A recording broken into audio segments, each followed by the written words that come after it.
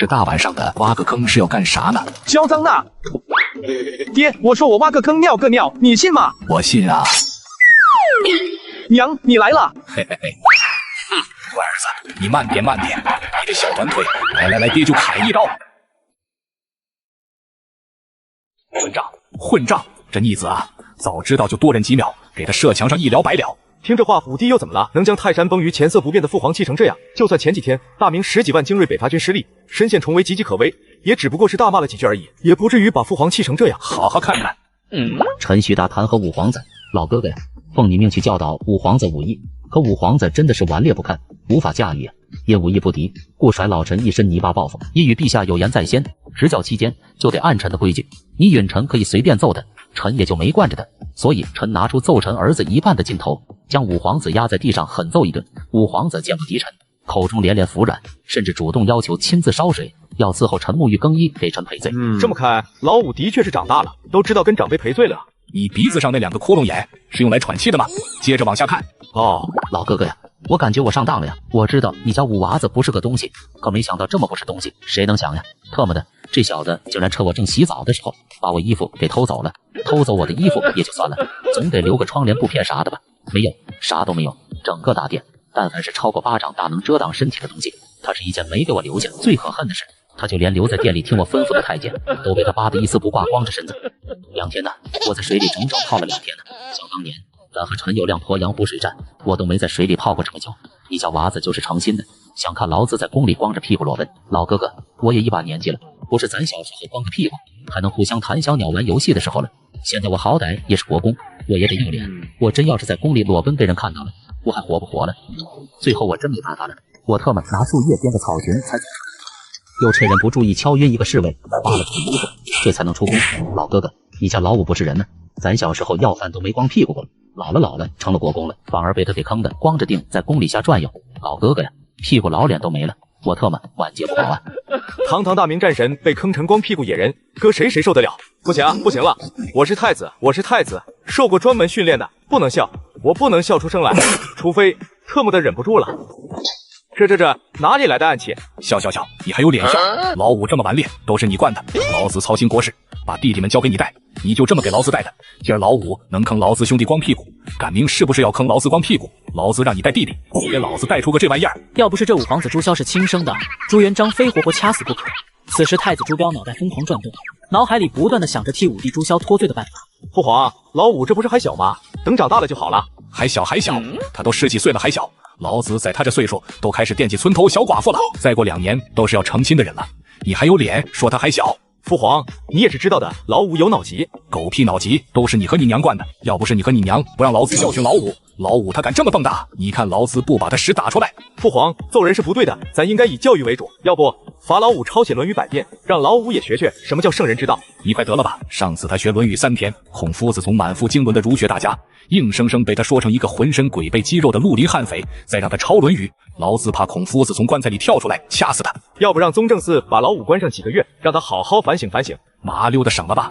上次把他关进宗正寺，这小子竟然挖地道，地道没挖好，房子特么挖他好几座，再把他关进宗正寺，老子怕他把皇宫全部给挖塌了。那打板子总行了吧？您放心，这次我绝对不会替老五求情，就算您打他40不20不10廷杖，儿臣也绝不会像以前那样扑在他身上替他受过了。打板子有用吗？上次老子不顾你阻拦，亲手打了他40廷杖，后来呢？这小子天天去你娘那哀嚎屁股疼，他一嚎，你娘就拿鸡毛掸子揍我，特么的！老子揍他40廷杖，他让你娘揍老子40天，最后这小子伤好了，老子还浑身都是鸡毛掸子印呢。这也不行，那也不行，那父皇你说咋整吧？再怎么说也是亲生的，总不至于拉出去砍了吧？天知道我怎么生了这么个逆子，真是悔恨当初怎么不甩墙上，现在后悔也来不及喽，总不能真拉出去砍了吧？我这是都经历了什么？怎么就挤出这么个玩意？真是作孽哟！父皇，现在的关键不是惩罚老五，而是怎么安抚徐叔。安抚？你告诉咱该怎么去安抚自己的逆子坑的一个国公裸奔？你叫咱怎么开得了这个口？此时大殿里一片寂静，朱标和朱元璋对视良久，相顾无言，一阵无语。原定这2天老子正有一个9死1生的任务要交给徐达呢，现在老五又闹这么一出，坑得你徐叔裸奔，你让老子怎么好意思提啊？父皇，是何任务非得让徐叔出马？还不是前几天北伐军传来奏报，蓝玉那个蠢货贪功冒进，在河林被北原大将王保保围困。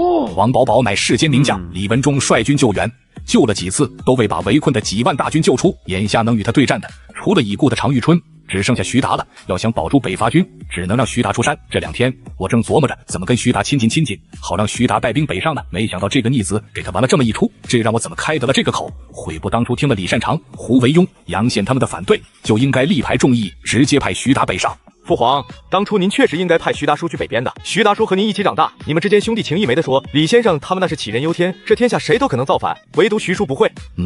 咱当然知道，咱也不怕他徐达反。咱之所以不让徐达北上，就是不想让他再打胜仗。徐达立的功劳够多了，再打再上，咱赏无可赏，只能封他异姓王。他那个位置不能再高了，再高对他不好。咱可不想老了，连个喝酒的老兄弟都没有。父皇，那这次还派徐叔北上吗？若是徐叔大胜而归，那岂不是还得封他异姓王？那倒不用，你五弟不是闲着吗？大不了给你五弟找个岳父，你徐达叔不就多了一个调皮又可爱的好蛋？这大晚上的挖个坑是要干啥呢？嚣张呐！爹，我说我挖个坑尿个尿，你信吗？我信啊。娘，你来了。嘿嘿嘿。乖儿子，你慢点，你这小短腿，来，爹就砍一刀。你小子给我下来，今天咱俩必须嘎一个。老猪头，你上来，看小爷会不会摘了你的荔枝。小爷让你和王公公抢饭碗去。父皇，这可是亲生的，嘎不得呀！兔崽子，你坏了我的大事，你的西瓜今天我要定了。啥大事？估计是牵扯到徐达老叔的。难道是北伐军蓝玉那蠢货嗝屁掉了？你是不是想让徐叔带兵北上，又怕大胜归来后你又没法奖励？以你的尿性，是不是又要开始卖儿子了？老猪头，你干啥不行？卖儿子第1名，没有我给你把关，你啥也不是。老二能看上眼，已经被你卖了。老大是太子，你不可能卖。剩下的几个歪瓜裂枣，你认为徐达老叔能看得上？难道这小子有对策？来，爹的麒麟是不是有什么好办法说给爹听听？嘿嘿，还是老五厉害，3言2语就把爹摆平了。这是方子，拿去，保证好使。夜晚，马皇后亲手做了一桌子好菜，各种珍馐美味摆满了桌子。最为惹眼的就是中间那道烧鹅。众所周知，这烧鹅正是徐达的挚爱。今天见到这心心念念的烧鹅，闻着那味道已是欲罢不能，真算是在过年了。哈哈，烧鹅，对，就是这个味。这天底下嫂子做的烧鹅当属第一。老嫂子，你是不知道我想这个味想多久了。多大个人了，还这么毛毛躁躁的，也不怕人笑话。用筷子尝尝你嫂子的手艺退步了没？徐达恍惚了一瞬，把拿起的筷子又放了下来，仿佛又回到几年前。那时候朱元璋还不是皇帝，他们住的地方还没有这么豪华。不知多少次他在饭点跑到朱元璋家蹭饭，那时候马皇后也像今天一样，朱元璋也是满脸笑容招呼他入座。朱标还是个小屁孩，经常窝在他怀里问他要肉吃。现在想想，曾经的一幕幕场景竟像发生在昨天。那时候的日子虽然过得很苦，可心里那是真的甜。天德，你怎么不吃啊？怎么还怕你嫂子给你下毒呀？老哥哥，且慢呢。咱哥俩喝过这么多次酒，能让老嫂子亲自做烧鹅的可没几回。如果我没记错，前后加起来我只吃过3次。至正17年，陈友谅进犯应天，老哥哥要我去九华山设伏，此役凶险，可谓九死一生。这是第1回吃嫂子亲手做的烧鹅。至正25年，老哥哥命我带兵讨伐张士诚。开战之前，老哥哥专门嘱咐此战只许胜不许败，此战一胜，江南定矣。这是第2回。还有吴元年，老哥哥让我和常大哥率25万大军攻打大都，开拔前夕。老哥哥说，此战若胜，大名可立，我汉人从此以后能真真正正的站起来。这是第3回。这老小子怎么脑袋一下子变灵光了？不好忽悠啊！这个老猪头该不会又要坑我吧？老哥哥，这3回每次可都是九死一生啊！咱有备用，一般情况下嫂子不会给我做烧鹅，你该不会有啥难事让兄弟去办吧？我尼玛，我老朱人字当头一字当先，什么时候干过坑兄弟的事？看来今儿得跟着徐老头好好理论理论。滚！咱老朱走南闯北几10年，从一个乞丐混成皇帝，啥时候坑过兄弟啊？8岁的时候你想吃牛肉，咱二话不说把李财主家的牛杀了，是不是咱一个人把事扛下来了？12岁的时候你偷看村头小寡妇洗澡被抓，被人吊在房梁上抽，是不是咱拿出仅有的2两银子给你赎的身？16岁你跟地位优惠，你让咱假扮你引开你老丈人，你老丈人牵了20多条狗追咱，差点被狗生撕了，咱有没有泄露你的踪迹？17岁，停！老哥哥，咱可得说清楚，8岁那年你是杀牛了，可我们几个认你当大哥认了几十年提着脑袋跟着你水里来火里去，你不黑的。小寡妇那次，那他妈是你先去偷看的，人家抓你，你跑不掉，抓我这个路过的老实人去顶包。最阴损的是，一照面你先把我下巴给卸了，我他妈挨了一晚上的抽，连声冤都喊不出来。我老丈人的字，那是你补偿我，你想追嫂子，出歪点子让我扮劫匪，你英雄救美，说好了做做样子就行了，你他妈揍得我3个月没下床，还他妈有脸说你讲义气。从小数你最坑，当和尚的时候你偷鸡吃的时候你吃的最多，苦主找来了你一句出家人不吃荤，挨揍的全他妈是我们。你他妈有脸说我？你逛窑子不给钱，坑得老子差点当兔爷。你去赌场出老千，坑得我挖了3个月的煤。你不是好东西，你下贱！甘霖娘栽种，老规矩出去单挑。老猪头，谁输了就叫对方爸爸。说话间，两人直视地盯着对方，肃杀的气息弥漫着整个空间。时光在这一瞬仿佛凝固。就在这千钧一发之时，马皇后一人给了他俩一个大笔兜。你俩多大人了，还打架丢不丢人？孩子还在呢，也不怕孩子笑话你们？朱元璋和徐达杀人的目光瞬间盯向朱标，骇人的煞气乘黑云压城之势直奔朱标而来。这一刻，朱标懵了。我是谁？我在哪？哇，好黑的天，这太阳也不太亮哈，还有这星星，一闪一闪亮晶晶啊！嘿，哼。还算有眼力劲，姓徐的，老子不想给你整那些弯弯绕绕。直说了，老子觉得你闺女不错，想跟你结个儿女亲家。咱这真龙之子配你家大闺女，不算坑你吧？和我家大闺女年龄相仿的，只有你家老3、老4、老5。你家老3胸无大志，这么大了连《论语》都背不全。你家老4调皮捣蛋，比你小时候还要顽劣。你家老5有脑疾，前2天刚他妈坑的老子裸奔。我家闺女呢？花容月貌，知书达理，应天府有名的女诸葛。就这，你有脸说不坑我？你还不如拿刀把我砍了呢！哼！朱元璋和马皇后相继捂脸。丢人呐！孩子不争气呀！人家闺女啥名声？琴棋书画样样精通，经史子集信手拈来。你诸葛3个字名传应天府，谁人提起来不竖大拇指？自家娃子呢？唉，自家娃子都他妈胸无大志，调皮捣蛋，更头疼的还有那个时不时犯脑疾的。这他妈谁愿意和你结亲啊？谁想看着自家闺女跳火坑？天德呀！既然你不愿意，咱也不勉强。不过有些账咱俩是不是该算算了？扯淡！算账是穿小鞋吧？大不了脑袋给你，让我坑闺女，门都没有。前2天你在皇宫裸奔，皇宫大内你无故打晕侍卫，还把人家拖进小树林，扒光侍卫衣服，干了什么？气得徐达脸红脖子粗，直冲冲跑进马皇后的小厨房，抄起一把菜刀往朱元璋手里一递，脖子一伸，来，砍了我！现在就看，咱不用你给咱罗列罪名，咱直接把脑袋给你。妈妈的，老子为啥裸奔？为啥脱侍卫衣服？你不知道吗？还不是你家老5坑老子？昨天你家老5坑老子裸奔，今儿你就拿这事儿坑老子闺女。你们一家能不能当个人？来，砍了我！现在就砍！天德呀，你误会我了，我朱元璋侠肝义胆，啥时候干过坑兄弟的事？不信你去问问，咱是不是把那事按下去了？侍卫太监谁敢乱说一个字，老子活剐了他。那你没事提这个干嘛？不是威胁老子吗？说着好玩呢。咱管得住侍卫太监，管不住皇子啊！你也知道，咱家老5脑袋有病，他疯起来连劳资都敢坑，咱可不能保证他干出什么事来。本来咱想着你把闺女嫁给咱家老4，跟咱结成亲家，这样多多少少跟老5沾点关系，可以借助长辈的身份随意管教他，谁也说不出什么。可现在你不愿意当咱亲家，不教他武艺，你这师傅又没法随意动手。现在你只有2条路，要么不顾规矩揍老5被浴室喷死，要么当个乌龟被老5驱死。咱家老5最会惹事，老子也不知道他会干出什么混账事儿来。那你不会揍他，你这大哥白当了。哎呀，年纪大了呀，那小子花得很，不好歹呀。你看是不是这么个理？我们结为亲家，作为长辈，你不就可以打着完了吗？不可能，你家娃子都是什么玩意？你心里能没点逼数吗？咱连死都不怕，咱还怕你家老5？有本事你们爷俩一起弄死老子，想坑咱闺女们都没有啊！你这是说的哪里话？今天哥哥想为你出口恶气，追着逮了老5那小子，一路从他身上掉落的，你看看。徐大将军竟然有如此爱好！徐大将军和小侍卫小树林里的那点事儿，光天化日小侍卫竟遭受如此冤屈。徐大将军为何白日裸奔？宫内侍卫为何夜夜哭泣？徐家3子为何惧怕亲爹？徐府母猪因何夜夜惨叫？是人性的扭曲，还是道德的沦丧？走进小猪说事儿，扒一扒徐大将军不为人知的那些事儿。老5这招不错，不仅标题吸引眼球，里面的内容更是劲爆无比，时间、地点、人物详细，剧情跌宕起伏，关键是底层逻辑通顺无比，3分真7分假。谁都能一眼看出来不对，可谁又说不出来到底哪里不对，拿来定罪不至于，但当个饭后谈资绰绰有余。这上面的东西要是传出去了，让我怎么做人？我他妈堂堂大将军，竟成了一个白日宣淫、喜好南风的败类。同僚怎么看我？闺女怎么看我？家里的母猪怎么看我？我还活不活了？走在路上，路边的野狗会不会冲我吠上2口？回到家里，家里的母猪会不会对我露出鄙视的目光？大哥，当你亲家是不是可以亲手揍老5？你认真的？你不是说咱家孩子不争气不合适吗？合适太合适了，你送儿子，我送女儿，公平公正，童叟无欺。那明早我带老4老5，你带你家闺女，老4和你家闺女相亲，你揍我家老5出气，咱一手交钱一手交货，谁也别挑谁的脸。而且我还白送你一桩买卖，你裸奔80位衣服的事儿，咱给你安老五身上。咱给你出这口恶气，咋样？哥哥办事还靠谱吧？大哥办事就是讲究，是个讲究人，成交。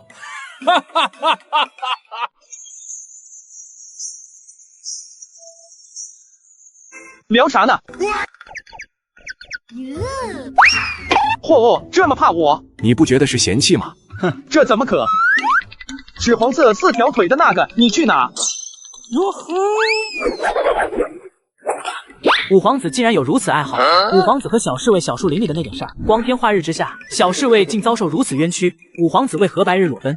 宫内侍卫为何夜夜哭泣？当朝皇后为何愁眉不展？宫里野狗为何仓皇出逃？是人心的扭曲，还是道德的沦丧？王大总管现身说法，8185五皇子不为人知的那些事儿。不仅题目相似，内容更是一字不差。除了把徐大将军改为五皇子，连他们标点符号都不带变的。关键问题是，这些故事放到徐达身上，最多就是饭后谈资，博人一笑。可特么放到我身上，咋看咋合情合理呢？这人物、时间、地点样样俱全，人证、物证、证词面面俱到，这充满代入感的剧情，我他妈都相信这是自己干的事了。特么这要是传出去，让我怎么活？母后怎么看我？兄弟们怎么看我？宫里的野狗怎么看我？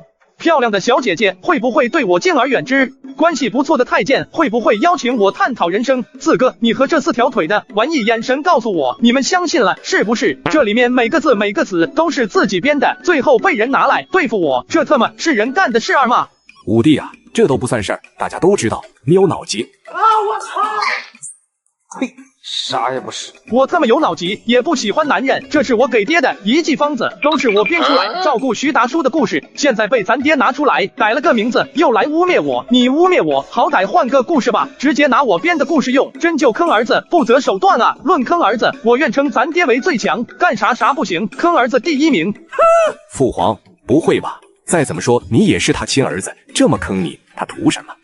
图什么？还不是想让徐叔带兵北上，送个儿子跟徐叔拉关系？不会吧？父皇能有这么不要脸？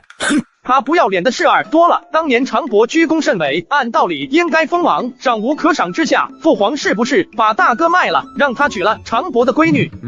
确实。当年为了河北原虚与威仪，安抚王保保，父皇是不是又把二哥卖了，让二哥娶了王保保的妹妹？这也不错。这次徐叔率兵北上，如若成功，也是封王的功劳。按照父皇的小心，这次是不是又该卖儿子了？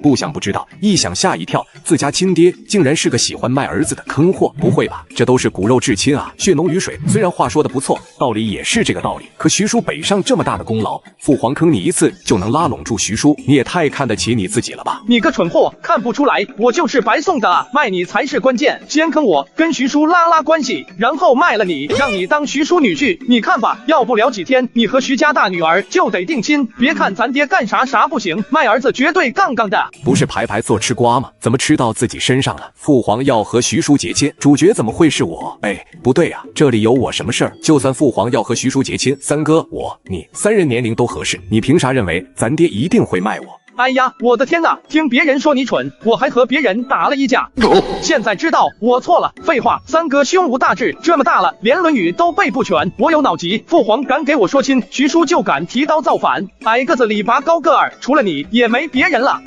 我怀疑自己应该不是亲生的，所以就因为我稍微正常一点，就成父皇卖了我的理由嘛？是不是在皇家越争气的皇子越容易被卖？自己最大心愿莫过于纵马北上，驰骋北原。这要是被父皇卖给徐达当女婿，还怎么完成我的梦想？成亲几年，娃娃一生，战场基本就和我说再见了。我特么刚穿上盔甲，媳妇抱着我左大腿哇哇的哭，娃子抱着我右大腿哇哇的嚎。参军北上，做梦吧！当一个混吃等死的废物王爷还差不多。不行，这门亲事我不同意，我要参军，我要北上，我要效仿霍去病，匈奴未灭，何以为家？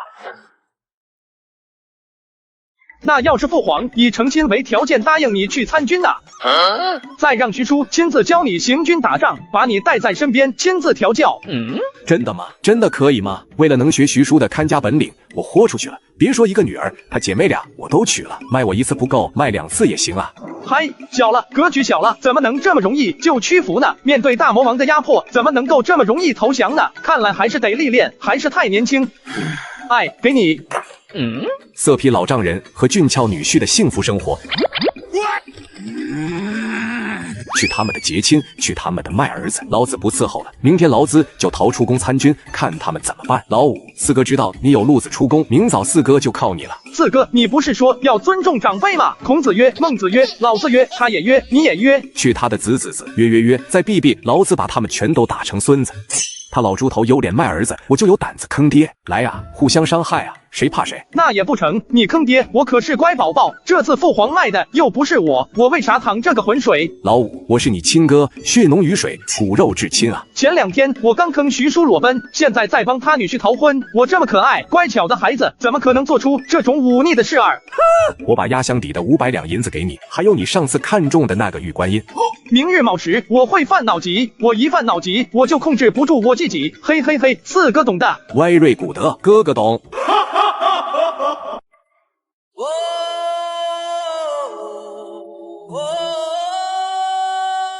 老五，五弟啊！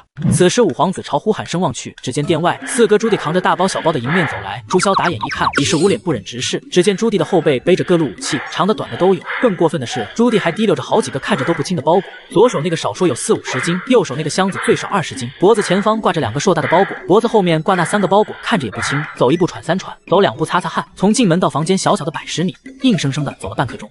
四哥，你这样确定是要去参军，还是要提溜着这些东西去陪葬啊？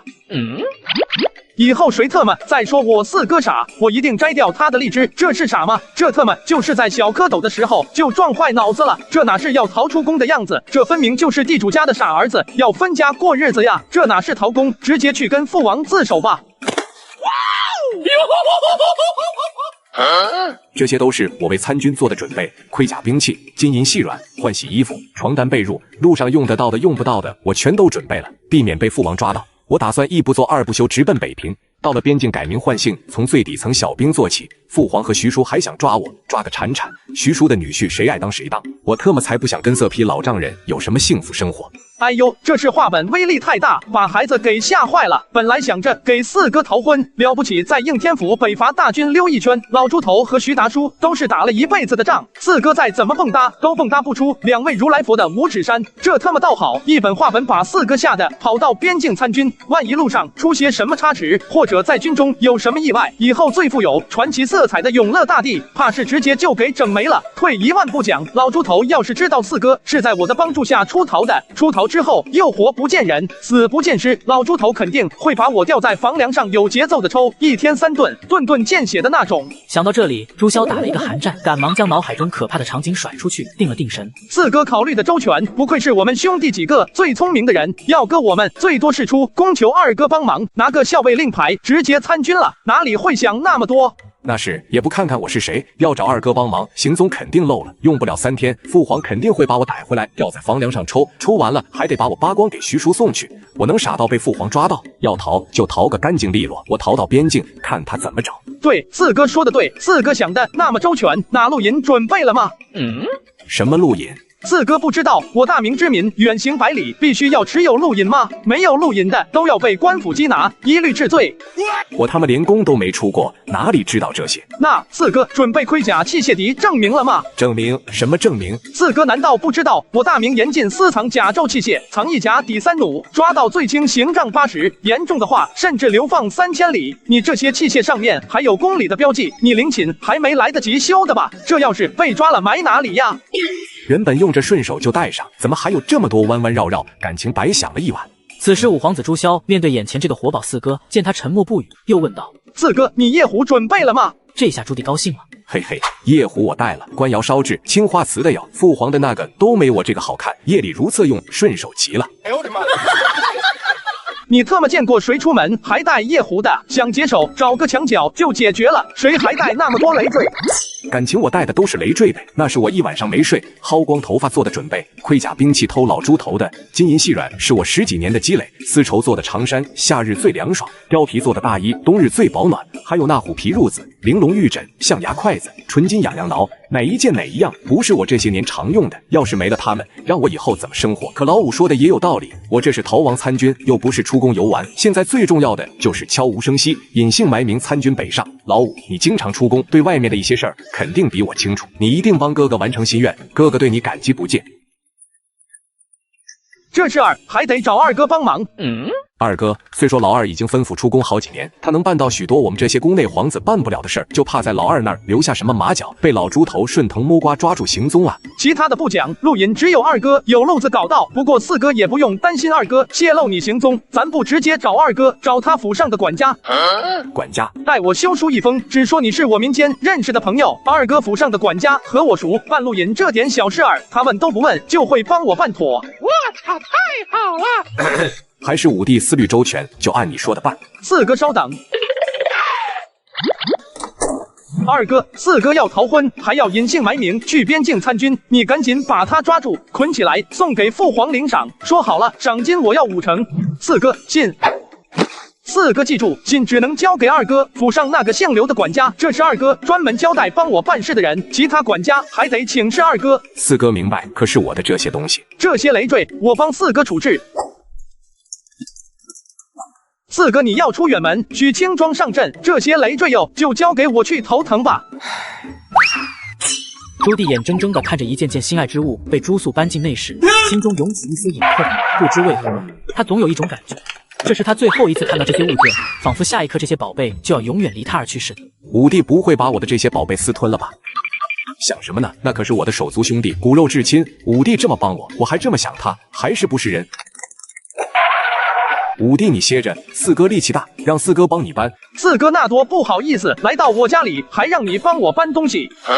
这话听着怎么感觉哪里不对呢？你见过这么悲催的皇子吗？为了逃婚出宫，眼睁睁看着自己兄弟搬空了自己宝贝的家底，就连带来的夜壶都没给他留下。来的时候腰缠万贯，走的时候成了可怜的穷光蛋。四哥时候不早了，来给你办上。四姐，我们出发。二人很快便赶至神武门，刚准备走出神武门，就被神武门守将里3层外3层围了起来。随之而来的就是一声大义凛然的暴喝：那个最丑的留下！我尼玛，五弟你是咋帮我画的？区别这么大的吗？此时朱棣彻底放弃希望了，转过头哭丧着脸看向五弟朱肃：老五，要不你一个人走吧，四哥怕是栽到这儿了。哎呦，看招！没一会儿，朱萧把守门的侍卫砸晕，侍卫们歪七扭八躺了一地，脑门上大大的福字倾诉着无尽的委屈。被你们发现，我也就不藏着掖着了，我今天就要带我。话没说完，就听叫住他们的护卫说道：五殿下，他的东西掉了。四哥，你看，搞定！我说了，我收了钱，肯定把你安全送出宫。我这人一向说到做到，血浓于水。你走好。我特么谢谢你哦，这是什么道理？解决不了问题就解决制造问题的人，出宫一趟能这样解决问题，还把我画得那么辟邪。与此同时，御花园内，马皇后正和徐达之女徐妙云唠着家常。昨晚徐妙云就听父亲徐达说过宫里发生的一切之后，就明白人家皇上私下请吃饭提亲，那是施恩以示亲近。你要蹬鼻子上脸，舔着脸拒绝，那就是找死。这可不是一句玩笑，真当朱元璋那个皇帝是假的，正聊得起劲儿呢。此时朱元璋和徐达下朝也来了。哈哈，天德呀，你这闺女养得好啊，知书达理，温婉大方，能给咱老朱当儿媳妇，真是咱老朱家的福气。好不容易养了10几年水灵灵的大白菜，还他妈没享天伦之乐呢，就要被猪给拱了，不能想，一想就气得肝疼。哈哈哈，天德呀，你别臭着脸，你家闺女好，咱家老四也不差。论文大本堂能得甲上，论武寻常好手能打3、4个，关键是啥？咱老四听话又孝顺，你让他往东他不往西，你让他抓狗他不撵鸡。朱元璋正得意地吹着自己的杰出作品呢，王景洪神色慌张跑了进来。陛下，不好了，四皇子逃出宫了。这就是你家听话又孝顺的老四，就这。朱元璋脸色一黑，连忙从王景洪手里拿起那张纸。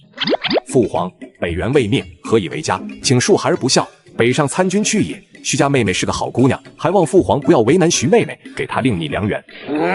这他妈哪里是逃出宫，这是逃婚！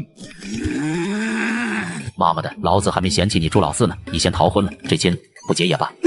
天哥，你别急呀，没了老四咱还有老五呢。咱家老五有个优点，奏起来让人心情舒畅。你不是心心念念揍老五吗？这多好的机会，咱白送你一次，咱保证等你揍完老五，老四绝对规规矩矩跪在你面前，你想咋收拾就咋收拾。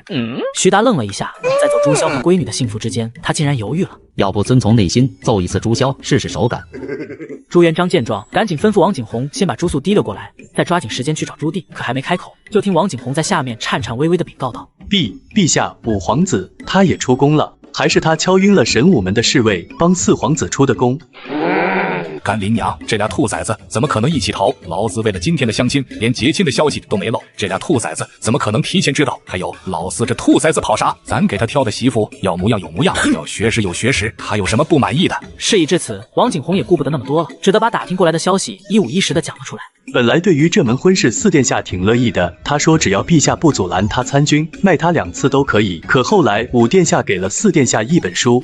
什么书？此时王景洪咽了口吐沫，迈着小碎步战战兢兢地把书呈了上去。朱元璋接过书后，直接就念了出来：色批老丈人和俊俏女婿的幸福生活。所有人都被这劲爆的书名干懵逼了。我爹四皇子，他俩有事。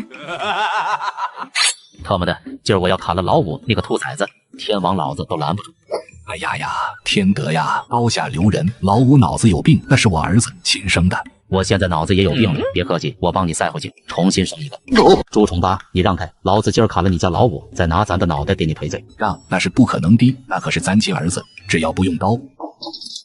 不，只能用拳头，咱管不着，用武器不行。老五有脑疾，咱不能眼睁睁的看着你砍他。不成，你家老五气得我肝疼，咱不拿他几刀，出不了我胸中的这口恶气。嘿嘿，姓徐的，你长本事了呀！咱是皇帝，咱儿子是皇子，你砍一个试试。哼，有本事你让开，看我敢不敢。这一幕吓坏了一旁的徐妙云，马皇后却不以为意，乐呵呵的看着。徐达执意拿刀砍朱肃，朱元璋拼命的阻拦，二人从嘴角争执升级到拳脚相加，最后干脆扒了衣服，光着膀子全程暴露。不知过了多久，王景洪脸色复杂的跑了进来，扑通一声跪在地上。陛下找到五皇子了。那小子在哪？让人把他给咱绑回来！今儿谁他妈都别拦老子！老子要亲手处他！王景洪又脸色复杂的看了朱元璋一眼，咽了口唾沫，一五一十的诉说着朱肃组建复仇者联盟的事宜，还着重讲解了李方英、朱改、冯天赐等众多小弟的光辉事迹，强调了诸位人才自认本领不及朱肃1/10的基本情况。所有人都被王景洪描述的情况干懵。朱肃这时开宗立派了，这年头连坑爹都有组织了，足有脑疾朱老五、泻药冰块李方英、炮崩茅坑冯天赐、椅子钉钉朱改，这是哪里寻来的大将，竟然如此优秀？关键是李方英、冯天赐、朱改已经是千年难得一见的坑爹悍将了，他们竟然认为坑爹的本事不及朱肃的1/10。老哥哥，这些年你怎么熬过来的呀？我操，太好了！一时间，所有人看向朱元璋的眼神充满同情和悲悯。随后只见朱元璋定了定神，说道：这些手段老五对咱用过多少？这虽然老奴挡下了许多，可您每件事基本上都经历过。全部？那咱咋不知道？是臣妾拦下了。你拦下了？朱元璋不敢相信，恍惚间他隐隐约约进入了回忆。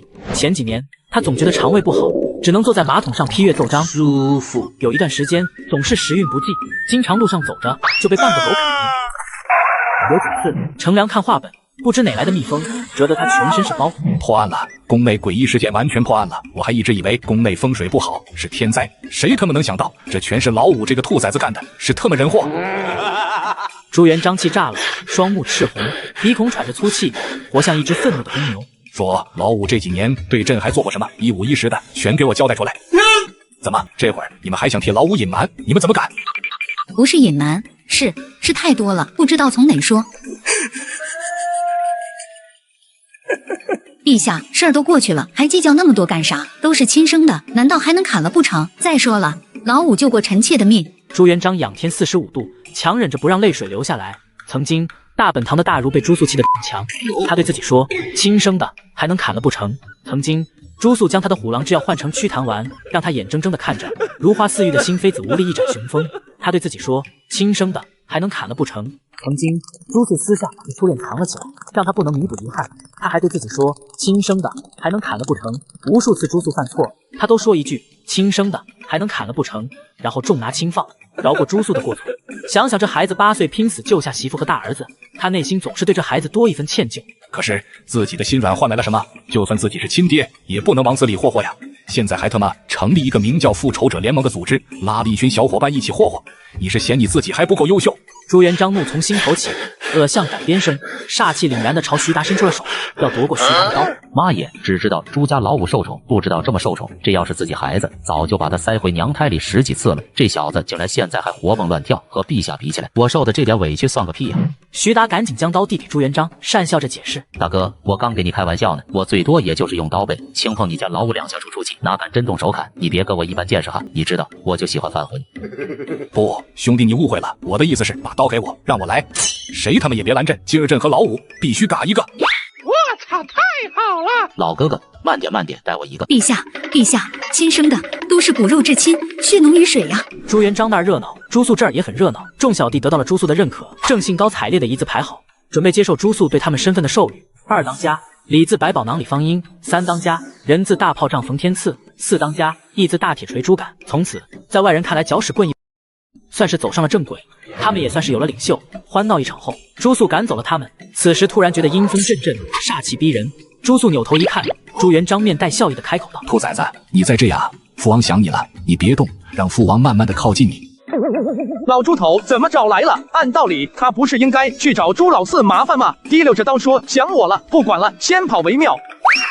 往哪跑？你站住！今儿老子要砍了你！朱素见状无路可逃，熟练的顺踢爬上了凉亭亭顶。兔崽子，你给老子下来！不下，有本事你上来！朱素站在凉亭顶上给朱元璋做鬼脸。朱元璋在亭下抄着刀大骂，徐达抄着根棍子虎视眈眈，马皇后捂着脸没脸见人。直到朱元璋气不过，严令侍卫用弓箭把朱素射下来，马皇后才站出来制止这场闹剧。朱素，滚下来！马皇后氛围尤甚，朱素还是乖乖的下来了。知道错哪了吗？知道，我不该帮四哥逃婚。你小子敢避重就轻，不说你坑爹的事儿！靠，你小子还有脸提这茬？朱元璋提着刀，徐达提着棍，二人冲上来就要收拾朱素。父皇，徐叔且慢，我没真帮四哥逃婚，这会儿二哥应该把四哥抓住，已经送到宫里了，四哥没跑。话音未落，门外传来了一阵嘈杂声，众人扭头一看，只见太子朱标和二皇子朱爽亲自抬着一根棍，棍上朱棣嘴被布条堵着，双手双脚被捆，吭哧吭哧的扛着往这边走来。父皇，母后，老五说帮了老四有赏钱拿，我把老四给你们送来了。看，我就说我没帮四哥逃婚，这不就给你们送回来了？你的意思是我们还得谢谢你了？你信不信现在解开朱棣，朱棣能一口一口咬死你？这小子不仅坑爹坑叔，现在他还坑哥，今儿不弄干你，老天爷都看不过去。朱元璋提着刀，徐达抄起棍，二人齐齐往朱素这儿走来。马皇后赶紧用身体拦住朱元璋、徐达，回头就是个大笔兜甩给了朱素。你又不帮你四哥逃婚，你坑你徐叔和四哥干啥？好玩吗？今你不给老娘一个解释，老娘活扒了你的皮！我这是为了徐叔和四哥着想。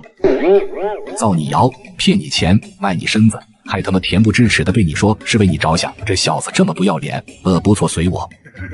你们想，徐叔挑女婿最重要的是看人品，四哥他虽文武皆可，可人品根本没有表现的机会，所以我为了四哥专门创造了这个机会。四哥他为了参军可以舍弃一切，足以证明四哥参军的决心是多么的坚定，这不正是徐叔女婿的最佳写照吗？而且你们不觉得翁婿这样相看，比在大殿里干巴巴的喝茶说话要真实得多？就为这，你看我裸奔造谣我对男人有兴趣。就为这，你坑我银子，吞我宝贝，还卖我领赏。徐达抄起棍子就朝朱素这边走来，朱棣用尽全身力气往这边拱。朱素这么为你们翁婿着想，你们翁婿得拿出看家本领，好好谢谢他。啊，也许，大概，可能，约摸着是老五脑急犯了，好心办了坏事儿，你们翁婿别跟一个脑急计较，要不这事儿就这么算了。这是脑筋能解释得了的，你护犊子也没这么厚的。老娘护犊子咋了？老娘欠他的。你欠他的，你就允许他这么坑我？这些年这兔崽子把我坑成啥样了？你还准备替他担着？帮着儿子坑丈夫，确实不在理。你还犯啥错了？直接说，关于你父皇的。最近没坑爹啊？难道是以前的哪件事漏了？我用劣质黄玉换走父皇珍藏的田黄纸，卖的钱买了这个农庄。哎呀，看表情不是这个，那是我把我爹养的神龟给炖了，然后菜市场买了一个一模一样的放了回去。那只神龟是你父皇养的，准备给自己送终的。想当年你父皇要饭快饿死了，都没舍得吃，你小子给炖了。看样子还不是，那是我爹的坐骑成风。先说好熬，这事儿可不怪我，我就是想给成风留个种，给他喂了点脸红药。谁能想到他吃了脸红药就一病不起了。乘风那是阉过的马，阉过的，以为阉马吃脸红药，那不是好比带太监上青楼，怪不得乘风那几天造的不行，搁谁也扛不住啊！哎呀呀，还不是这件，那就不好猜了。难道是把床腿锯断一条，父皇行房的时候把床震塌了，还是把漂亮妃子的牌子藏起来，让父皇选了1个月的老女人？要么就是拿传国玉玺砸核桃，或者是往茶里下泻药。小祖宗，别说了，别说了，听母后的，你再说下去，你灵寝还没来得及修呢。把你埋哪里？死的都让你说活了，都他妈别拦我，我要嘎了他！父皇，不要啊，亲生的，他是亲生的，亲生的就可以这么坑朕？再不成早嘎了他，早晚有一天朕要被坑死。陛下，他有脑疾，他8岁为救太子和臣妾，被人打成了脑疾。脑疾，他有脑疾，怎么不见得坑你们？就瞄着朕一个人坑。朕看这小子就是有选择性的脑疾，故意坑爹。老哥哥过分了啊！揍孩子用棍、用鞭、用拳头都行，用刀过分了。诺，给你选个趁手的，不把他剁碎了喂狗，难消朕心头之恨。都别拦着朕，朕要嘎了他。这是知道什么了？怎么发这么大的火？以往不这样啊！老娘帮你瞒下的事儿，你爹知道了，你说呢？那老猪头不扒了我的皮！此时朱素望向王景洪，老奴替殿下瞒下的事，陛下也知道了。我尼玛，这是要断腿的节奏啊！大哥，你帮我瞒下的事儿没漏吧？还有你的事，你也帮着那兔崽子瞒着坑爹。朱元璋气炸了，一个用力甩开两人，提着刀就朝朱素冲去。朱素转身又爬到了亭顶，顺手把梯子给收了。还好跑得快，老猪头发起火来，真敢嘎人的啊！兔崽子，你给老子下来！爹，你听我解释。解释你妈妈的解释！老子要嘎了你！爹，咱得讲道理呀！我坑你都是为了出宫，我出宫是有正事儿，我是为了江山社稷，我是忠臣，你好歹安静下来，听我说一说。你不听忠臣进言，你就是昏君暴君，早晚有一天被钉在史书的耻辱柱上，遗臭万年。安静，一切都安静了。整个院子里死一样的安静。好家伙，指着朱元璋这个皇帝的鼻子骂昏君暴君。先不说朱元璋脾气好坏，但凡是个皇帝被这么说，就算是再大的忠臣，也一只脚迈进阎王殿了。空气中弥漫着一股肃杀的气息。突然，朱元璋脸上的暴怒瞬间降了下去，嘴角甚至露出一丝微笑。他手中的刀一扔，冲朱萧温和的招招手，笑道：“朱爱卿，你爬那么高干什么？有什么事想来说，朕洗耳恭听。”马皇后、太子徐达脸色瞬间变了，再也不敢阻拦朱元璋，乖乖找个位置跪好。熟悉朱元璋的人都知道，暴怒的朱元璋并不可怕，他哪怕提着刀追你一句老哥哥，爹一叫，那就是家人对家人，朱元璋总会留几分余地。可一旦他明明很生气，却笑得很温和，自称朕，还用朝廷的那一套礼贤下士，那这人离死也就不远了。扒皮冲草那都是轻的。朱素也感到气氛不对，也乖乖跳下亭顶跪好。可怜兮兮地看向马皇后，马皇后一脸嘎了儿子的表情，拿着手绢不断抹眼泪。另一边，徐达长吁短叹了声：“五皇子嘎得太快了，他嘎之前不能揍他一顿出气，真得好可惜呀。”吴弟啊，你放心，3年前大哥就在为你准备陵寝了，你安心的去吧，大哥保证把你风风光光的葬了。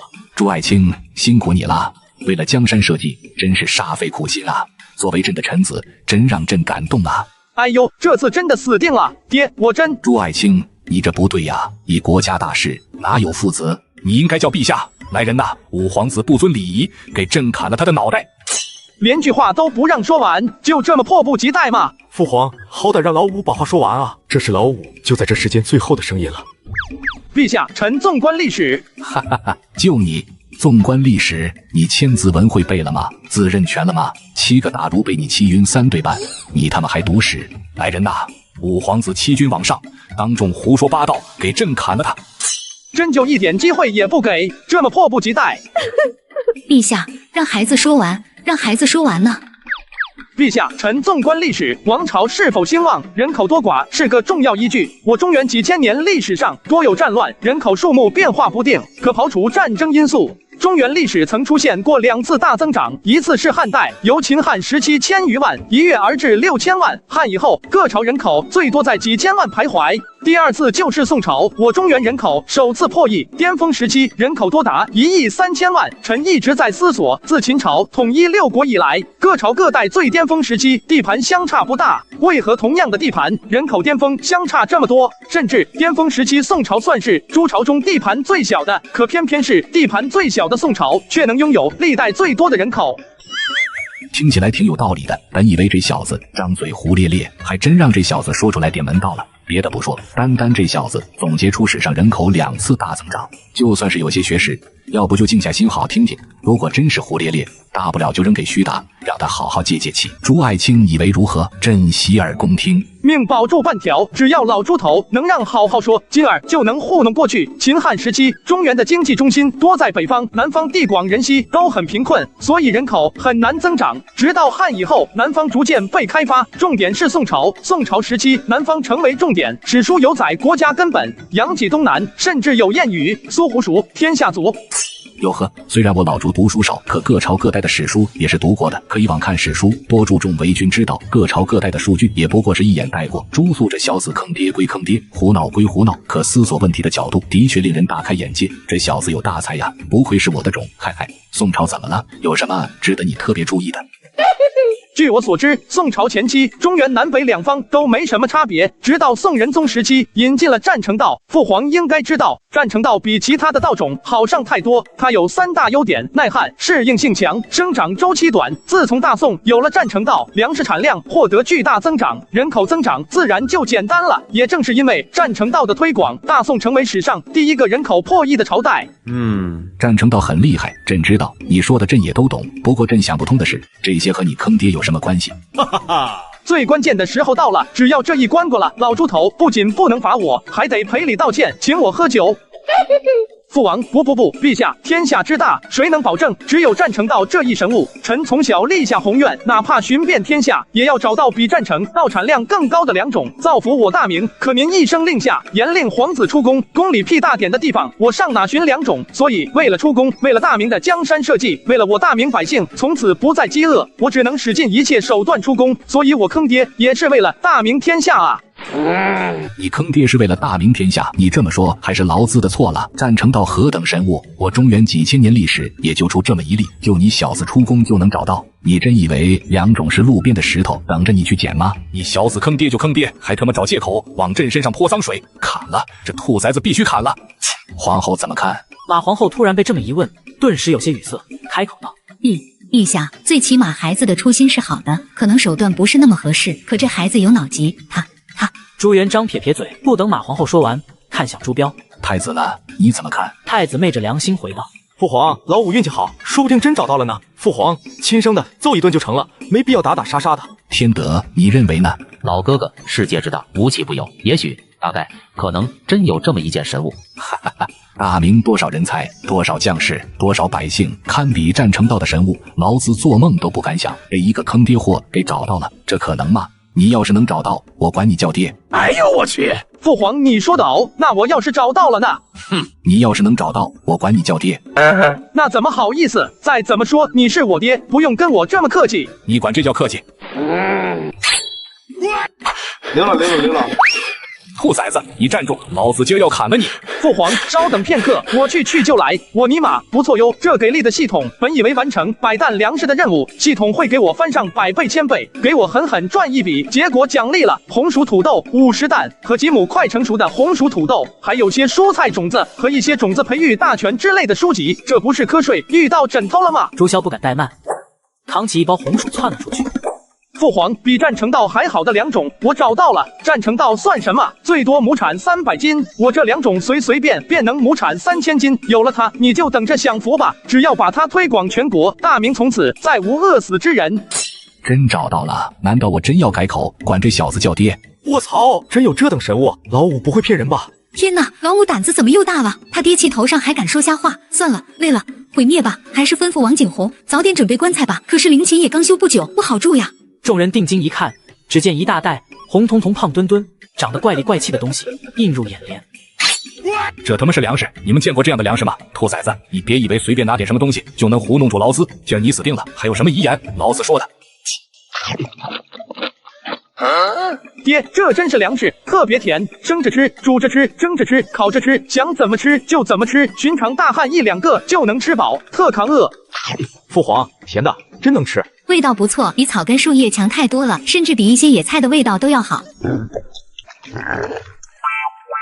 嘿，这玩意儿扛饿呀！俺那么大的饭量，吃一块就5分饱了。这玩意儿当军粮好使。这是真的，真让这小子找到了，这怎么可能？这小子运气怎么这么好？那岂不是说，不仅不能罚这小子，还得请这小子喝酒？这小子有脑疾，真让他逮着机会，他真敢不顾场合，强迫自己兑现。要真那样，我还活不活了？想到此处，朱元璋别过脸，违心的说道：“就算这玩意儿是粮食，谁能证明红薯能堪比战成道？”哈哈哈！兔崽子还说这玩意儿能亩产3000斤，你们说这可能吗？那我要是能证明呢？你要真能证明，我真管你叫……记住了，只能是今天。你说的哦，怎么爹？你看这玩意儿一株能产3、4斤，这亩地我栽了2356株，具体能产多少？你自己算吧。一株3斤，2株6斤，3株9斤，这玩意儿能产7000多斤。这年头，就算收成最好的庄稼，也不过亩产300斤左右。现在猛然出现一个亩产7000斤的，有此神物在，何愁大明不兴？朱肃这小子立了泼天大功啊！太子、马皇后、徐达、朱元璋等人全都目光灼灼的死死盯着朱肃，期望从朱肃嘴里听到答案。这块地儿是上好的肥田，我又让人精心照顾，所以产量稍微有点高。要是搁在下等地、山地，产量能有个3、5千斤。不过这玩意儿也没这么好，不能多吃，多吃了容易嘎嘎放屁。红薯竟然不挑地，连贫瘠的下等地甚至山地都能种，而且产量还那么高。这么说来，大明岂不是再无饥荒？大明百姓吃饱了没事干，关起门来只管生孩子，1年生1个，2年生1双，要不了多久，大明人口暴增。到那时候，老子想征多少兵就征多少兵，想打谁就打谁，什么北元，什么王保保，打得他们跪下。想到以后大明盛世美景，朱元璋美的鼻涕泡都快冒出来了。你这臭小子说什么混话？吃多了放屁算是什么缺点？这年头只要能活命，观音土吃起来都是香的，也就是你生的晚，没赶上那时候，要不然你连观音土都吃不上。爹，咱别说别的，我这算是证明红薯堪比战成道了吗？这小子什么意思？他这是让劳资履行承诺，问他交。劳资堂堂95之尊，被这小子到反天罡传出去还活不活了？天德呀，你怎么想？我在想，将来以后跟着谁的辈分走？跟着你，我得叫五皇子叫叔，这我肯定不愿意。可跟着五皇子吧，老哥哥你得叫我叔爷，我又不好意思。哎呀，仇敌狠，仇敌狠呀！我他妈问你的是这个，我的意思是你给个台阶，让我赏赐老五，糊弄这事儿就这么过去了。你他妈的跟我说的是什么？打死你个龟孙！朱元璋抡起拳头冲了上去，一顿王八拳将徐达揍了个鼻青脸肿。揍着，朱元璋仰天开始嚎啕大哭。爹娘、五哥、七妹，你们看见了吗？从此以后，咱大明不用挨饿了。王老三、李大哥，你们在天有灵，也尝尝咱的红薯。咱们再也不用为了口吃的拼死拼活了。村东头的翠花，你听得到吗？你一个黄花大闺女，卖身只卖了3斤小米，你还分我2斤，你亏不亏呀？以后在天上咱就吃红薯，哥哥管够。这红薯怎么不早点来呀？早点来，咱就不用起兵造反了。红薯来得太迟了呀！娘，不是老猪头揍徐达叔吗？怎么徐达叔没哭，老猪头哭上了？你生的迟，不知道你爷爷、你奶奶、你所有的叔叔姑姑，全都是活生生的饿死的。但凡有一点活路，你爹也不至于提着脑袋起兵造反。他这一路走来，亲朋好友差不多全死干净了。据史料记载，元末人口9000万，而直到洪武26年，几十年的休养生息，明代人口才恢复至6000万，超过1/3的人口锐减，绝不只是孤零零的一个数字。老猪头从一个落魄乞丐一跃成为大明帝王，他这一路承受了许多。所有人都沉默不语。不知过了多久，朱元璋收敛自己悲伤的表情，开口道：“王景洪传讯礼部，准备祭天，真要献祭50年寿命，感谢上苍降下如此神物。”爹。朱肃急声劝阻，朱元璋却默默地拿出了刀。只要这兔崽子敢犯浑，让我兑现承诺，叫他爹，我绝对一刀嘎了这小子。爹，神物还有旁边那块地种的是土豆，不仅能当主粮，还能当蔬菜，这玩意儿产量也不错。虽没有红薯高，可种的好了，每亩产个3、5千斤不难。关键是啥？这玩意儿耐寒。你要是把北元打下来，咱可以把北元变成咱大明的粮仓。神物还有一件神物，准备献祭50年，2样就100年，那不是完犊子了吗？50年寿命糊弄就过去了，100年寿命，我好意思不当场砍了自己的脑袋？朱元璋眼珠一转，继续干嚎爹娘。没好2句，徐达小声打断道：“老哥哥，过了啊，嚎一次糊弄事儿就成了，嚎2次容易露馅，这么明显的吗？你说呢？天德呀，你配合我，只要能让老五不让朕兑现承诺叫爹，朕重重有赏。就知道你玩不起，老哥哥你就瞧好吧。爹呀娘呀，你们看见了吗？你们孙子有出息了！苍天呀大地呀，感谢你们为我朱家送来麒麟子啊！老天爷呀，王母娘娘啊，我老朱家要出农圣了！陛下，臣以为五皇子有如此大功，赏赐无可厚非。可是针锋农圣是否太过了？诸位圣人皆有学说传世，五皇子仅凭2样神物，毫无学说根基，封圣恐怕招惹非议。咋了？没学说咋了？咱家崽子可是一连找到2样神物的麒麟子，让天下再无饿死之人，就应该万家生佛，被世人尊敬。咱说咱家老五能当农圣，他就是农圣。咱说的，谁他妈敢唧唧歪歪反对，朕就嘎了他。陛下不可，圣人之所以称为圣人，正是因为他们的思想学识让人钦佩。除非五皇子也能写出一本怎么培育亩产千斤粮食的书，否则农圣一说就是无根之木，恐惹天下士子耻笑。什么？还要写一本教人培育亩产几千斤粮食的书？这不是难为咱家麒麟子吗？除了神，谁能做到？谁要是能做到，也别做农圣了。老子亲自把他请进祠堂，认他当我朱家的老祖宗。爹，这几年出宫，我还真研究出来点什么，给你。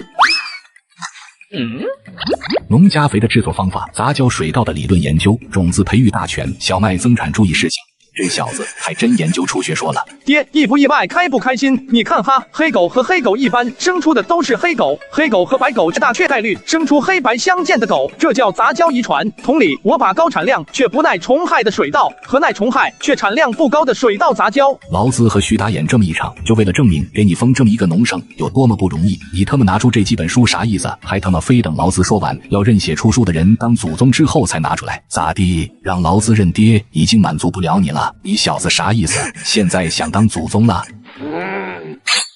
我不是犯错太多了吗？就想着多立点功劳赎罪，如果可以，我还想向爹讨个赏。什么赏？只要这小子敢说混话，绝对嘎了他。那个，我就觉得四哥挺可怜的，抛弃一切想去参军，最后却被我坑了。我就想着用这些功劳换四哥参军的机会。当然，你们该结亲结亲，该保护保护，就求爹你网开一面，让徐叔带着四哥参军，满足他的愿望。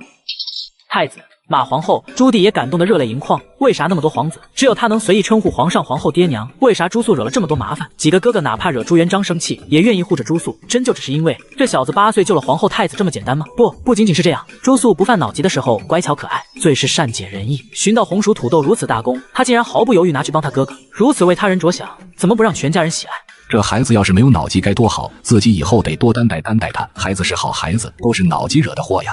我都盯着我看干嘛？哎呦呵，劳资立这么大的功劳，这么点要求都不答应。爹，咱讲道理，你要是不答应，我就让你履行承诺了。当然，你是我爹，我也不能占你便宜。咱俩以后各论各的，我管你叫爹，你管我叫。你他妈到底还是把这句话说出来了。兔崽子，你站住！老子今儿要嘎了你！陛下，不要啊，亲生的，这是亲生的。一阵追逐后，第二天早朝，朱元璋横刀立马地坐在龙椅上，浑身散发着难言的霸气，威严地开口：北边的战事如何？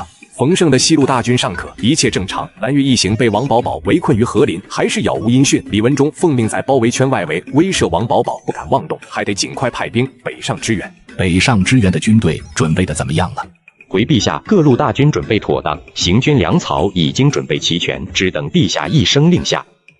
好，徐达，朕封你为征虏大将军，领兵10万。3日之后，玄武湖弑军，立即开拔。天德、大明最后的加点，朕交到你手里了，你一定要把朕的儿郎们活着带回来。还有，这次老四跟你一块去，就当你帐前一小将，你该打打，该骂骂，只要给朕活着带回来就行。臣赴汤蹈火，绝不负陛下所托。陛下，臣在外领兵，分身乏术，右丞相一职恐不能兼任。臣欲请辞右丞相一职，望陛下恩准。此事朕已有考量，右丞相一职，朕在3斟酌之下，觉得胡惟庸不错，大家伙都以一议，如果没意见，就胡惟庸了。李善长听到这样的旨意也懵逼了。陛下知道胡惟庸是我的铁杆心腹，为何还会选择把右丞相之位给胡惟庸？我身为左丞相，已是百官之首，陛下乃英明神武的开国皇帝，但凡英明的皇帝必定贪权，应该找个有能之人加以制衡。陛下为何如此安排？除非他有更大的企图需要制衡，否则绝不可能。难道陛下在图谋自己？行了，既然都没有意见，这2日天德和胡惟庸交接一下，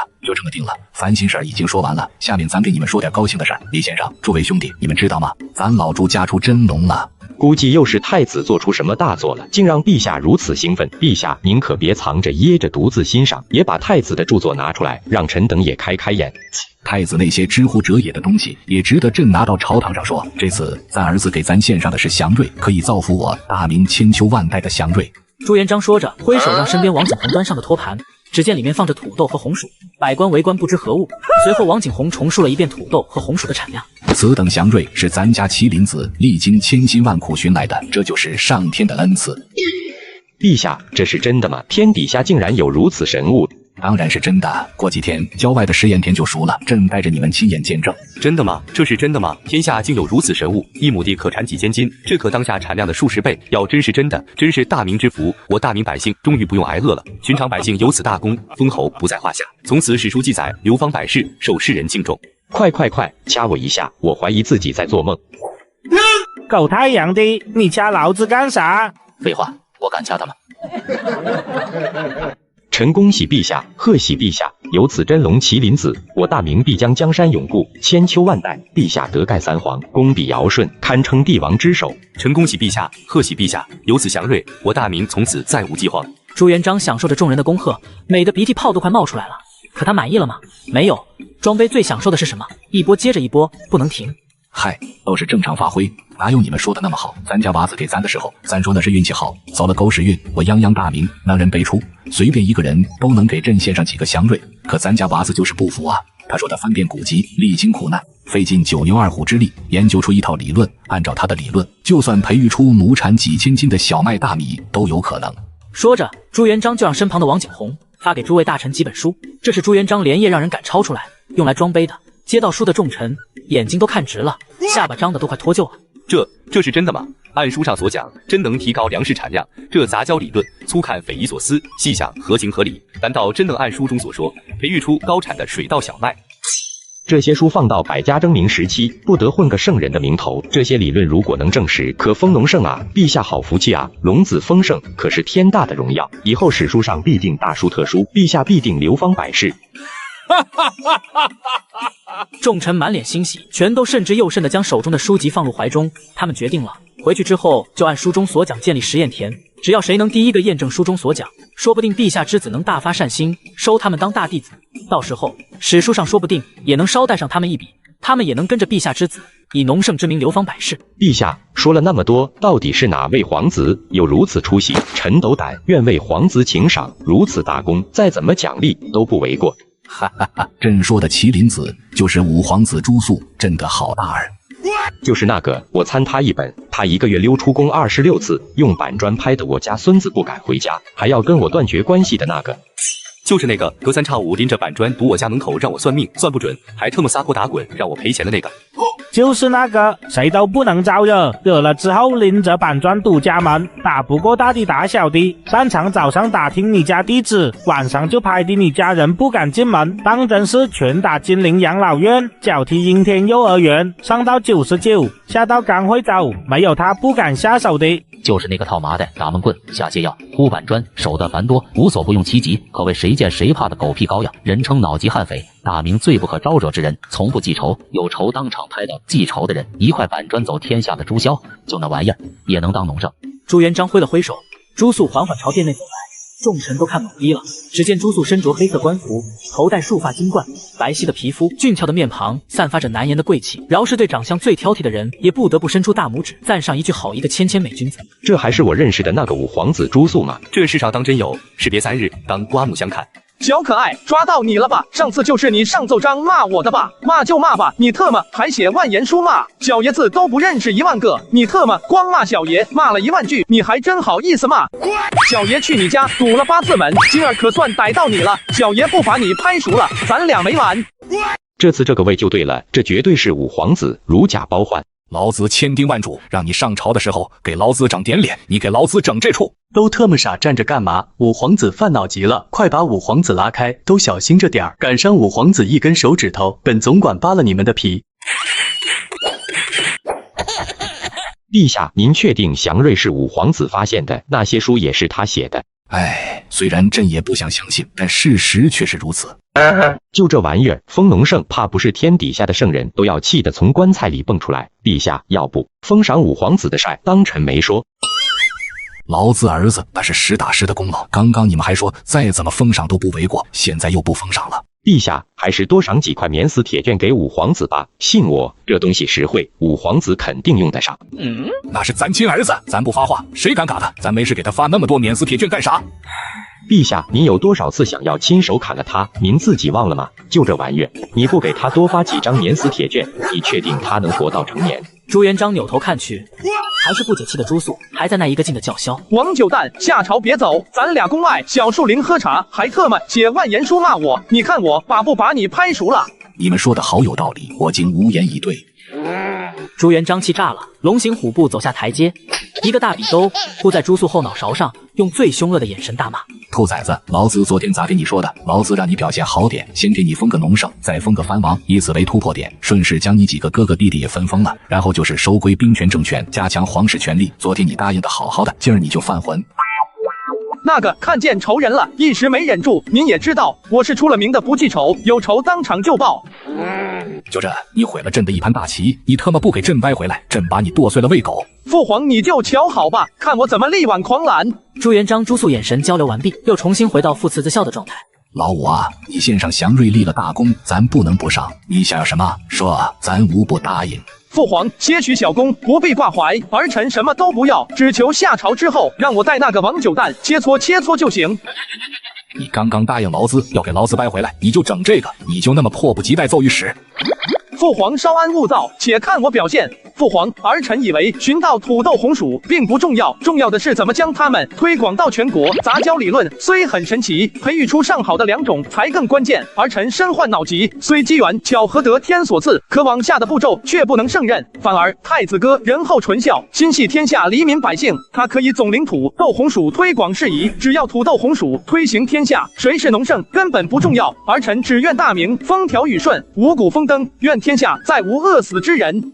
听听，什么叫大气？什么叫格局？只愿大明五谷丰登，只愿天下再无饿死之人。谁是农圣根本不重要，老子儿子都这么说了，你们好意思不给赏赐？这是五皇子能说的话，这不就是陛下早就决定好的，只是借五皇子的嘴说出来。陛下这么早就开始为太子着想，为他刷名声、刷功绩了。陛下刚刚给我面子，提拔了我手下当右丞相。如果这个时候不给陛下面子，是不是以后只能穿小鞋了？陛下可不是个好脾气的人。五皇子封起来最多堵门口砸人，陛下封起来最少也得嘎你全家。陛下，臣以为五皇子所言极是，推广祥瑞，非太子莫属。当然，五皇子的功劳任何人不能抹除，此等大功，寻常百姓都可封侯，五皇子此等尊贵身份，足以封王。瞅，这不就回到正轨上了？咱家娃子有出息啊，说掰回来，立马掰回来。老五一封王，其他兄弟好意思让他们担着，有他为突破口，只要徐图之，早晚有一天，自家娃子都是藩王，自家娃子就是好。不犯脑疾的时候要多贴心，有多贴心。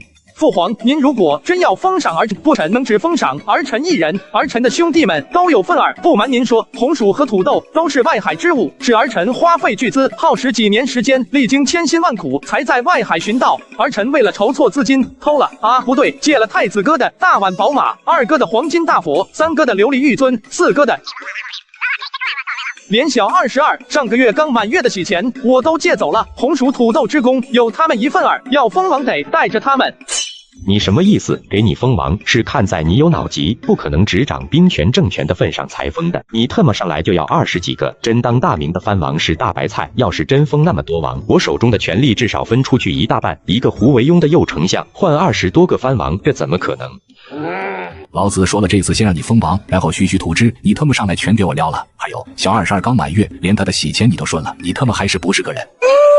我这一步到位，父皇肯定很满意。等会儿问他要个什么赏赐好呢？听说最近又有人上奏章骂我，要不弄2张奉旨奏人的圣旨也挺好。好家伙，你还真敢开口，张嘴就要20多个藩王，不但直接多出20多位爷，还要从我手中割出去20多块封地的权利，做梦吧你！陛下，臣弹劾武皇子。臣认为杂交理论是隐士大儒研究而出，臣怀疑武皇子欺世盗名，望陛下彻查。陛下，武皇子偷窃宫中事务，贩卖民间，此乃偷窃之罪，请陛下下令严惩。陛下，臣最近接收到10几例状子，多位大臣之子状告武皇子拿板砖揍人，事关皇子，臣不知怎么办，请陛下定夺。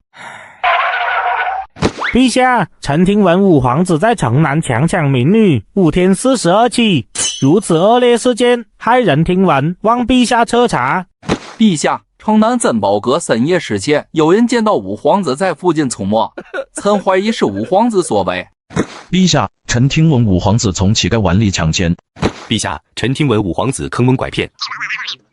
好家伙，朝臣在朱元璋眼前乌泱泱跪倒一大片，弹劾的事件小到抢孩子糖葫芦，大到赶人放火，各种稀奇百怪的罪状都有。如果确认这些都是朱肃干的，别说封王了，把他剁碎了喂狗都不够。你瞅瞅你做的好事儿，老子跟你说慢慢来，慢慢来，你非不听，这一下好了，别说给你封王了，能保住你小命就算不错了。朱肃朝朱元璋回了一个安心的眼神，胸有成竹地站出对联。父皇，儿臣弹劾御史刘闯，他家母猪无故怀孕，儿臣怀疑他婚内出轨。儿臣弹劾侍郎王浩，这老东西偷看小寡妇洗澡，他自己看还不算，他还叫上兄弟一起看。儿臣弹劾应天府府尹，他断案不看证据，只认银子，耗子去报案也得给他送2两粮食。儿臣弹劾。朱肃小嘴噼里啪啦，机关枪似的吐出一串话，真假不重要，重要的就是突出一个有仇当场就报。黄口小儿瞎说什么？吾等学富五车，正人君子，岂能做此等败坏道德之事？朝堂之上，休得污蔑我们，否则吾等与你不嘎不休。哟呵！你们有脸说我污蔑？谁特么先说我抢民女的？还特么5天42起，小爷就是有那个心，朕也受不了啊！吾等皆是朝堂重臣，封文奏事是吾等的权利。小爷身患脑疾，胡说八道是小爷的行事准则。老五说的好有道理，咱也挑不出什么错。庶子，你竟然敢在朝堂上胡闹，简直有辱斯文！吾等羞于和你这等人为伍。你敢骂我，大家都听到，是他先骂我的嗷！王九蛋，你别跑，小爷要和你切磋喝茶。你特么敢当我面儿骂我，给你脸了，咱俩今天必须得搭一个。不得了不得了，武皇子疯脑疾又来，都特么又傻站着干嘛？戏园子看戏呢？武皇子脑疾犯了，还不赶紧拦着点，别拽武皇子，大臣人多，拽大臣，要是伤了武皇子一根头发，本总管扒了你们的皮。哎呦，我的武皇子哟，小心着点，别让别人的厚脸皮伤了咱尊贵的手。大殿上，朱肃手持板砖，一个人追着10几个人拍，在侍卫的阻拦下，一板砖一个，一板砖一个，拍得众臣哭爹喊娘。看着眼前这一幕，李善长目瞪口呆。陛下，武皇子在大殿之上这么胡闹，您就这么看着？咱也没办法，谁让你们先惹他的？看会吧，不是咱说你们不同意封王就不同意封王吧，没事弹劾他，惹他干啥？这小子脑疾犯了，连咱都敢拍，咱想拦都拦不住。陛下，官场水深似海，这些都是正儿八经的官场手段。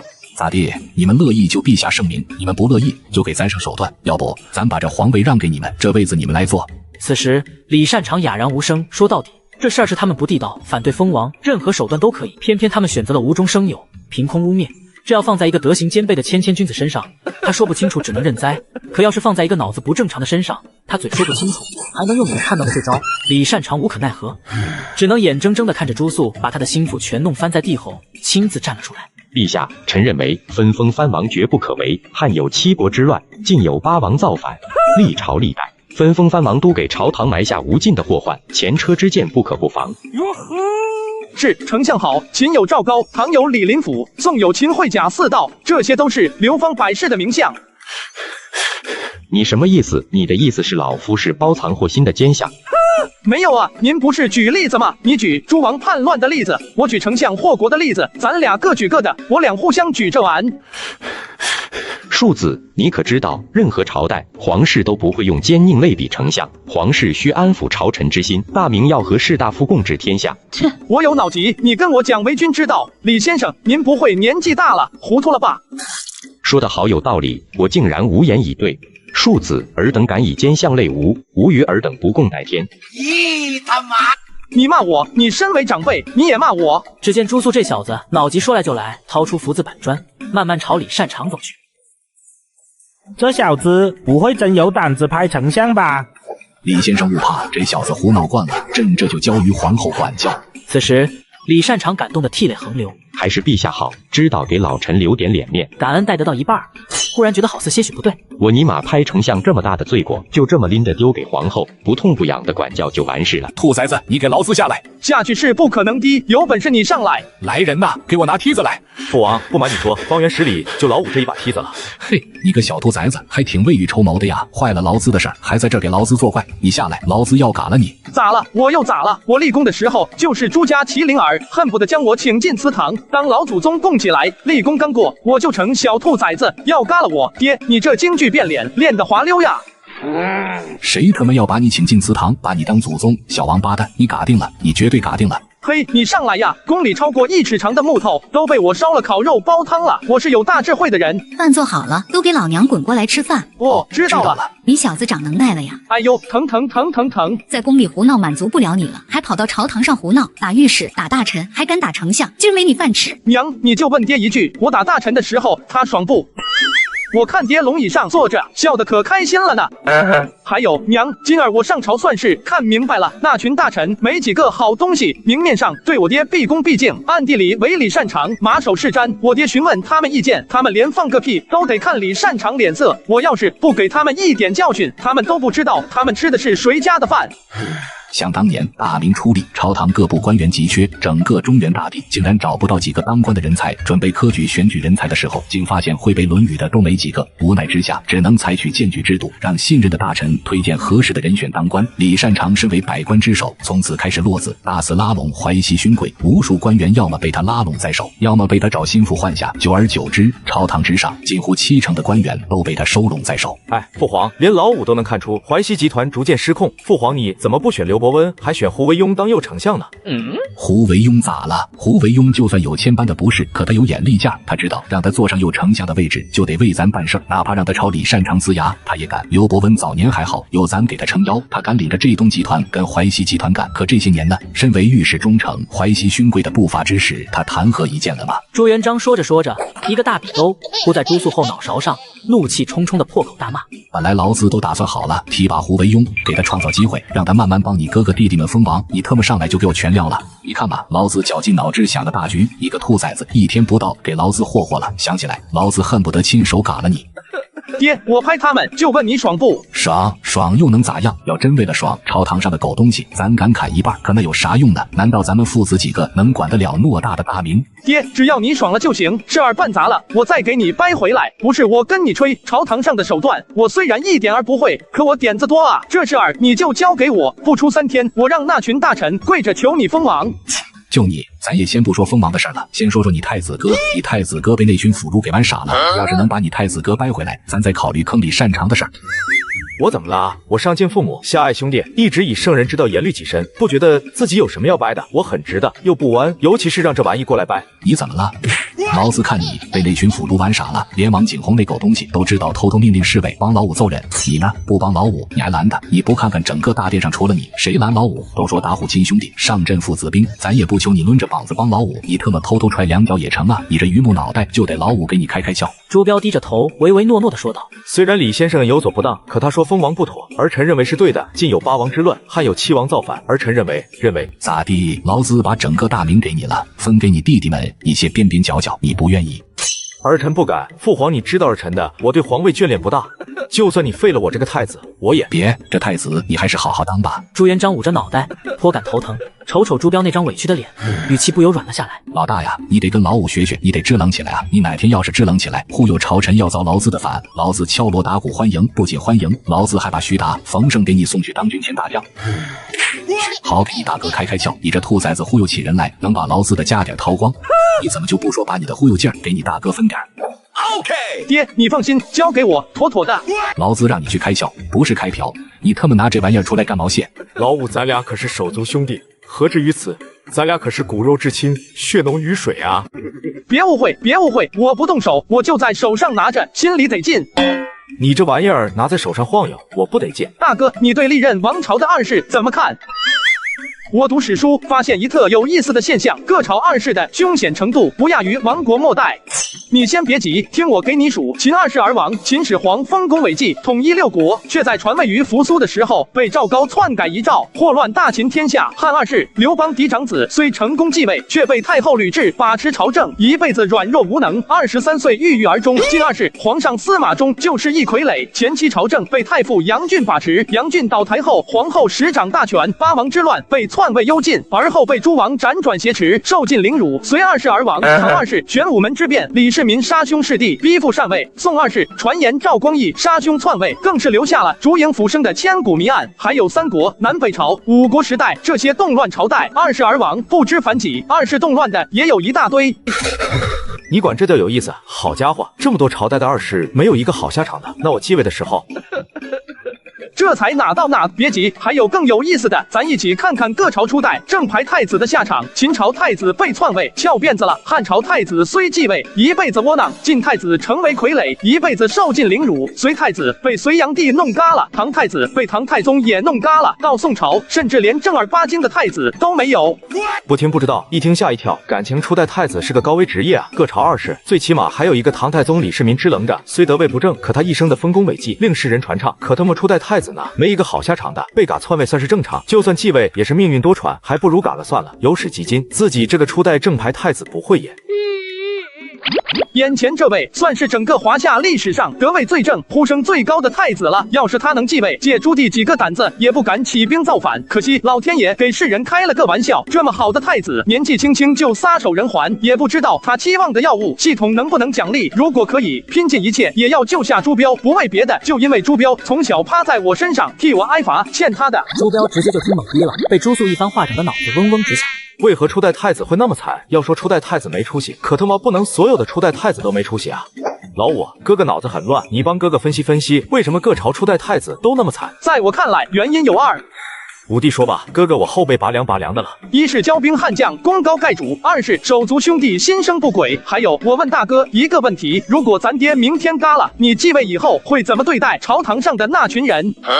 父皇明天嘎了。老子还在这坐着呢，你俩他妈张嘴闭嘴！老子嘎了！这兔崽子又胡咧咧，回头耳朵给他拧掉。如果父皇明天真的嘎了，我继位肯定扶持有识之士，限制淮西集团的发展，然后励精图治，勤勤恳恳，努力发展大明各行各业。好了，大哥，想过没有？你想限制的那些人，曾经也是大明的功臣，让他们这群自以为功勋卓越的功臣献出自己手中的权力，真有那么简单吗？不简单也要办。淮西集团已经伟大不掉，再放任必将成为大明毒瘤，身上有脓，哪怕割肉也要放干净。为了大明，我愿意拼死一搏。好了，我知道了。也就是说，你上任必定把朝堂上那些位高权重的人换几个。现在再假设父皇又活过来了，各位勋贵又不想等你继位以后损失手中的权力，他们该怎么办？他们只有两条路，一条造反，一条扶持其他皇子上位。父皇在世，借他们几个胆子，他们也不敢造反。他们唯一能做的就是勾结其余的皇子把我拉下去。只要他们支持的人登基，他们最少落个从龙之功，甚至皇子没出息点，他们反客为主，挟天子以令诸侯也不是不可能。这就是各朝初代太子经常嘎于兄弟之手的原因。虽然各朝各代情况各不相同，情况不能一概而论，但是归根结底逃不过两个共同的因素：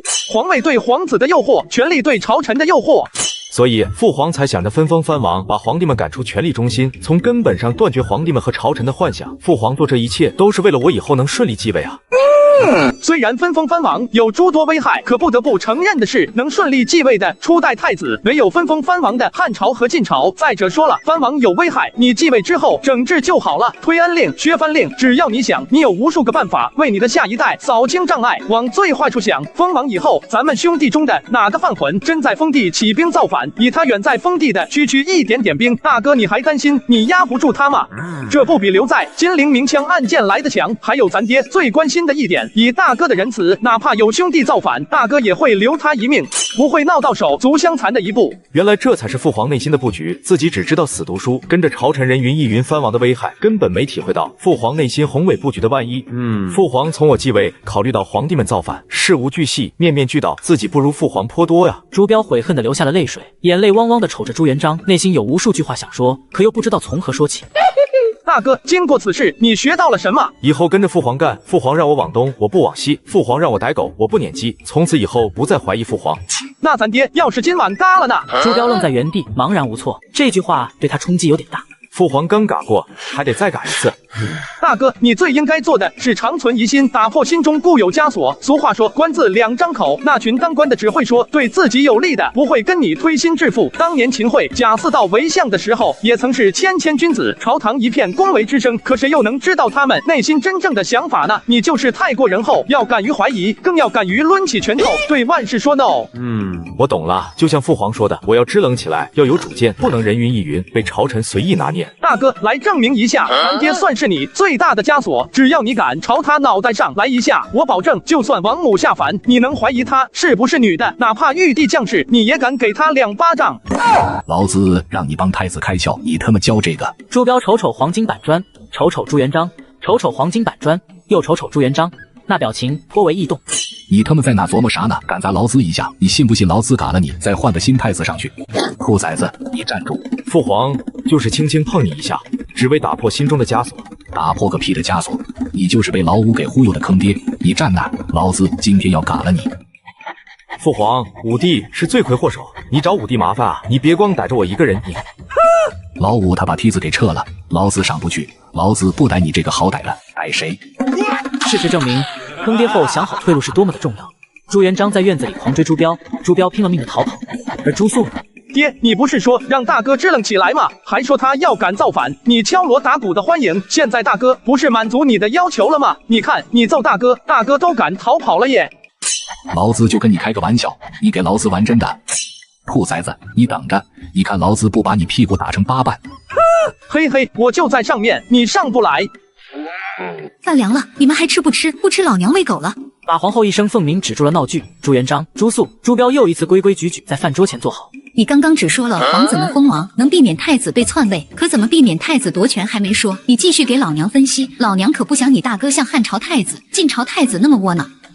咱大明朝基本不会出现那样的情况，娘你无心政治，不会成为第2个吕雉。只要哥哥弟弟们封王，父皇下一步就是收拾李善长为首的淮西集团，收回他们手中的权力。到时候父皇将3成权力分封藩王，7成权力收归中央。中央乱，藩王秦王；藩王乱，中央镇压。大哥虽不至于开国帝王，那般雄才伟略，可他最善制衡，有他居中调度，大明乱不了。如果父皇把基本盘建得这么好，我还没本事当好这个皇帝，那我还不如一头撞死，早早给有能力的弟弟让路。以儒家文臣为己，以桀骜武将为风，以正视藩王为恶，以盛世太平为柄。父皇准备穷尽一生之力，把大明锻造成一把不伤主人的宝剑，安安稳稳的交到大哥手里。这期间，文臣不臣者杀，武将不驯者杀，藩王不安者杀，祸乱天下者杀。父皇不惜仁者之名，不惜暴虐传世，为的就是我大明千秋万代，江山稳固。有时候我都不得不感叹，父皇的宏伟布局，父皇的雄才伟略，无人能及啊！太子朱标又一次朝朱元璋投去仰慕的目光，朱元璋的身形在他心头又大了几分。重八，我误会你了。前一段时间，我不想孩子们被你赶去封地，想着把他们全部留在身边尽孝，曾经还想过反对分封藩王，幸亏我没跟你说，要不然就耽搁了你的大事儿。不怪你，前一段时间我也没想那么多，老子就想着老子有家产了，不能全留给老大，其他娃子多多少少都要分一点。谁能想到这里面还有这么多弯弯绕绕。这么说，这不是你的想法，都是老五分析出来的。屁，什么老五的，那是朕的。王景洪，老奴在。你把刚才的话一个字不漏的记下来，让这坐牢全部写进朕的起居注里，尤其是以儒家文臣为己那一段，给朕写的霸气点。是，陛下。还有，尤其写清楚，今儿老五在他的宫里，没在这吃饭，所有的话都是老子对太子的谆谆教导，这些都是老子说的。大哥，爹这么不要脸的吗？这算什么？我跟你说哈，咱爹年轻的时候偷看小寡妇洗澡，他快被抓住的时候抓徐叔去背锅，最不要脸的是啥？他一见面把徐叔下扒卸了，可怜徐叔又快被打嘎了，连句冤都喊不出来。卧槽，这么不要脸的吗？还有更不要脸的呢。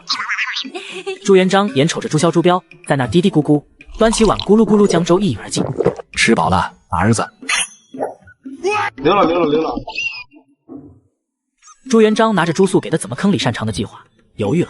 这计划咋看咋不靠谱，咋看咋胡闹，脑袋没被驴踢过，不可能想出这么脑残的计划。我好歹也算雄才伟略的开国大帝，怎么会跟着一个脑筋一起脑残？真丢不起这个脸呀！对付李善长还得靠我正大光明的帝王手段。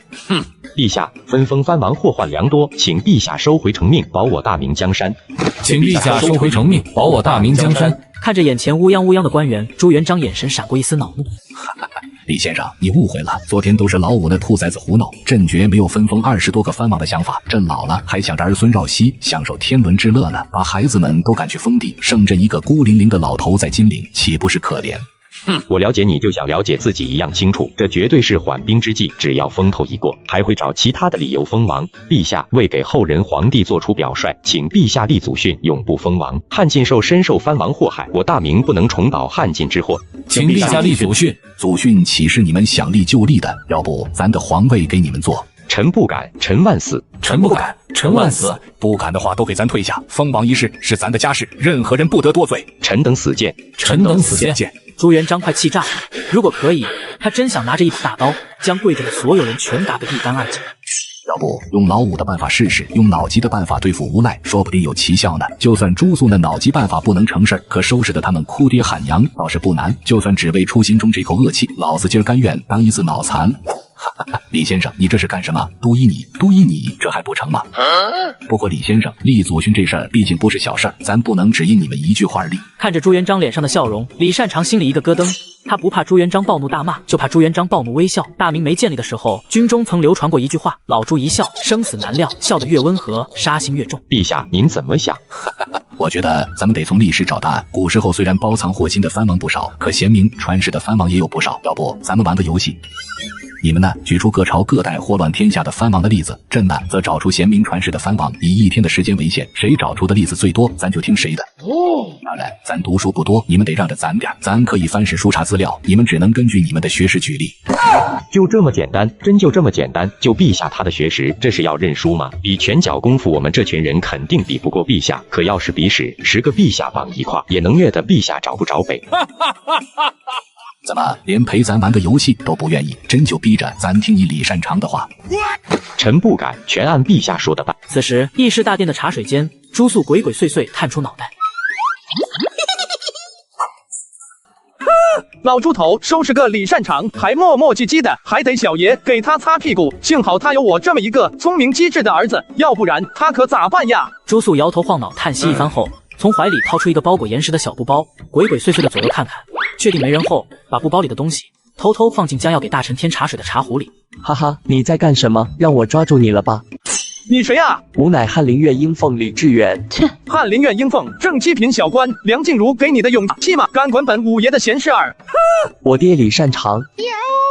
这小卡拉米有靠山的官二代呀，这就是那个曾经被我揍的要离家出走的熊孩子李善长的崽子，老的小的今天到齐了呀！嘿嘿，这妥妥的仇人啊！自己下泻药被抓个正着，落他手里能落个好。昨晚听到消息之后，我就断定你会重新搞事情，今儿一大早我就在这附近蹲你，终于抓你个现行。走，跟我去见陛下，今天我要报奏父奏子之仇。朱素瞅瞅李志远后脑勺，再瞅瞅黄金板砖，瞅瞅李志远后脑勺，又瞅瞅黄金板砖，思虑再三，还是决定放过这小子。老猪头那儿正在办正事儿，自己不能掉链子，一切发生意外的可能都得杜绝。对付眼前这人，只能智取，不能硬拼。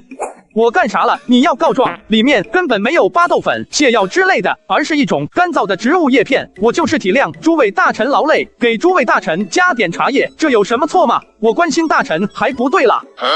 你管这叫茶叶？对啊，从天竺进口的茶叶，舒筋活血，润肠通便，强身健体，延年益寿，这可是我顺我爹的贡品，一般人我还不给他呢。你别以为我不懂中医你就骗我，这东西名叫番泻叶，是从外邦传入中原的强力泻药，比巴豆粉的功效强上好几倍。哎呀，历史上不是记载番泻叶在清朝之后才被广泛应用的吗？虽然这玩意儿从唐朝都传入中原了，可认识它的人并不多啊。朱素干咳2声，掩饰一下自己的慌乱。哎，你只知其一不知其二，番泻叶又叫塞纳叶，外邦人叫做 Folium sene。据传是唐朝时期唐玄奘从天竺进贡的佛门至宝，是专门为皇帝强身健体、延年益寿用的。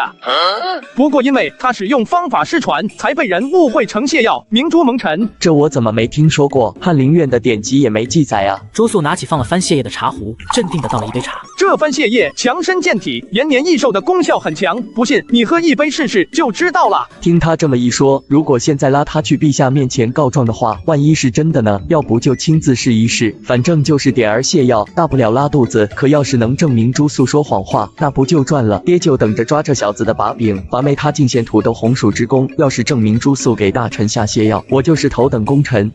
这般想着，李志远二话不说，端起番泻叶一饮而尽。怎么样？是不是有一股热流从胃部升起，传向四肢，浑身暖暖的，喉咙还有些难受？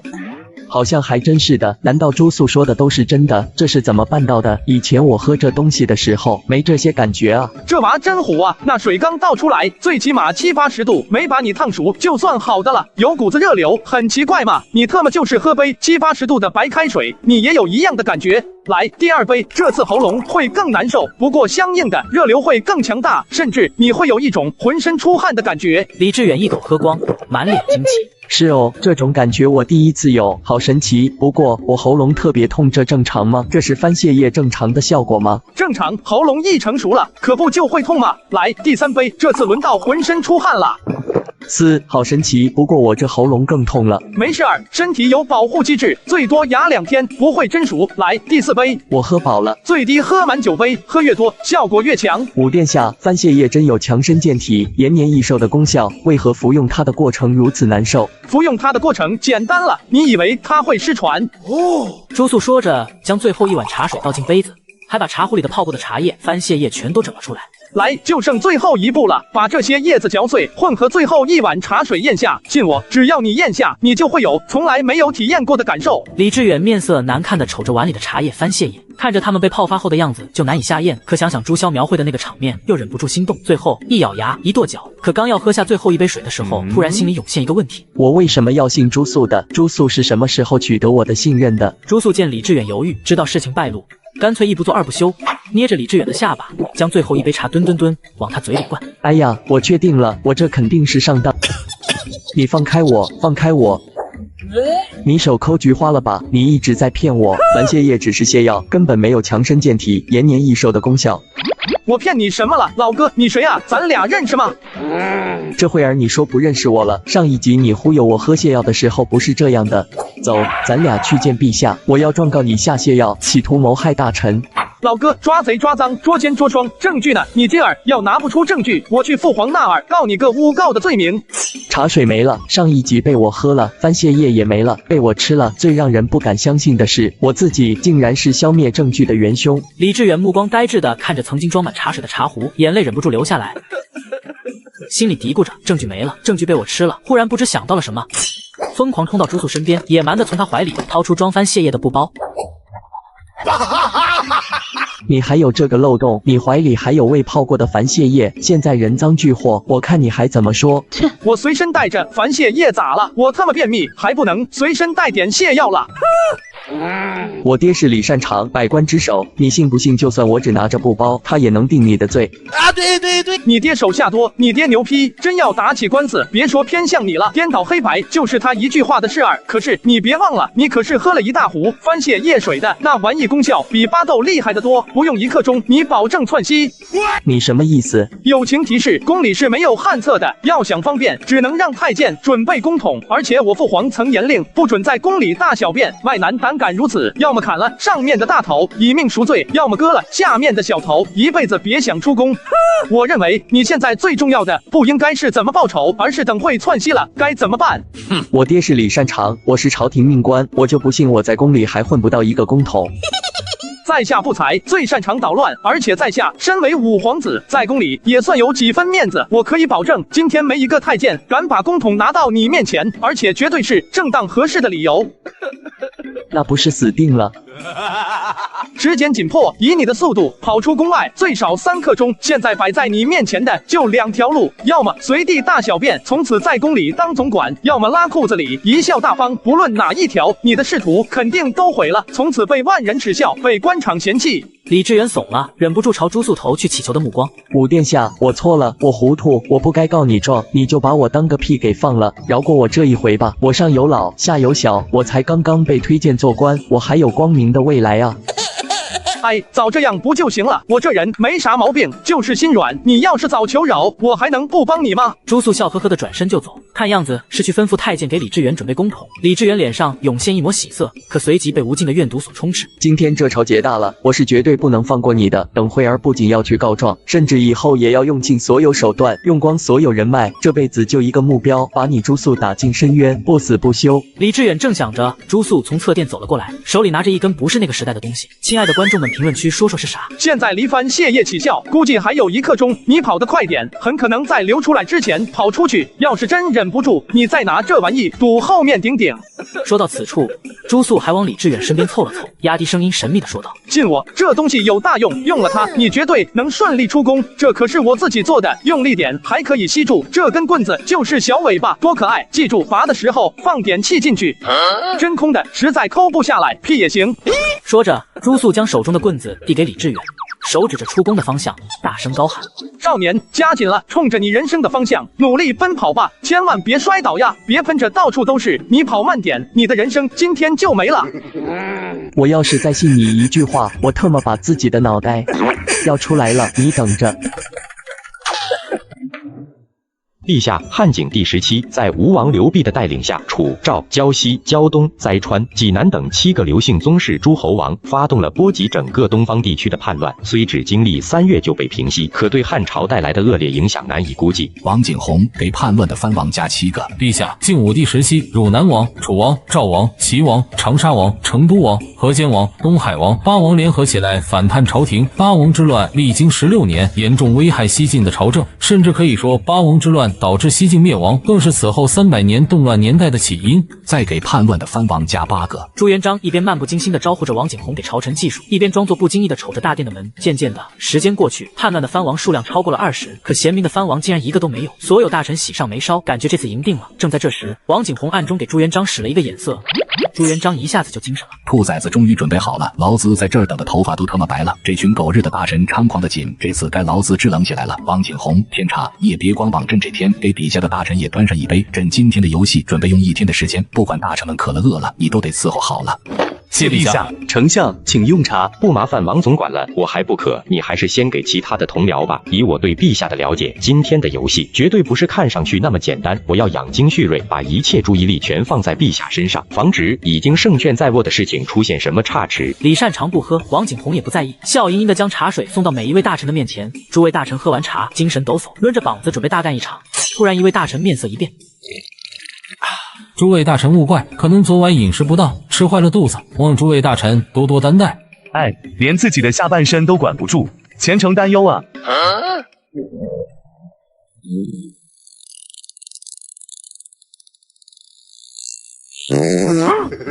对不住啊，对不住，可能是昨晚饮食不当，吃坏了肚子。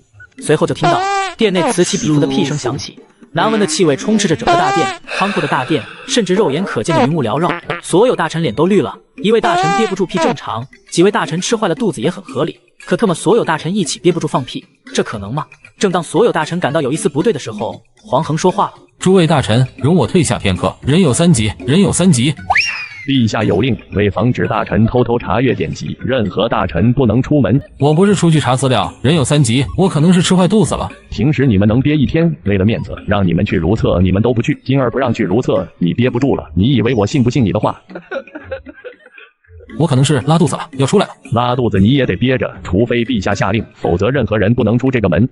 为了拉屎去请示陛下，那不是让我去死。冯侍卫，人有三急，你懂不懂？这事儿有时候真忍不了。冯侍卫，你就网开一面，你要真不信，你派几个人跟着我们也行。冯侍卫啊，这点小事就不用麻烦陛下了，这等烟杂事没必要污了陛下的眼。怎么了？那么多人围在大殿门口干什么？闹闹哄哄的，还讲不讲点规矩？陛下，我等拉肚子，想方便一下，侍卫误会我们外出查资料，不让我们出去。你们10几个人一起闹肚子，你在跟朕开玩笑？李善长也责怪的瞪了跪下的大臣一眼。叛乱藩王的人数都快比陛下多30了，你们还准备出去查典籍，而且还10几个人约好了一起溜出去，真以为陛下瞎了吗？朱元璋瞅着脸都憋红的大臣，内心都快笑疯了。这样吧，这么长时间咱也没有找到一个贤明的藩王，看样子这场游戏是咱要输，你们再忍半个时辰，只要半个时辰之内咱还是找不到一位贤明的藩王，咱不赖账，直接认输。众臣脸都绿了，还半个时辰，听肚子里的动静，怕是连半刻钟都忍不了。真要再忍半个时辰，怕不是他们要当场拉出来。众臣跪在地上，长跪不起，祈求朱元璋网开一面。朱元璋脸黑了下来。怎么连半个时辰都不能等？想当年朕打仗的时候憋1、2天，朕都不皱一下眉头，让你们只憋半个时辰，很为难吗？李善长厌恶的死死盯着跪下的大臣，觉得他们是在给自己捣乱。臣替同僚谢过陛下恩典。李善长直接替跪下的人同意了朱元璋半个时辰的提议，同时用眼神警告跪下的大臣，能赢过陛下就行了，没必要为了表现自己让陛下太难堪。要是你们误了大事，下朝后把你们菊花一个个用线缝起来。大殿内的众臣都努力的紧缩臀部肌肉，拉过肚子的他们都明白，越是关键的时候越不能相信感觉，因为你永远都不知道下一刻崩出来的到底是屎还是屁。此时的黄恒都快哭了，他喝的最多，觉得不能等了。陛下，臣认为是否分封藩王是陛下的家事，臣等身为臣子，智慧陛下的家事实属僭越，臣请陛下看在臣藩人醒悟的份上，恕臣僭越之罪。好你个浓眉大眼的黄恒，昨晚在我家你咋说的？昨晚你拍着胸脯保证，哪怕陛下嘎你全家，你也不后退一步，甚至再三请求老夫要当第一个急先锋。可你特么现在呢？第一倒是第一了，你特么第一个向陛下投降，你就这么对待老夫的信任？李善长用最凶厉的目光恶狠狠地盯着黄恒，黄恒缩缩脑袋，不敢抬头，因为正义顶撞皇帝被嘎和在朝堂拉裤子被嘎完全是两回事儿。不是他不想信守诺言，实在是臀大肌夹不住那波涛汹涌啊！看着这一幕的朱元璋心里都快笑疯了。分封藩王虽是家事，可也涉及到国家，但凡涉及到国家的事儿都是国事，尔等算是为国事进言，不算僭越。不过既然你认为你不该智慧藩王之事，咱也不勉强你，左右你待这也没啥事儿，干脆退下吧，咱算你休沐1天。臣谢陛下隆恩。其他着急的大臣见状，哪还不知道该怎么办？陛下，臣等也认为分封藩王是陛下的家事，吾等不应僭越。陛下乃大明之君，陛下您愿意分封藩王，那就分封藩王，吾等不应该有二心，产生不同的想法。这怎么回事？一个黄恒也就算了，怎么10个8个都叛变了？明明昨天赌咒发誓不会后退一步，怎么今天全都换了一个人？难道这群狗东西昨晚都在演我？臣请陛下分封藩王，陛下文武双全，诸位皇子受陛下言传身教，必定德行兼备。分封藩王是为国分忧，皇子封王必定能造福大明天下。怎么所有人都叛变了？这是发生了什么？这是过了1瞬，还是过了1年？李善长孤零零地站在大臣的前方，脑子里一片空白，完全不明白发生了什么。明明胜利就在眼前，可他们友军全投降了，这么诡异的失败，你敢信？咱儿子就是牛批，说让这群大臣跪下求我封王，就让这群大臣跪下求我封王。李善长，你不是牛批吗？你不是最擅长以势压人吗？现在所有大臣的事压在你身上，咱看你怎么办。李先生，你怎么想？李先生，李先生。陛下，李先生，你怎么想？臣认为分封藩王势在必行，请陛下分封藩王。好，叫上几个侍卫，吩咐他们以最快的速度昭告天下。圣旨都准备好了，那还多此一举玩游戏干嘛？好了，今天你们也累了，下去休息吧。众大臣以最快的速度行礼，然后一窝蜂地涌向有公统的偏殿。李善长瞬间想到了一个不可能的答案：难道陛下给他们下泻药了？陛下，为何茶水里有泻药？什么？茶水里有泻药？陛下，你别装，你敢说这不是你让人放的？胡说八道！朕的茶水也是从那个茶壶里倒出来的。要是真是朕让人下药，朕会喝那个。还有，今儿在场的人就你没喝茶，要说嫌疑也是你最大吧？不是陛下。陛下，不好了，直房的太监被五皇子打晕了，那茶里有泻药，不能喝啊！老子都喝过了，你他妈不早说！二虎，带上禁卫军去把老五抓回来，今天老子要扒了他的皮。王景洪，你死人吗？公桶呢？快去拿公桶！呦呦呦，我弟妈劲儿太大了，要顶不住了。难道真不是陛下？卧槽，不好，圣旨已经昭告天下，哪怕反悔也来不及了。皇宫外，朱素晃晃悠悠的在大街上走着，他多惊啊！下完戏要立马溜出宫外。还好跑得快，我敢用朱元璋的脑袋保证，现在老猪头事情办完了，肯定会让亲军都尉把我拎回去背黑锅。论起卖儿子，老猪头绝对的第一。大哥，今儿你又坑爹了！朱素脸都绿了。这熊孩子怎么打招呼的？谁家打招呼说又坑爹了？难道在宫外看见我就意味着我坑爹了？朱素往俩小弟跟前走，就看见大一点的小弟疯狂教训刚刚说话的小弟。我给你说过多少次了，大哥只会在出不了宫的时候才坑爹。大哥今天在宫外，说明他没坑。朱素脸更绿了。嘛意思？你们嘛意思？我出宫意味着坑爹，不出宫也意味着坑爹。感情我朱素在你们眼里不是在坑爹，就是在坑爹的路上。你俩不待在家里好好读书，出来溜达干嘛？大哥，我们去咱金陵四煞的总部。我们什么时候叫金陵四煞了？我们啥时候有总部了？我这个当老大的怎么什么都不知道？我这特么当的还是老大吗？金陵四煞是众位兄弟推选出来的名字，总部是众位兄弟凑钱买的庄园。大哥，你说过只要听你的话，一些细枝末节的你不在乎，再加上你在宫里，兄弟们找不到你，所以就集体替大哥做了决定。可那么多兄弟呢，为什么叫金陵四煞？因为众兄弟觉得只有得到你承认的坑爹人才，才有资格冠以组织的名字。我们商量好了，等到第5个人足够坑爹，改叫金陵五虎；第6个人改叫金陵六杰；第7个人改叫金陵七匪；第8个，那他妈的第300个是不是该叫斯巴达300勇士了？算了，累了，不管了，这群兔崽子爱怎么样怎么样吧。走，我还没去过咱们总部，你们带我认认门。在俩小弟的带领下，朱素第一次踏进了金陵四煞的大门。你说说你们练武的时候也不小心着点儿，兄弟之间切磋点到为止就行了，下死手干嘛？你们下次还敢这样，我可不同意了啊！谁要是对兄弟下死手，老子亲自上场跟他练练。大哥，你误会了，他们身上的伤不是练武时兄弟打的，是坑爹失败当场被抓，他们亲爹亲手揍的。大哥，你跟咱们聚的少，不知道咱们这群人受伤那是家常便饭。就像大哥说过的，常在江湖飘，哪能不挨刀？人在江湖混，哪能不挨棍？要想坑爹，我们总要付出点代价。大哥以后见多了习惯了就好。我他妈习惯不了，照你们这种挨揍法，我他妈早向朱元璋投降了。有时候我真的挺佩服你们坑爹的毅力的。我靠，如果演武场上立一个旗杆，上面再挂一面替天行道的旗帜，这他妈妥妥的水泊梁山忠义堂。这要再凑齐108将，简直就是给老猪头嘎自己的理由拉得满满的。大哥，这总不咋样，你还满意不？满意，太满意了！就等你们凑齐108将，我带你们攻打皇宫。大哥现在坑爹已经不满足单人行动了，还准备拉上100人，不能想，一想忍不住激情澎湃。今后一定要努力积攒坑爹指数，早日坐上前100把交椅。大哥坑爹，咱们一定要帮帮场子。这群熊孩子再不纠正他们的思想，早晚有一天会坑到自己身上。李方英、朱敢、冯天赐呢？今儿老子有空，让他们聚集所有小弟，我来教你们怎么和父亲和睦相处。他们去完成大哥布置的任务了。我布置的任务，我没布置任务啊！大哥不是说咱们要建立一番事业，光宗耀祖吗？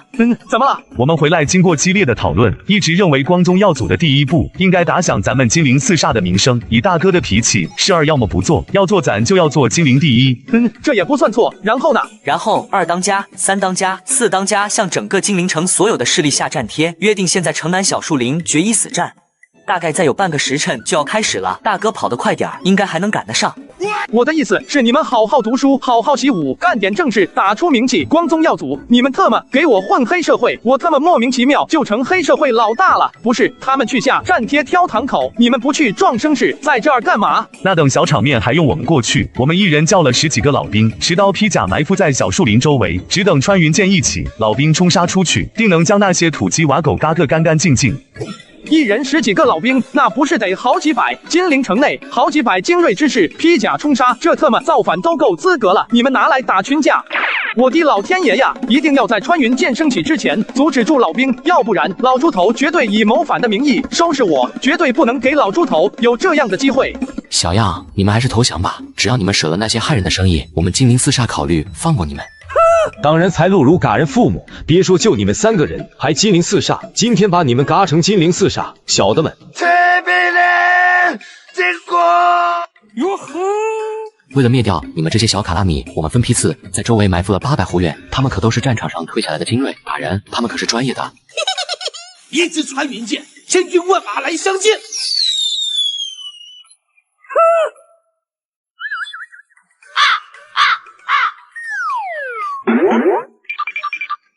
人呢？埋伏的800个那么大的人呢？打听到对方带200多人，按道理50披甲精兵已足够，就想着老大说的，凡事稳1手准没错。我们特意稳了16手，准备了800人，可人呢？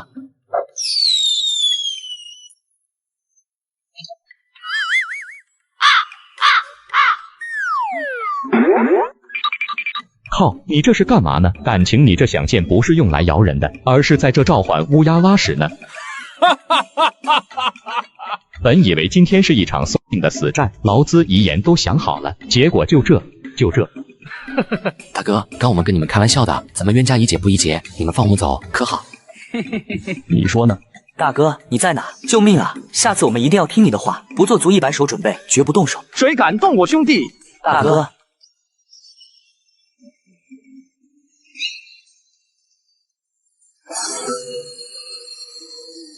还是大哥好，永远在最需要的时候出现。我他妈回去就要查清楚800精兵是怎么没的，查到了以后扒皮、抽筋、凌迟、点天灯，好好教教他做人。妈耶，紧赶慢赶，终于在穿云箭射出之前拦住了800披甲精兵。要是真让他们动手，劳资绝对得去阎王殿走一遭。回去就查查是谁提议带800披甲精兵打群架的。要是让我抓到，老虎凳、辣椒水、小皮鞭、竹签子、18般酷刑必须全安排上。就特么是你们想动我兄弟呀？是我们，怎么了？怎么了？欺负我兄弟，你还问我怎么了？你们就几个人，我上百号人，你还敢先动手？你是不是觉得你人多就吃定我了？对呀，为什么他一个人还这么有底气？没有3两3，哪敢上梁山？你以为小爷没准备就敢单刀赴会？你他妈还敢动手？杀人不过头点地，阁下不觉得这样太过分了？过分吗？确实有些不对。这下一模一样，不过分了吧？我特么是这个意思。正当上百人齐齐亮刀，准备乱刀嘎了朱素的时候，朱素迈步走到推车旁，掀开上面的毛毡。你这是推个老头来鼓掌的吗？你谁啊？我的火药桶呢？施主，我姓纪，就你在酒楼外搬的那几个桶嘛，里面可是我的口粮。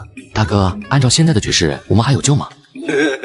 都露馅了，还特么不跑？这几个瘪犊子，害我白挨了顿打，兄弟们上，嘎了他们！朱元璋命令二虎带着清军都尉出宫逮朱素。二虎特意挑了几10个生面孔出宫逮朱素之前，每次他都要进行日常对话，不多给手下的兄弟传授点经验，累死他们也抓不到朱素。我跟你们说啊，抓五皇子有几个要点，你们一定要牢记。第一，只能穿便装，隐秘行事。五皇子之事乃宫内私事，要是因为你们的朝服闹得民间沸沸扬扬，老子活剥了你们的皮。第二，永远不要想一个人抓住五皇子。五皇子身轻如燕，最善攀跑，一个不慎跟猴子似的，呲溜一下就没影了。抓五皇子最少5人相互配合，人少了不管用。第三，老大好像不用找了，五皇子好像正朝咱这边杀来。怎么可能？五皇子认识我这张脸，看见我早就躲起来了，怎么可能朝这边凑？真的，老大，五皇子带着上百带刀的壮汉，特别凶，看他面相还特别猖狂。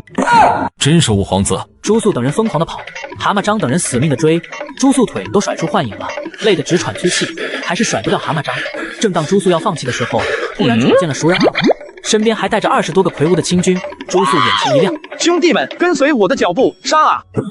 这兔崽子还有援兵！两方人没反应过来，都以为对方是朱素的帮手，谁也不认识谁，抄刀就干。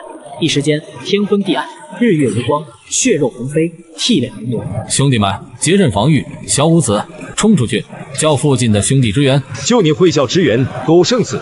我家大通铺上还躺着200多屁股受伤的兄弟，给老子全拉过来！哎，你家人是吧？我也家。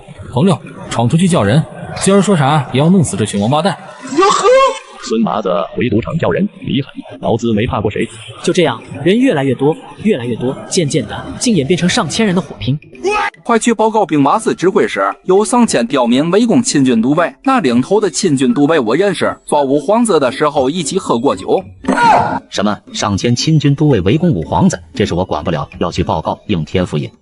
什么五皇子要造反，带着2000人围攻亲军都尉，这是大事儿，得立马报告府尹大人。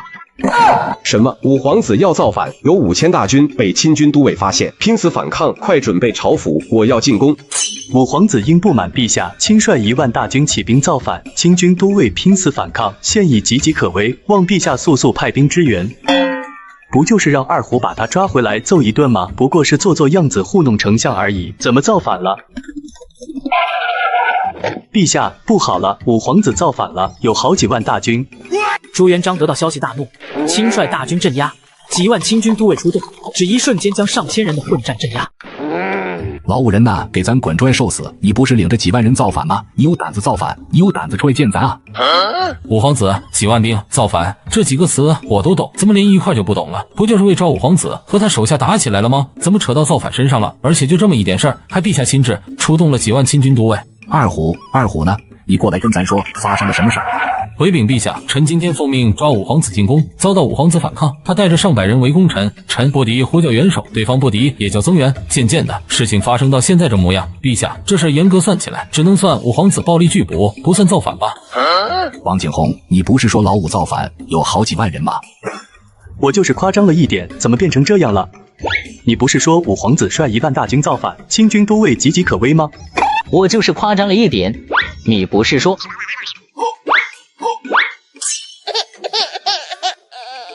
我的原话是，有上千刁民围攻秦军都尉，秦军都尉的头领我认识，上次抓五皇子一块喝过酒，我连五皇子暴力拒捕我都不知道。看你办的什么事儿，不打听清楚就瞎汇报，吓老子一跳。既然不是造反，就回宫吧。陛下，五皇子呢？你这么简单就放过五皇子了？那还能咋办？老五那娃子有脑疾，他疯起来别说二虎了，连劳资都敢打，亲生的我还能嘎了他？陛下，那也不能这么简单就了事啦！上千人的火拼已经触及到朝廷法度，如果这么简单就放过五皇子，天理何在？朝廷法度何在？那咋办？你教教咱咋办？他的脑疾是救太子皇后受伤的，你让咱因为他犯脑疾砍了他，要不你上？最起码查清楚五皇子那1000人的手下是哪来的，还有没有其他的手下？五皇子聚集那么多人干什么？有没有造反的风险？啊，对，你们这群狗东西哪来的？是怎么跟老五混在一起的？这他妈让我咋说？让我说和清军都尉打架是为了嘎五皇子，然后再说和五皇子根本不认识。要不是今天被清军都尉阻拦，五皇子将是我的刀下之鬼。说我们这些人在金陵无恶不作，和五皇子闹矛盾，完全是因为地下室力争地盘。但凡敢说一句实话，我保证我们上千号人一个都活不了。这会不如顺着那群大人物说，能糊弄一会儿是一会儿。我是金陵城一小地主，手下也管着几百号卖力气的力巴，跟五皇子完全是因缘相识。帮他打架全都是因为义气。今天丞相要找五皇子麻烦，我必须站出来帮帮场子。要是能入丞相法眼，加入淮西集团，那我的未来绝对飞黄腾达。你放屁！陛下此人名为张贵，道上人称蛤蟆张，手下管着几百号老实巴交的力巴，可暗地里就在金陵城内收保护费。为了压迫百姓，他敲诈、勒索、嘎人，不能说的他都做了，无所不用其极。这些年他带着数百手下无恶不作，欠下了累累血债。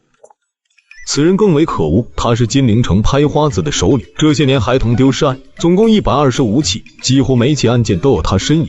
此人名叫刘立，是个放高利贷的，传言此人喜食人肉，还不上钱的人1两银子1两肉，被他一片一片的活生生嘎下来吃掉。这是孙翠华，金陵最大的人贩子，逼良为娼，强那个妇女。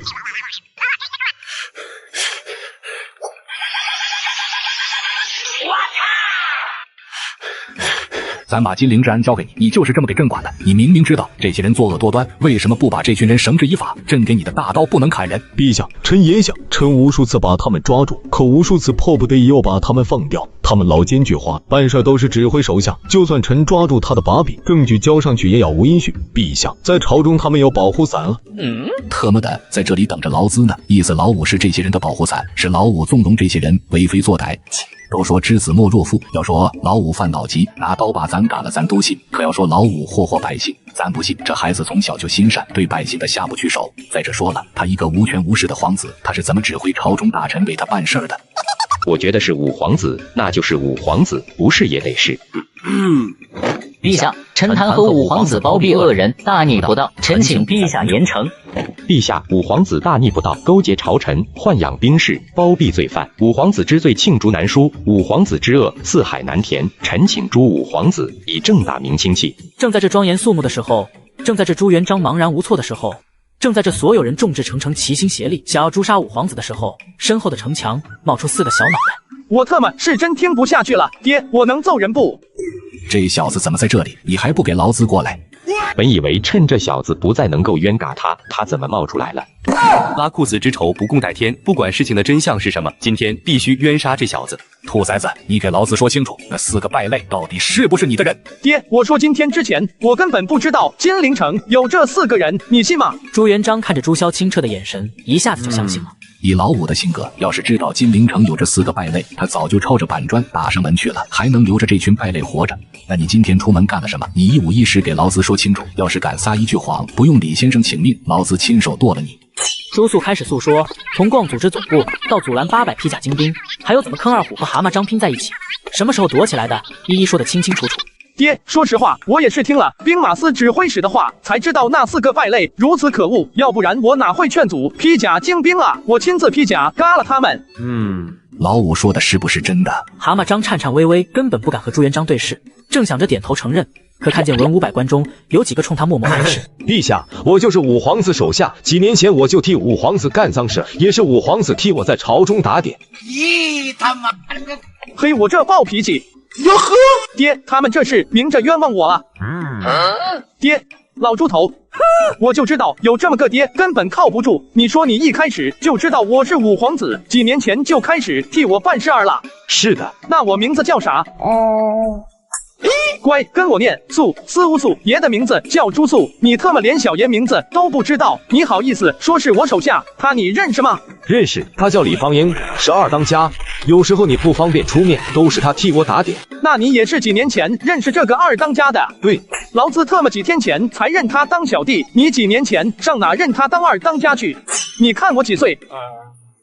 几年前，小爷不满10岁，还在宫里坑爹，试着出宫，老子连皇宫大门都出不去，托梦让你办事儿的。此刻，众人哪里还不明白，蛤蟆张就是在胡乱攀咬。最可笑的是，这家伙攀咬完全是临时起意，连基本的问题都回答不全。李先生，这事你怎么看？哎呦，很纠结。陛下，臣认为办案应重程序。虽然蛤蟆张言语之间漏洞很多，但他终归算是检举揭发。既然他检举了，不妨查一查，若能证明他说的都是假的，也能还五皇子一个清白。只要让查，就有无数的办法做伪证。只要丞相默许，幕后黑手不是五皇子，也是五皇子。哟呵，你说只要有人检举就得查？我朱素实名检举刑部侍郎黄俊，洪武3年1月收老归公3名美婢，安置在杨柳胡同7号。洪武2年10月收恶鬼流3000两白银，是赌场的分红。洪武初年春收取蛤蟆张纹银3万两，用一乞丐将蛤蟆张犯了死罪的亲弟弟调换，偷梁换柱。同洪武初年收取老教花纹银4000两。他怎么知道的？我没有，你瞎说！陛下，这是赤裸裸的污蔑。而此刻，御史周瑞也站出来替黄俊说话。五皇子，检举揭发的是本案相关人员才行，都知道您不记仇，有仇当场就报，可您也不应为了报仇胡乱污蔑呀。呵，背锅的时候我是幕后黑手，检举揭发的时候我又和本案无关了。我堂堂皇子竟混的连一败类都不如。你既然不让我报复黄俊，你叫周瑞是吧？那就举报你吧。洪武初年至今，御史周瑞点过666次花魁挂账。洪武2年9月，御史周瑞高利贷借款8888两未还。洪武3年4月，为了攻击政敌，帮周瑞散布谣言。洪武真就有仇当场就报，这特么也太快了！这账本哪来的？谁特么记得这么详细？嘿，怎么没人劝阻了？一举报周瑞，没人赶上了。刚刚谁举报？我最凶来着，礼部侍郎王维忠是吧？让我康康。所有大臣全懵逼了，看着朱素翻账本，如看神人。他们全都思索自身，想想他们有什么事儿得罪朱素没有？部分心中有鬼的大臣腿都快软了。那本账本像一个魔咒压在他们心头，他们生恐朱素翻到他们那一页。现在唯有丞相能救他们，大臣们全部向李善长头去求救目光。五皇子，敢问五皇子手中的账本从哪里来的？老夫很是好奇。明明五皇子你说刚刚认识蛤蟆张4人，为何短短的时间内就能将他们做过的事情调查得一清二楚？这账本的内容这么齐全，哪怕是蛤蟆张几人也没有这么齐全的资料吧？几句话传出，看着此刻陷入难思的朱素，内心有鬼的大臣心中的石头总算放了下去。现在摆在朱素眼前的就2条路，要么出卖给他账本的人，要么承认账本是他编的。以朱素的性格，李先生哪里话，我编个笑话你也当真，我就吓唬吓唬那群狗东西，让他们没事儿别招惹我。哦，那就好，五皇子。我能证明我大哥的账本是真的，那账本是我交给大哥的，账本是我偷我爹的，我爹是这门生意的幕后黑手之一，他在这门生意里有暗股，照我所欲也，亦以我所欲也，二者不可兼得，舍孝而取义者也。爹，对不住了，这次你就当给儿子刷坑爹指数吧。我操，这他妈是谁家的孩子，竟如此优秀？我从未见过如此优秀的坑爹悍将。兔崽子，你还跑？你给我站住！老子账本藏得好好的，你把暗格给撬了，还顺便把老子给卖了。老子一把屎一把尿把你喂这么大，你啥都不会，只会坑爹。你站住！你今天绝对废了，看老子不抽死你！自从得知朱亮祖是这恶势力的幕后黑手之后，朱元璋脸一直是黑的，借口宫外繁杂，不适合审问之由，将朱亮祖、朱改二人带进皇宫，准备私自审讯。可他们刚进皇宫，朱亮祖就撒了欢的追着朱改做，完全不知道他犯的罪有多大。朱元璋这下忍不住了，抡起拳头冲着朱亮祖就是一顿王八拳，边揍边骂：“你他妈有脸臭孩子！老子看该挨抽的是你，老子短你吃了，短你喝了，你他妈去给老子收黑钱！老子念在你救过咱的命，跟咱又是本家，又是给你封侯爵，又是赐你丹书铁券，然后呢，你就这么报答老子？”朱亮祖也不说话，也不抵挡，任由朱元璋将自身的怒气发泄干净。说你是怎么跟那几个人勾搭上的？你又是怎么成为暗中东家的？你干过什么脏事没有？你到底收了多少黑钱？你最好一五一十给咱交代清楚，要是让咱自己查出来，咱扒了你的皮。陛下，俺跟他们凑一块完全就是倒霉。你也知道，俺婆娘打仗的时候没了，俺这些年一直想再找个称心如意的，俺运气不错，没多久碰见一个江南妹子，俺中意她，她也愿意嫁给俺。不过她问俺要5000两银子的彩礼，要风光出嫁，俺不在意钱，直接就答应了。可一回家，俺傻眼了，陛下的赏赐，俺买宅的花没了，俸禄也被俺喝酒喝的差不多了，俺堂堂侯爵竟然穷的连5000两银子都掏不出来，没办法，俺只能去倒卖军粮。你还敢倒卖军粮？你这是在找死！说倒卖了多少钱？给咱说清楚了。总共倒卖了8888两，给手下分了1414两，俺落7474两。他们还真有脸说，还记得清清楚楚，倒卖的数字还他妈挺吉利的，分给手下要死的，有领有长的，为了一个粮的你倒卖军粮，你让军里的兄弟喝西北风。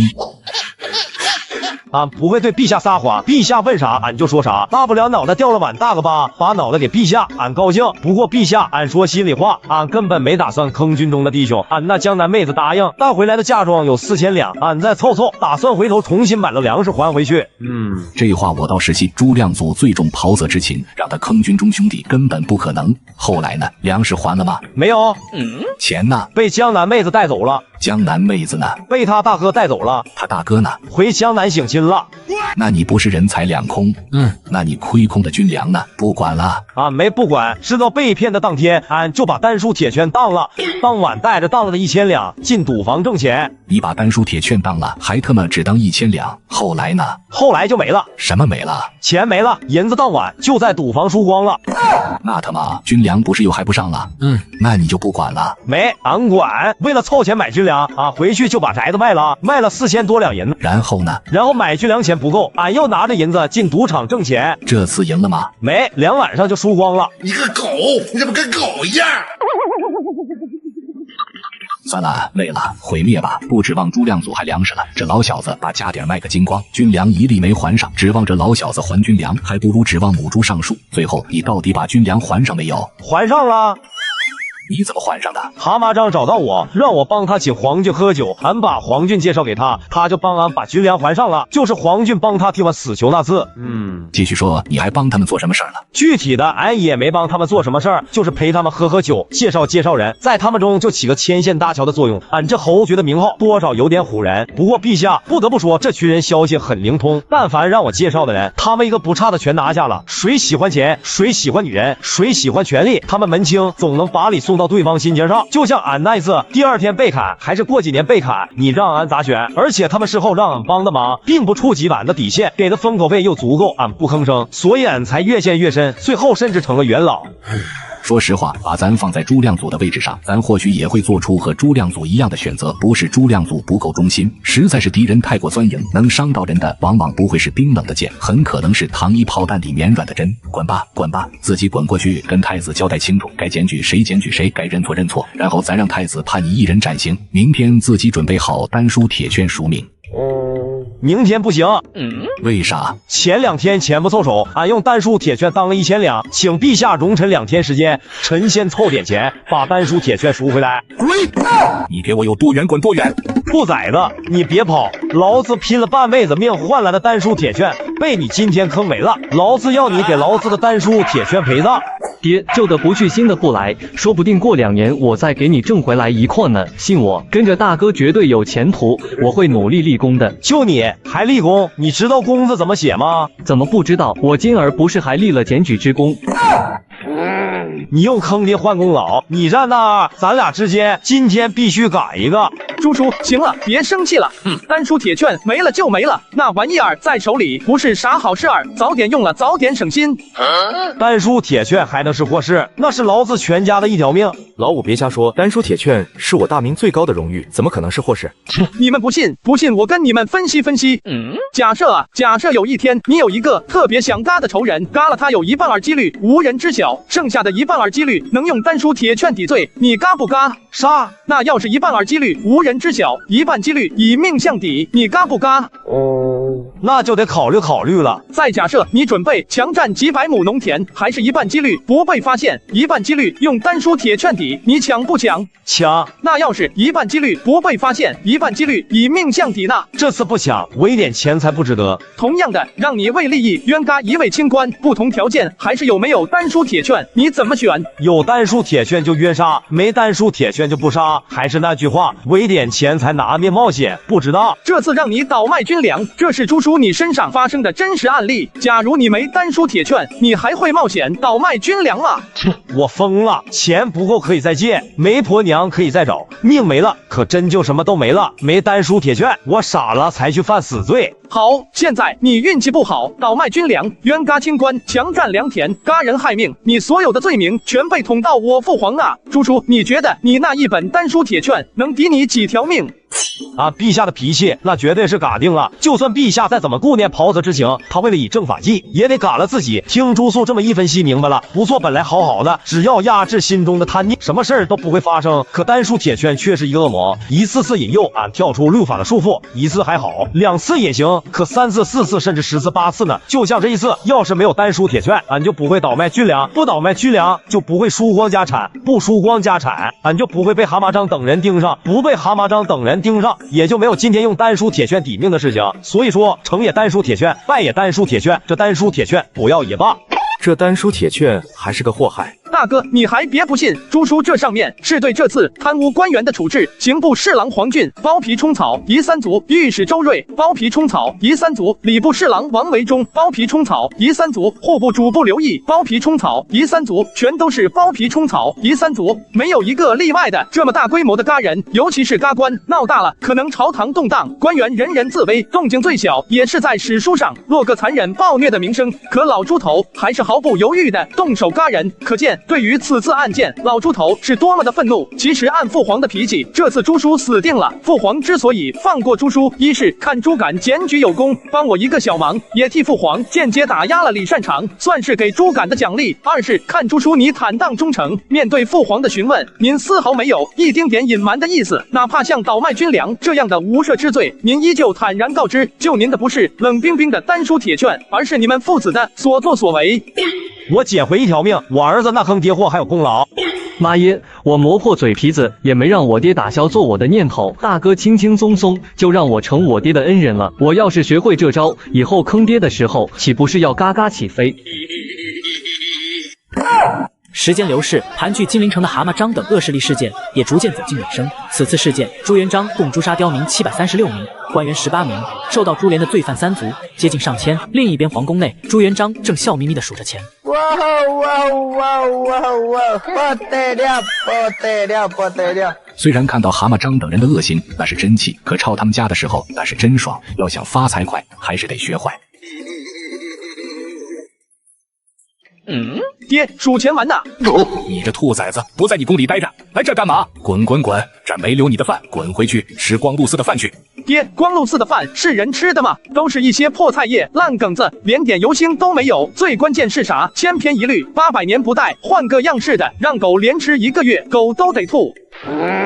啥意思？你啥意思？那是老子亲自定下的饭菜规格。想当年，老子要饭要能吃上这个，比过年都高兴。这么好的条件，你竟然还挑肥拣瘦？你小子是不想再吃饭了吧？老子今天高兴，别逼老子全踢你！尊敬的父亲大人，儿子最近新得几样菜式，味道颇为独特，如此美味，儿子不敢独享，专门送来，请父亲大人、母亲大人一起品鉴。若是父亲大人觉得不错，请父亲大人施恩，加入光禄寺菜单，也给咱们枯燥的餐桌增添一分色彩。准了。小五子上菜，上毛线菜，大哥和我娘还没来呢，想吃菜，等会儿。我是皇帝，堂堂95至尊，岂有我等人的道理？娘，我爹不愿等你吃饭，他想吃独食儿。媳妇儿，你别听臭小子胡咧咧，咱吃饭咋会不等你呢？咱是准备亲手帮你端饭。这是我的第一道菜，拔丝红薯。我用把拔丝什么？什么红薯？拔什么薯？兔崽子，红薯老子都舍不得吃一口，全留着明年当种子呢。你给老子做成菜了，还他妈想加入菜谱天天吃？兔崽子，你站住！老子扒了你的皮！咋了？自家地里产的，自家粮食，还不让我吃一口了？老子说不让就是不让，除非红薯推广全国，否则红薯永远不能登上皇家餐桌。这是啥呀？这也太好吃了！爹，真的？那你扭头看，咱皇族最后一盘红薯快被大哥吃光了。好你个猪彪，也跟着老五学会坑爹了。老子一口没吃呢，你就不知道给老子留点？朱素也齐齐加入战斗，那场面当真是快得腾飞，红薯乱滚，你拽我手，我堵你嘴，那叫一个乱。不过3人都默契地留了一块安静的免战区，独留马皇后一人优雅地慢慢享用。不大一会儿，一盘红薯被众人吃了个干干净净。老大呀，你得多操心红薯推广的事了。这么美味的美食，以后只能看不能吃，那不是让咱难受吗？这就美味了，我这儿还有更美味的，请品鉴我的第2道菜——土豆牛肉。土豆什么？兔崽子，你霍霍土豆也就算了，你还霍霍牛？你不知道牛是重要的劳动力，杀了犯法吗？咋犯法了？我自家庄子里的牛，自家产的牛肉，合理合法，手续齐全，咋就不能吃了？合理合法，手续齐全，你这牛咋死的？母牛怀了匹斑马，没想通，自杀了。兔崽子，你霍霍土豆也就算了，你还霍霍牛？你不知道牛是重要的劳动力，杀了犯法吗？咋犯法了？我自家庄子里的牛，自家产的牛肉，合理合法，手续齐全，咋就不能吃了？合理合法，手续齐全，你这牛咋死的？母牛怀了匹斑马，没想通，自杀了。我特么活了几十年，第一次知道牛会自杀的。那是你没碰到我，你要是早点碰到我，你早就知道了。哎呦我去！打死你个龟孙儿！打打闹闹中，朱元璋几人快快乐乐地吃完这餐饭。期间，朱元璋追了朱素3次，喊着要砍嘎朱素2次，用鞋底抽嘎1次，用手掐嘎1次。朱素不甘示弱，气得朱元璋翻白眼，破口大骂，血压升高，心跳不稳。总之，能活着吃完这顿饭，双方都不容易。爹娘大哥，你们都吃饱了吗？吃饱了，还不错，还不错就行。正好你们闲着，我有个事儿想求你们帮忙。快，抠出来还他！你们什么意思？我像那种用吃饭这种小事儿威胁你们的人吗？自信点，把像字去掉，你就是那样的人，甚至你会做得更过分。我真没那个意思，人与人之间最基本的信任去哪了？说正经的，最近呢，我准备做点生意，你们谁要是有兴趣，可以投资点钱。老子刚他妈抄家抄了100万两，你小子就盯上了？不可能，绝对不可能！老子的银子，你一丝也别想拿走。呵呵，我这生意绝对挣钱，自愿投资，绝不勉强。勉强也没用，要钱没有，要命老子也不给。老子疯了投资你，把银子给你，还不如扔进水里听个响。而此刻，马皇后和朱标却面露难色。怎么，你们还信这小兔崽子的话？不是，我是怕不投资的话。老五他在犯脑急，他上次犯脑急，顺了我的大元宝马出去卖，心疼我半个月没吃饭，他要再犯脑急，把我另一匹马也顺了，我还活不活了？确实，上次他犯脑急，连刚满月小孩的喜钱都顺走了。他要是再犯脑急，本宫彻底没脸见人了。老五，我投资你2000两。我再投资你5000两，你能保证你不犯脑疾吗？成，怎么不成？你们只要投资，让我不出现在你们面前都成。爹，正好给你说个事儿，这段时间我创业忙，想跟你申请去宫外住些日子，从明天起晚上我就不回宫了。真的？走，今晚你就别在这里待了，现在就走。行李收拾了吗？算了，别收拾了，我让侍卫给你送。王景洪吩咐守门的侍卫，2个月内只要五皇子进宫，不用询问，直接乱棍给咱打出去。不就是想让你投资点银子吗？至于这么防备我吗？哼，老猪头，你记住，是你不投的啊，你可别后悔。时光荏苒，日月如梭，转眼间，坑货朱素出宫创业已过2月。朱元璋和猪肉盾惬意的半躺着休憩，他俩这2个月可算得上是最轻松的时刻，每日保持着上朝、批奏折、吃饭、睡觉，千篇一律4点1线的生活。可不知为何，他俩总觉得生活中少点什么东西。恍惚间，朱素的一颦一笑经常出现在眼前，那欠揍的模样让人忍不住手痒痒。老五最近怎么样了？最近宫里一点他的消息都没有，连朝中弹劾他的奏章也全都没有了。想来老五在外面过得不错，这2月没有犯脑疾。父皇，半个月前您说不想听到老五的名字，严令所有关于老五的消息出现在你面前，我就把弹劾老五的奏章拦下了。有弹劾奏章就好，虽然不能亲自骂老五过嘴瘾，看大臣们骂老五过眼瘾也成啊。去，把所有奏章全部取来，咱要看看大臣们都怎么骂老五的。你确定是全部？朱标再次怪异地瞅了朱元璋一眼，挥挥手，让旁边的太监去准备，然后老五是把所有官员的父母都嘎了吗？怎么弹劾这么多？大明建立以来，咱收到的弹劾奏章总数有他多吗？他一个人就抵得上整个朝廷。朱标被动开启对朱素的日常维护模式道：父皇，这些弹劾奏章平均每人每天2本，而老五在宫里，你每天最少骂他10次。这么算起来的话，也许大概能说明老五在外面的表现比在宫里的表现好。能这么算吗？在宫里他只招惹咱一人，在外面他招惹的是文武百官，这能一样？我倒是要看看老五到底做了什么，竟招惹如此谩骂之声。臣弹劾五皇子收保护费。自从蛤蟆张灭亡之后，百姓日益幸福。本来他们以为自己可以一直幸福下去，谁能想到堂堂五皇子竟然继承了蛤蟆张的恶行，聚集许多帮众收保护费，百姓怨声四起。怨声载道，已成民意鼎沸之势。陛下再不制止五皇子，五皇子恐成蛤蟆张第2。老五去收保护费，要当蛤蟆张第2。朱元璋赶忙翻开第2本奏章。臣弹劾五皇子无故殴打朝廷命官。一日，五皇子带着人来应天府衙跟臣弹劾坐。他提议建立一个什么城管大队，专门管理金陵城内大小商铺。城管大队负责为商铺解决一切麻烦，相应的，商铺需要向城管大队缴纳一定的服务费，此服务费为城管大队和应天府衙共有。臣思虑再三，觉得这就是重蹈蛤蟆张的覆辙。唯一不同的是，蛤蟆张收保护费，百姓骂蛤蟆张；而城管大队收保护费，百姓只会骂朝廷。五皇子这是在为朝廷抹黑。出于责任，臣拒绝了五皇子的要求。没想到五皇子竟恼羞成怒，当场拿板砖揍臣。陛下，臣委屈啊！老五竟然这么猖狂！朱元璋又翻开第3本。臣弹劾五皇子敲诈商铺。陛下，自五皇子成立城管大队以来，日益猖狂，某些行为甚至比蛤蟆张都可恶。知臣了解到的，金陵城内所有的赌坊，妓院必须上交净利润的50%当保护费，有些赌坊、妓院甚至如数交钱了，还被五皇子强行摧毁拆除。像一些丝绸、瓷器正当生意的铺子，也难逃五皇子毒手，少的交2%，多的交4%，服务费之多，竟是我大明商税的数倍。整个金陵商界无不受五皇子的压迫，无辜的百姓整日惶惶不可终日。朱元璋疯了，连翻7、8本奏章，全都是弹劾朱素和城管大队的奏章。好一点的说他与民争利，剥削百姓；坏一点的直接说他杀人放火，烧杀抢掠，暴虐凶厉，无恶不作。这是我大明配有的人才，这是我大明配有的组织。这等人才组织只配在18层地狱受尽煎熬，待在17层都显得老天爷没长眼。待在大明，我大明不配。朱元璋彻底怒了，双目猩红，鼻子喘着粗气儿，整个人的感觉就像是装满火药的火药桶，只需一点火星就会发生崩天裂地的爆炸。老大，老五的事儿你知道？老五曾经跟我商议过，他的所有计划都是经过我同意的。你他妈不拦着还同意？老子知道你从小就惯着他，可你没必要事事都惯着他呀。祸祸老子，你惯着；老子能忍，他祸祸官员，你惯着，老子帮你给他擦屁股，可他现在祸祸百姓了，你还惯着？你知不知道你这太子的责任在哪？你知不知道一心为民4个字怎么写？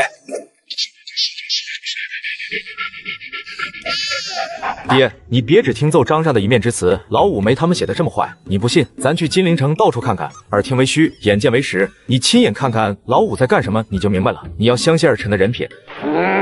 麻溜的走起，如果属实，看我不把你俩屎都打出来！金陵城内，朱元璋和朱标漫步在大街上，享受着难得的人间烟火气。嘿，怪了嘿！弹劾奏章上说的那么厉害，我还以为老五把金陵城折腾得乌烟瘴气，商户全都跑光了。怎么我粗粗看去，竟然比前几次逛的时候还要热闹3分？这是怎么回事？爹，这您就不知道了吧？这些都是老五城管大队的功劳。老五的城管大队不是被文武百官说的凶神恶煞、无恶不作吗？这一片繁荣景象，怎么可能跟他们有关系？我跟您举个例子吧，您左边那个烧饼摊每日净收入100文，在城管大队没来之前，平均打点巡街捕快15文，给蛤蟆张交保护费15文，每天碰到一些吃霸王餐、偷盗、无赖等等，所有这一块加起来也差不多损失10文，辛辛苦苦一天只够买点茶米油盐，勉强满足全家人的温饱。可城管大队来了之后，每天只需交上10文，剩下的什么都不用管了。只要你遇到麻烦，城管大队统统为你解决，就算解决不了的，也会按照实际情况补偿你损失。这样算下来，你每天比以前多赚3层的利润，要比以前赚得多得多。摆摊赚钱多了，那价钱多少降点，价钱降了，吸引的顾客多点，顾客多了，这街道自然更热闹了。哟，连吃霸王餐、碰见无赖、小偷这些城管大队都管，甚至管不了了还负责赔偿损失，他们咋管？那群无赖泼皮能听城管大队的话？这我倒不是太清楚，不过据我所知，他们的方式方法受所有商贩一致好评，想来也是那些谆谆教导、劝人向善之类的吧。兔崽子吃了雄心豹子胆了，敢来劳资地盘上吃霸王餐！朱元璋、朱标等人定睛看去，只见一彪形大汉甩着能跑马的臂膀，疯狂追逐着逃跑的人。嘿，你跑啥？就你这内八小短腿，等劳资追上你，教你做人。你不是能耐吗？有能耐吃霸王餐，有能耐你躲啊！你再跑啊，躲不开劳资的铁锤，你还敢吃霸王餐？没过一会儿，吃霸王餐的无赖被揍得鼻青脸肿，被彪形大汉拎小鸡仔一样拎到店铺门口。2条路：一，如数赔偿店铺的损失，再去城管大队交罚款；二，劳资帮你赔钱，你们去劳动队接受劳资亲自主持的劳动改造。赔钱，俺选择赔钱，我这辈子都不想看见你了。朱元璋悠悠地看着朱标，这就是你说的谆谆教导、劝人向善。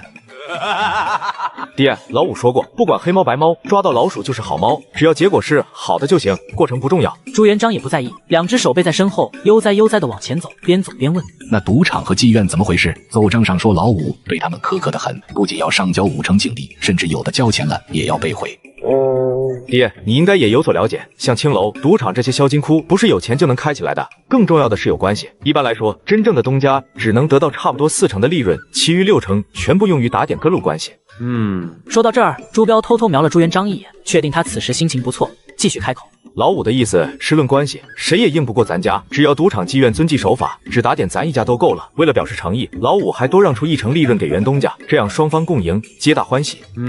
怪不得弹劾老五的奏章堆成了山，岂不是说老五他们是从文武百官碗里抢吃的？俗话说，挡人财路如嘎人父母，老五挡住了一大部分文武百官的灰色收入，可不是气得他们拉帮结派，疯狂弹劾老五吗？这样会不会被人骂咱与民夺利？是不是显得皇家吃相太难看了？我当时也问过老五这个问题，不过他一句话就让我改变主意了。什么话？单这金陵一城1个月最少收入10万，1年下来可为父皇增添100万军费。真的？我操，太好了！1城就那么多，那老大，咱把全国的赌坊、青楼全这么搞，岂不是发了？妈的，老子豁出去不要脸了！只要能来钱，老子不在乎。老大，回去咱就照老五的方式干。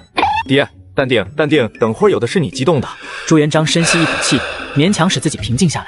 那老五摧毁的赌场青楼是怎么回事？他那样做，岂不是把自己口袋里的钱往外推？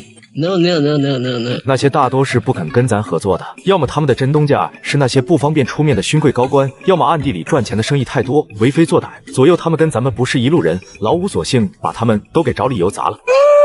这杀伐果断的性格像咱，这天下向来就是顺我者昌，逆我者亡。不过老五这么做，算是把背后的高官勋贵全都得罪透了，怕不是以后弹劾老五的奏章会越来越多。你跟老五说，让他一定找正当的理由，不要被人抓住把柄。他现在可是身处漩涡中心，一丝一毫的过错，就会使他身上的破绽无限扩大。爹，老五办事你只管放心。你想想，那些开妓院、开赌坊的，哪一家没有一两件阿杂事在身上？只要找到一两件证据，交到应天府尹，哪怕后面真有高官勋贵，他们也不敢站出来挑战我大明的律法。不错不错，儿子挣钱给老子花，老五总算懂事了。爹，你想多了，跟你没关系。朱元璋跟着朱标在金陵城转一圈，金陵城的基本情况算是大致清楚了。老大，你带我去找老五吧，那玩意儿天天见，天天烦，2月不见，手他妈还痒了。就这么走着走着，朱元璋就看见朱素站在一家店门口，叉着腰狂喷。交钱，这个月的服务费该交了。不交，没钱。我家主子是蓝玉一子，你敢收我们的服务费？哟呵，蓝玉一子很牛批嘛！我哥是太子，我自豪了吗？我爹是皇帝，我骄傲了吗？不行的话，咱让你主子的爹和我爹光着膀子擂台见，你信不信我爹把你主子的爹嘎了？你主子的爹都不敢还手，给钱，再不给钱，我让我爹诛你主子的爹的9族。小兔崽子在外面就是这么败坏我名声的。谁呀？谁特么偷袭劳资？不知道我爹是谁吗？你信不信我让我爹诛你？爹怎么来了？老子2月没揍你了，手有些痒，这不找你来只痒了。爹，你就会给我开玩笑？你以为老子是跟你开玩笑？溜了！受死吧，栽中！兔崽子，你站住！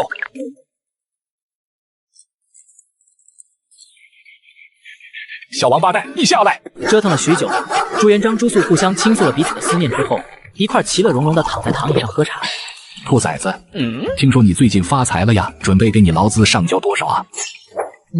钱？什么钱？我这儿没你的钱，要钱回公署你的银子去。你用劳资的名声赚钱，不给劳资分钱？亲儿子用亲爹的名声还得掏钱。那劳资白给你擦屁股。亲爹给亲儿子擦屁股，还好意思要钱？那你坑劳资，总得分劳资点钱吧？亲儿子坑亲爹，天经地义，还用掏钱？那亲爹打了亲儿子，是不是也是天经地义？爹，那么激动干嘛？跟你开玩笑呢。这还差不多，那你认真点说，准备给劳资分多少？认真点啊！认真点也是不给你分钱。你又在跟劳资开玩笑？没，这次我是认真的。2个月前，我娘出5000两，占5股；大哥2000两，占2股；我1000两，占1股。李方英、朱敢、冯天赐他们仨合占1股，我剩下的小弟平分1股。爹，你看10股分完了，没您的份。想当初让你投资，你不珍惜，现在机会过去，你又后悔莫及。人生啊，最重要的就是做对的选择，否则啊，就像那茶几一样，摆满了悲剧。朱元璋满脸懊恼，偷偷使劲抽自己的手。让你抠门，让你抠门，让你抠门。那劳资也出钱买行了吧？1000两1股是吧？劳资直接把10股全买了。1000两1股是2个月前的价格，现在要买最少100万两1股。短短2月你就翻了1000倍，兔崽子，你是不是在坑爹？真没，我认真的。现在我这生意铺开了，1年最少赚300万两。你要投资3年回本，4年就赚，这等好事儿，不是亲爹，我绝对不带你。其他人投资最少500万两1股。我他妈谢谢你呀！500万两，劳资的内躺都没那么多，感情咱家我他妈成最穷的那个了。朱元璋转头恶狠狠地盯着朱标，老大，你还小，拿2股不合适，要不你的钱先让爹给你保管。放心，爹不会让你吃亏，爹用3000两给你换。我他妈儿子都会背《论语》了，我还小，想坑钱就直说，还当我像以前那样老实呢。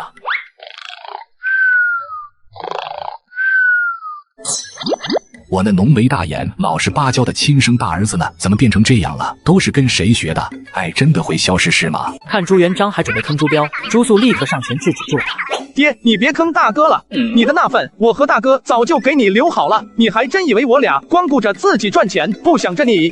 哪呢？1年咱能分多少钱？除了金陵城之外的整个大明。你闹一个金陵，老子和你大哥俩人都差点压不住。真把摊子铺到整个大明，老子得投进去上百万的人手。朱素恨铁不成钢地说道：“你笨啊，你改个名字不就好了？”什么名字有这么大的威力？张税。爹，我大哥最是沉稳慎重，你不会以为区300万两白银1年就让我忽悠的大哥亲手扣下几千本弹劾奏章，瞒您将近2个月，甚至暗中支持我和满朝文武为敌。此刻朱元璋完全明白了。百姓100文收10文的服务费变成10税1，稍微赚钱一点的店铺2成，3成的服务费变成10税2、10税3，销金库高昂的5成服务费变成10税5，不合作就砸铺子，变成拒不缴税就抄家，站在门口堵着门催收服务费变成了衙门上门催收税款。金陵城的商税一下子从不起眼的几万，一下子暴涨到几百万，只要他能建立一个和城管大队一样的职能部门，完全可以把金陵这一套搬到全国，自家老大和老五，这是不吭不响的整了一次商税改革。我操！老五，快跟咱说说，你这戏法是怎么变的？怎么一下子变出这么多钱？爹，我说我稀里糊涂整成这么大规模的，你信吗？朱素开始慢慢说出他那神奇的经历。说实话，刚开始的时候我就没想干城管大队，我想开的是饭庄。可我第1天开张，食客没几个，收保护费来了3差2，收保护费收到我头上了，这我还能忍？我抄起板砖，咣咣全部干废，扔出了金陵城。是咱娃子的作风，开张第1天干了3次架，这也是没谁了。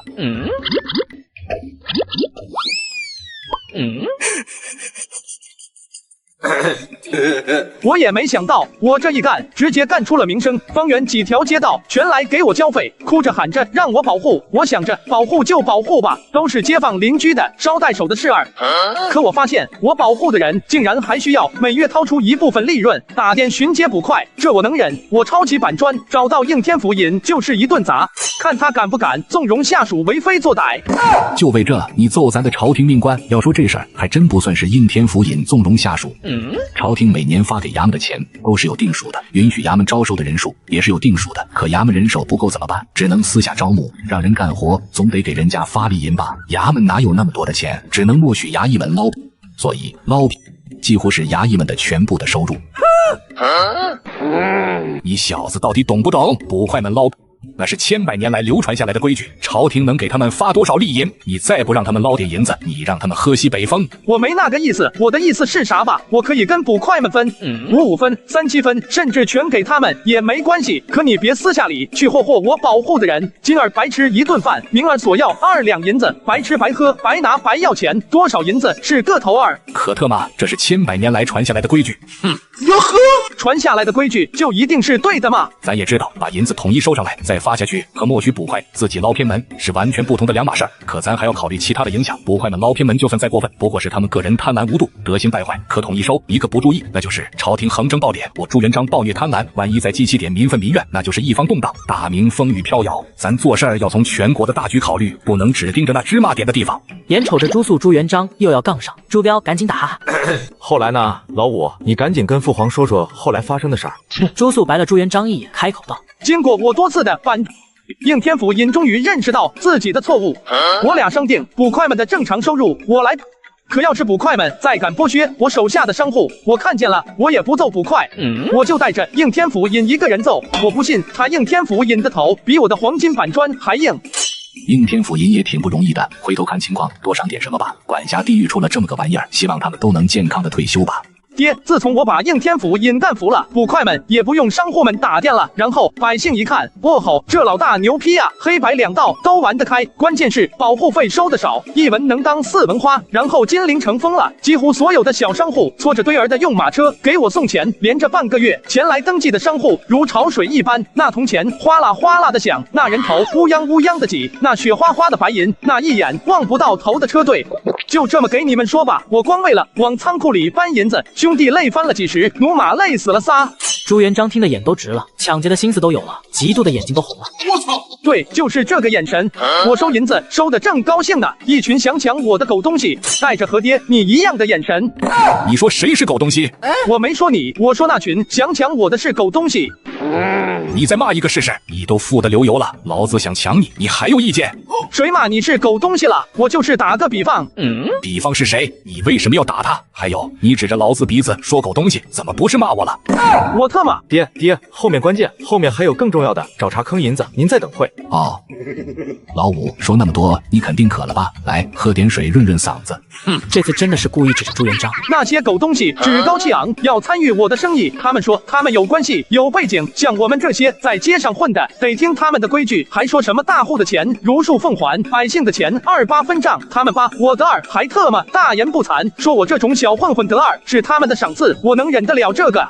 朱元璋被指着鼻子指桑骂槐，脸都气绿了。可想想刚才朱标说的，又把怒气压了下去。朱素讲的唾沫星子齐飞，手指又点了点。那群狗东西连我的身份都查不出来，算什么有关系有背景？再者说了，我大哥是太子，我爹是皇帝，这大明还有谁的背景能大得了我？我抡起板砖追着他们，连砸3条街，找到那群狗东西的身份，查他的店铺，收他的保护费。我不像他们那样不讲理，我只收他们2成利润的保护费。他们若给那还罢了，他们不给，铺子都给他砸喽。朱元璋脸更绿了，强忍着怒气，再等等。那群狗东西不服，又叫了一群狗东西。这次的狗东西认识我了，可他们也不怕我，集体联合起来去朝廷弹劾我。我特么能怕这个？查到是谁弹劾，就去他家铺子找麻烦。他们弹劾的越狠，我保护费收的越高，谁怕谁啊？那群狗东西一看不行，压不住我，又找了一群狗东西。这群狗东西地位更高，不过我不怕，我提着板砖继续砸那群狗东西，不仅砸他们，还收保护费。狗东西一看，你狗东西，你狗东西，我忍你2次就行了，你他妈还3番5次的骂，你才是狗东西，全家都是狗东西。谁骂你了？我是说欺负我的那群人是狗东西，谁说你了？你指桑骂槐，当老子听不出来？谁指桑骂槐了？证据呢？你有证据吗？哟呵，老子是皇帝，老子是你爹，收拾你还用证据？皇帝了不起啊，亲爹就能污蔑人？我跟你说哦，别惹我，惹我就犯脑疾。来，你犯一个试试。朱元璋脸臭得像狗屎，怒气勃勃，死死盯着朱素。你他妈说快点，磨磨唧唧说了这么多，这才说到啊。行，是你要快的哦。后来弹劾的奏章太多了，大哥压不住了，就把我叫回去问我。我说大哥是兄弟，你就挺我。大哥说兄弟你飞，万事我背。然后我抡起板砖打天下，2月将城管大队的规模整到这么大。说到这里，朱素气哼哼地半躺在躺椅上，不去看朱元璋。后来呢？怎么没了？后来就完了。你不是说要最快的吗？这就是最快的。老子是这个意思。那你什么意思？我的意思你不知道吗？我还真不知道你什么意思。老子的意思是重点的详细说，不重点的就略过去。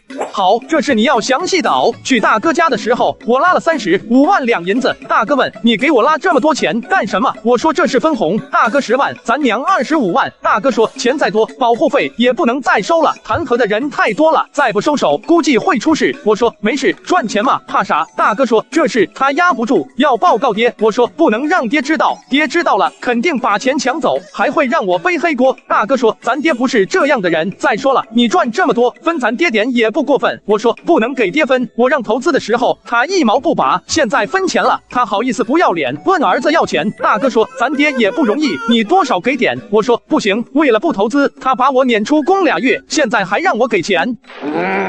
宰种，你故意找茬是吧？皮痒痒了，西棍子炒牛肉好久没给你吃了是吧 ？Goodbye， 小牛犊子，你给我站！朱素和朱元璋正在日常切磋着，忽然觉得有些不对劲儿，似乎感觉少了点什么。扭头一看，见以往抱在朱元璋大腿上的朱标，此刻老神自在的半躺在躺椅上，双手堵住耳朵，双眼紧闭。朱标怎么了？这次怎么不劝了？老大，你咋了？这次你咋不拦了？打，都打嘎了才好，打嘎了，正好我继位，省得整天拦这个拦那个，把我累死。老大敢对咱这么说话？朱元璋正要发火，就看朱标直挺挺坐起来，两眼瞪着他。你俩还能不能好好说了？能好好说就坐下，不能好好说咱就回去。回去我就把那年入几千万的计划烧了，然后再按照弹劾奏章上的罪名，把老五吊在房梁上天天抽。发脾气是吧？跟谁不会似的？告诉你们，我的忍耐也是有限度的。朱元璋和朱素被这一幕搞得满头问号。此时朱标的内心乐爽的。哦，爽！男人就是要雄起，偶尔对一顿父皇，太他妈爽了，怪不得老五这么喜欢。朱标正享受着，突然看见朱素将黄金板砖递给了朱元璋。有脾气是吧？忍耐有限度是吧？想早日继位是吧？爹，慢慢奏，该使劲的地方用力点。大哥是储君，可不能长歪喽。老话说得好，小树不修不直溜，娃子不打更啾啾。不用给我面子，为了大明的未来，用力爱他。对爹一时爽，事后火葬场，老五的本事我真是学不来啊！打够了吧，邪火出了吧？现在能不能坐这儿好好说话了？朱元璋、朱素惬意地半躺在躺椅上，忍不住发出赞叹：“哦，爽！亲手练娃子真是身心愉悦。哦，爽！看人练娃子有益健康。”朱元璋和朱素没脸没皮地笑着，关系看起来亲近极了。你想听哪一段？儿子言无不尽，知无不言。我就想知道你怎么一开始想到动大明商税的？我是被大哥逼的，大哥的脾气你也知道。我要是为了自己捞银子，惹得文武百官弹劾，他一定秉公执法，把我吊起来抽。可要是说为了大明商税做试点，只要我不把天捅破，基本他都会帮我扛。所以我急中生智。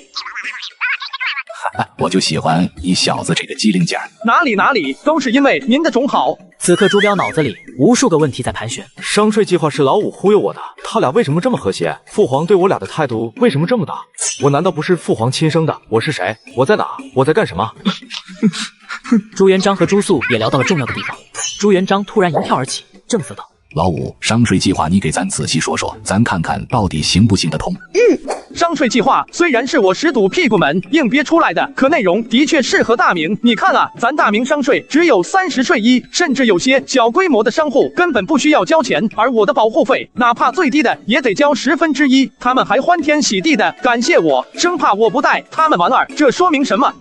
只要给他们营造一个良好的环境，百姓们不在乎多花点钱，只要大明能把商界治理得像如今的城管大队一样干净清明，把商税提高到如今我保护费的地步不难。这就是你们的商税计划，把大明商界管理成金陵城这样，得涉及多少人和事儿，得罪多少利益团体？真以为历代皇帝都不知道商界混乱，怎么不见一个人对商界下手？后来我才发现，说起来容易，做起来太他妈难了。光为收保护费，我带着几十个勋贵后代，快成恶棍打手了。我们这些身份地位这么高的人都这样，其他普通人呢？他们怎么去收？最麻烦的是啥？人情关系，你打着打着，突然打到小弟家里了，事关自己人，你不网开一面，网开一面之后，好家伙，3姑6婆、5叔7舅这些乱七八糟的亲戚全来求小弟，难道接着网开一面？最后仅5天，我和大哥就放弃了这个计划。大哥说了，水至清则无鱼，中原是个人情社会，想要真正的达到理想中的商界，根本不可能。就这还用5天？我他妈一看就知道不可能。老大还是读书读傻了，老五还是经验太少，咱这个当爹的可得给他们好好把关，要不然他们还不知道要怎么跌跟头呢。还是太年轻，跟咱比起来，连咱的腿毛都不如。正当朱元璋准备嘲讽朱萧、朱标几句，再拿自己的人生经验人前显圣一番的时候，就听朱萧的声音继续传来：“第1个计划失败了，我们迅速想了第2个计划。好在这个计划挺适合大明的，我和大哥秘密观察了半个月，成功的几率大概有70%。”还有成功的计划？朱元璋一巴掌拍在朱素的头上，气愤的道：“有成功的计划不说，跟咱说失败的计划干啥？说个计划唧唧歪歪的墨迹，不知道跟哪个娘们学的。还能不能愉快的当父子了？别逼我犯脑急，坑爹熬。”老五，爹莽撞了，你别跟爹一般见识。继续说。求老五的时候跟可不能硬来，这玩意儿有脑急，有时候他真敢把爹往死里坑。为什么同样做儿子，差距怎么这么大呢？我还是不是爹常常挂在嘴边夸赞的好大儿了？算了，累了，无所谓了，爱咋咋地吧。老五坑爹的本事，我再学我就是朱元璋。朱素见一个眼神吓住了朱元璋，双眼中的红光暂且降了下去，想了想，问道：“爹，你知道蜀锦吗？”知道啊，那玩意儿贵得很，人称1寸蜀锦1两斤，就这世间还有不少人追捧，劳资觉得还不如劳资的粗布麻衣舒服。比如你特别喜欢蜀锦，可突然蜀锦价格贵了1倍，以你的身份，你会买吗？劳资把他铺子买下来，整个大明都是劳资的，劳资会因为那点钱违背自己的心愿。看，这就是了。这2月里，我收服务费的目标总有那些高官自己开的，本来他们就不用给别人分润，我一收服务费，相当于变相增加他们的成本，所以为了弥补损失，他们也约好了一起提价。就此，我发现了一个比较奇怪的事儿。像卖茶米、油盐酱醋茶这些百姓必需品之类的杂货铺，哪怕价格只提高一点点，百姓们都不乐意，要么去更远的没有涨价的地方买，要么堵在粮铺、杂货铺前面吵架。1个月下来，店铺损失极多。可相应的，像一些卖笔墨纸砚、精美摆件这些利润中等的铺子，哪怕涨个1成2成的，客人都不会太计较。而像卖蜀锦、极品羊脂玉这些高端奢侈物的地方，哪怕价格提高了1半，该买的人照样眼睛不眨的买。后来我和大哥提议，试试能不能给大明加一个奢侈品税。那些狗东西交了我，大户的钱原路退还，百姓的钱28分账，我不得给他们来一个百姓的钱原路返还，大户的钱55分账的报复。抱着这个心态，我把某些高端奢侈品的服务费加了2成，而把百姓们的服务费减了半成。后来呢？结果怎么样？果真如我所料，高端奢侈品市场根本没下降，甚至还有点上升。我亲眼见过几个憨货专门挑涨价高的铺子买，就为了买完之后，同伴问他为什么不去别的便宜点的铺子买的时候，他轻描淡写来上一句：我当时买的时候没问价。爹，你想啊，苦哈哈的农民，你能赚多少钱？有时候你剥削的很了，他都敢像您一样拎着刀造反。可那些富户就像韭菜一样，割过一茬，明年又有一茬，根本割不净。他们最大的本事就是用银子贿赂当官的，让当官的在朝上为他们出声。所以说，只要您能扛得住骂，这奢侈税加上去不难。朱元璋也觉得事情有搞头，不过在朱素面前，他不想让朱素尾巴翘得太高，故意找茬道：你想的简单，朝中之事万事都是牵一发而动全身，一个弄不好，全国的商人的联合起来罢市怎么办？你打一个大棒，不会再给一颗甜枣啊。比如说，商人最期望的就是孩子能当官，光宗耀祖。你出个政策，1年缴税50的商会可以赏赐一个国子监监生的名额。比如说，商人最希望有地位，你可以安排一个商爵，只有荣誉和地位，没有俸禄和权力的那种，1年缴税1000万封男爵，2000万封子爵，3000万封伯爵，5000万封侯爵。要是真有人给缴税1亿呢？我直接封他为王，权力地位都给都成。1亿那可是大明好几年的赋税，有这1亿，先封王再嘎了都成。反正这事儿咱干的不是1次2次了，找茬安罪名这事儿咱属。难啊！自古以来，士农工商这是铁律，商人的社会地位最低，如果他们能封侯，还是缴税就能封，朝中不知道要吵成什么样。没事儿，爹，你勇敢的去做，你脸皮这么厚，扛得住骂，我和大哥背后挺你。你小子说什么？再说一遍。翌日早朝，朱元璋满身威严地坐在龙椅上。哈哈哈！诸位爱卿，2月不见，别来无恙啊！底下的大臣眼睛唰的一下亮了起来。2个月前，朱素出宫，朱元璋也开始放飞自我，政务全部扔给了太子。太子的能力是够的，可特么一碰到朱素的事儿，太子朱标各处的零件就不舒服。可算是让我逮到陛下你了。这2月来，太子为了不下令惩戒朱素，共拉肚子12次，得风寒6次，儿子跑丢了，不得不中断朝会找儿子9次，失足落水差点被淹死1次。只要到了众臣死谏，集体用命逼着太子做选择的时候，太子总会搞一些幺蛾子出来打断朝会，这还不如陛下来的痛快呢。陛下那脾气，要么嘎了众臣，要么嘎了儿子，干净利落，绝不拖泥带水。陛下，臣等弹劾武皇子。弹劾老五？咱不是早就罚过老五了吗？说着，疑惑地看向太子。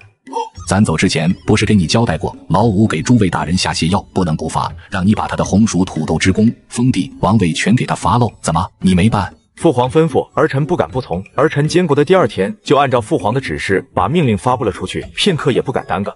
朱元璋点头瞪眼，佯装不悦。诸位大人，这就是你们的不对了，不就是下了1次泻药吗？朕骂也骂了，罚也罚了，事情都过了2月，你们怎么还揪着老五弹劾？过分了呀！陛下真不知道五皇子这2月做的事儿，太子真把五皇子的罪行掩盖得一丝不漏。不过也有可能，毕竟五皇子是因为太子得的脑疾，而这些年太子为了报恩，只要陛下要揍五皇子，他绝对第一个扑上去挡棍。太子替五皇子瞒下杀头的罪过，也不足为怪。陛下，不是泻药的事儿，是五皇子在民间干出一系列人神共愤、天怒人怨的事情，把整个金陵城搅和得乌烟瘴气、民不聊生。我等要弹劾的是这些。老五又作妖了，来给咱说说，看咱打不死他。陛下，臣弹劾五皇子歹人行凶，堵臣家门，揍杀儿子。陛下，臣弹劾五皇子欺行霸市，强拆妓院。陛下，臣弹劾五皇子学蛤蟆章，收保护费。一时间，整个大殿乱成一团，所有大臣都在高呼自己这2月受到的委屈，在朱元璋耳朵里乱哄哄的一片，除了臣弹劾3个字，什么都听不清楚。肃静，一个一个说，都当了这么久的朝臣，一点规矩都不懂，你们乱哄哄的一起说，让咱怎么听得清？都是被朱素气的，连最基本的朝堂礼仪都忘了。幸亏陛下仁慈，没有责怪，要不然少说也得是个朝堂失仪之罪。众臣拼尽全力使自己安静下来，然后决定谦让一步，展现自己的君子之风。然后朝堂之上，一个站出来的大臣都没有。众臣，你看看我，我看看你，眼神相互谦让，可就是谁也不上。你们带走章了吧？呈上来，咱一个一个的抽，抽到谁上来说，咱一定替你们做主。众臣兴奋，忍不住朝朱标投去鄙视的目光。瞅你爹，人家咋办事的？凡事从不拖沓，那叫一个效率，那叫一个迅速。你这个当儿子的也多学学。不大一会儿，朱元璋就又看见了那4个1米见方、1人多高的超级无敌大箱子。朱元璋瞪眼，脸上装作惊骇无比。我操！干林娘，怎么这么多？这么多，咱还审什么呀？直接给老五治罪吧！王景洪，把老五那兔崽子给老子带上来，再准备一把龙头铡在旁边候着。今儿只要咱确定老五一件罪行，给咱往老五身上铡一刀，咱倒是要看看这么多弹劾，咱能不能把那兔崽子剁成肉馅。陛下英明，陛下威武！欢呼过后，众臣又不约而同地向朱标投去鄙视的目光。瞅，都学着点儿，这才是帝王应有的姿态。让你收拾个兄弟，你磨磨唧唧拖了2月，不会大义灭亲，你还想当个什么皇帝？朱元璋歉意地向朱标投去一个眼神。娃子，对不住了，下一步咱收拾淮西集团，必须要树立威信，为了大明的将来，你就受点苦吧。朱标一脸嫌弃，暗暗地念叨。卖儿子就卖儿子，哪来这么多借口？老五说的没错，老猪头就是干啥不行。卖儿子第一名，要不是看在已经有老五坑爹了的份上，说啥我也要扛起坑爹大旗，与老五肩并着肩，吹起反抗的号角。40多集了，这集有了陛下坐镇，终于可以收拾五皇子这兔崽子了。就算他属猫的有9条命，今天他也活不了。转眼间，朱肃出现在众臣期盼的眼光里，还是那么俊俏不凡，还是那么的仙气飘飘。刚走到大殿中间，眼睛一红，板砖一翻，立马状若疯癫。又是哪个王八蛋又他妈弹劾劳资？劳资带人上你们家堵家门的时候，你们咋给劳资保证的？说过的话你们不认，你们这样还怎么在道上混？哪个王八蛋出尔反尔背刺劳资的，出来看劳资拍不拍嘎你？这兔崽子现在还这么嚣张，弄嘎！今天一定要弄嘎他！众臣刚要跪下请求朱元璋秉公执法，可他们还没开口，就听朱元璋狠狠地说道：“你们几个将五皇子给咱拿下，只要咱拿的第一个案件真的是这兔崽子的错，立马给咱铡了他的胳膊，给他一个教训。”陛下英明，陛下威武，陛下是世间第一大公无私的陛下。翰林院应奉李志远是谁？你弹劾五皇子什么事儿？臣李志远状告五皇子骗臣喝泻药。怎么又是泻药的事？咱不是说泻药的事儿过去了吗？咱骂也骂了，罚也罚了，你们到底要咱怎么样？陛下，这是犬子，都是臣太骄纵，惯坏了他，臣这就赶他下去，请陛下恕罪。老夫不是给你说过，你那点小事儿不必拿到朝堂上说。陛下时间宝贵，若因你个人之事耽搁陛下处理国家大事的时间，老夫扒了你的皮，赶紧给老夫滚下去！你这翰林院应凤也不要当了。爹，我委屈啊！他骗我说番泻叶是天竺圣药，他不让太监给我送公桶，他给我棍子让我堵后门。陛下，那么粗的棍子我根本塞不进去，勉强塞进去，出宫我也拔不出来，最后找了太医开取出来。我现在一天上10次茅房，稀的根本不敢吃，吃了容易漏。我同僚们都笑话我，认识我的人都嫌弃我。陛下，我的仕途毁了，我的人生到头了。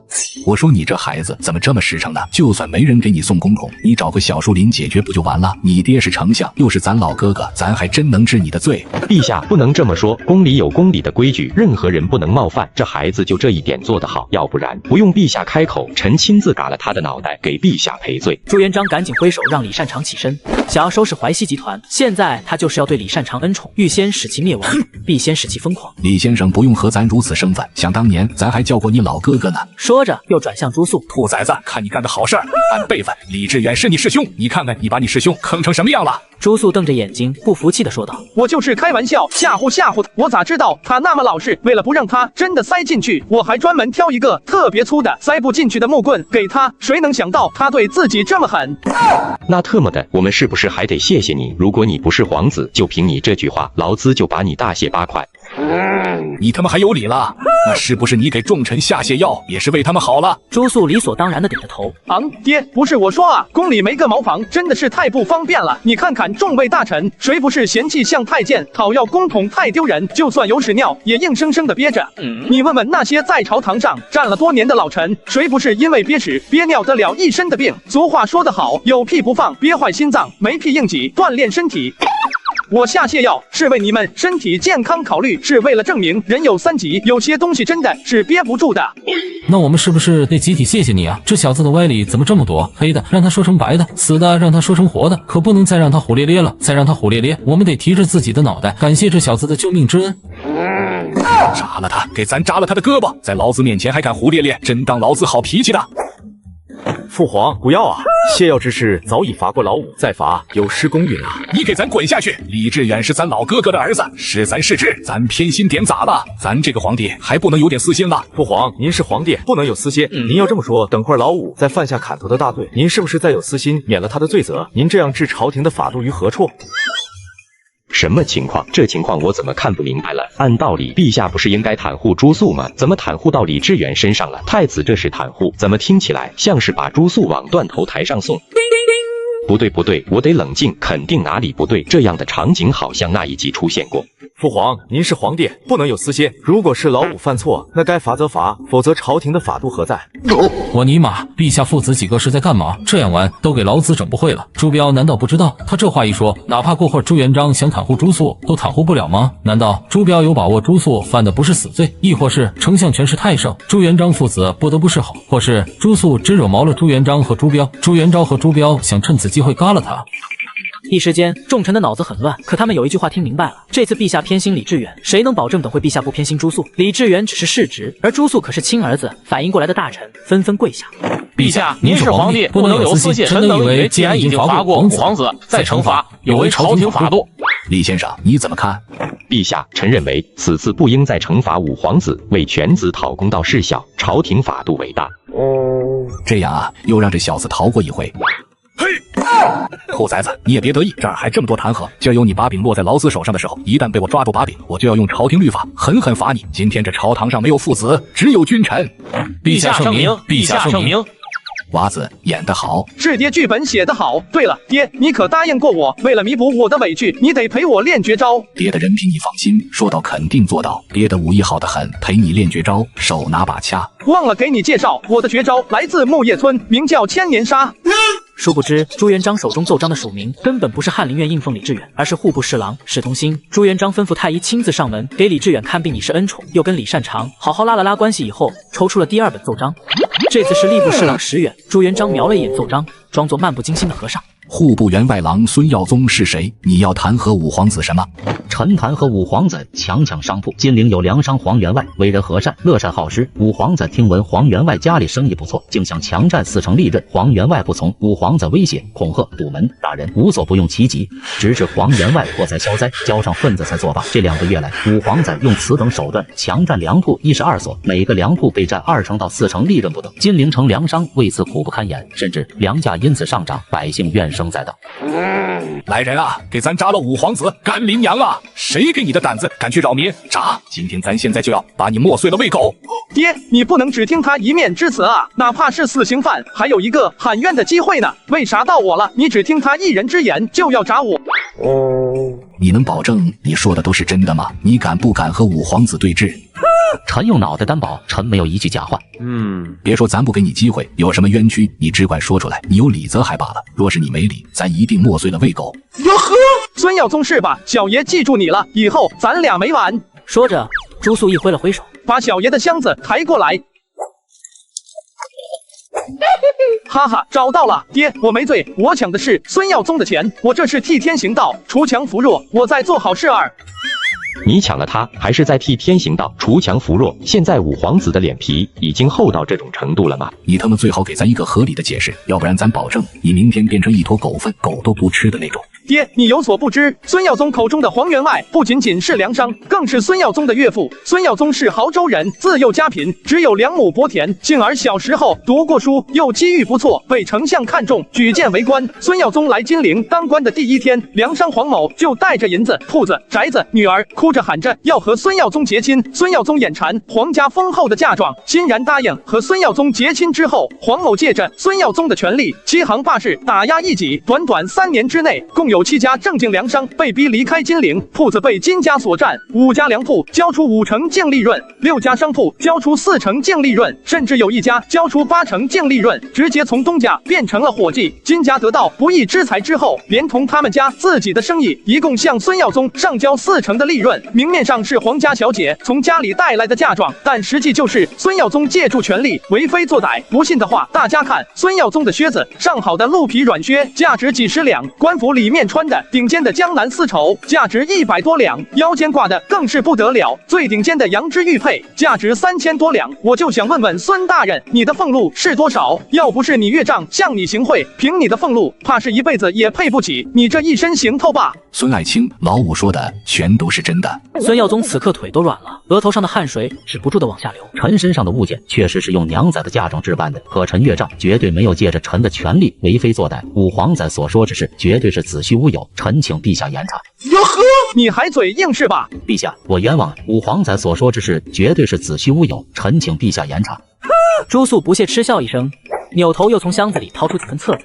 爹，我这儿有证据，黄色这3本记录了被皇家逼走的7家粮商，儿子找到了5家，皇家如何横行霸道，孙大人如何贪赃枉法，这里面记载的清清楚楚。现在这5家人就在金陵城，不信爹你可以叫进来问。蓝色这3本是现在被皇家压迫的粮商的证言，他能证明这些粮商是自愿将份子交给我的。人这会儿在家里，爹你也可以随意传唤。说到这里，朱素长叹一口气，说实话，刚开始我根本没想过要粮商的份子，是这王八蛋先弹劾我就想着去他家里的铺子找茬儿，过2月把这王八蛋贪赃枉法得来的份子重新还到袁东家手里。可谁能想到袁东家跟我跟了2月有感情了，死活非要给我送份子。就昨天我门口还跪着俩，直言我要是不收钱就可死在我门口，我赶都赶不走他们，真是烦人。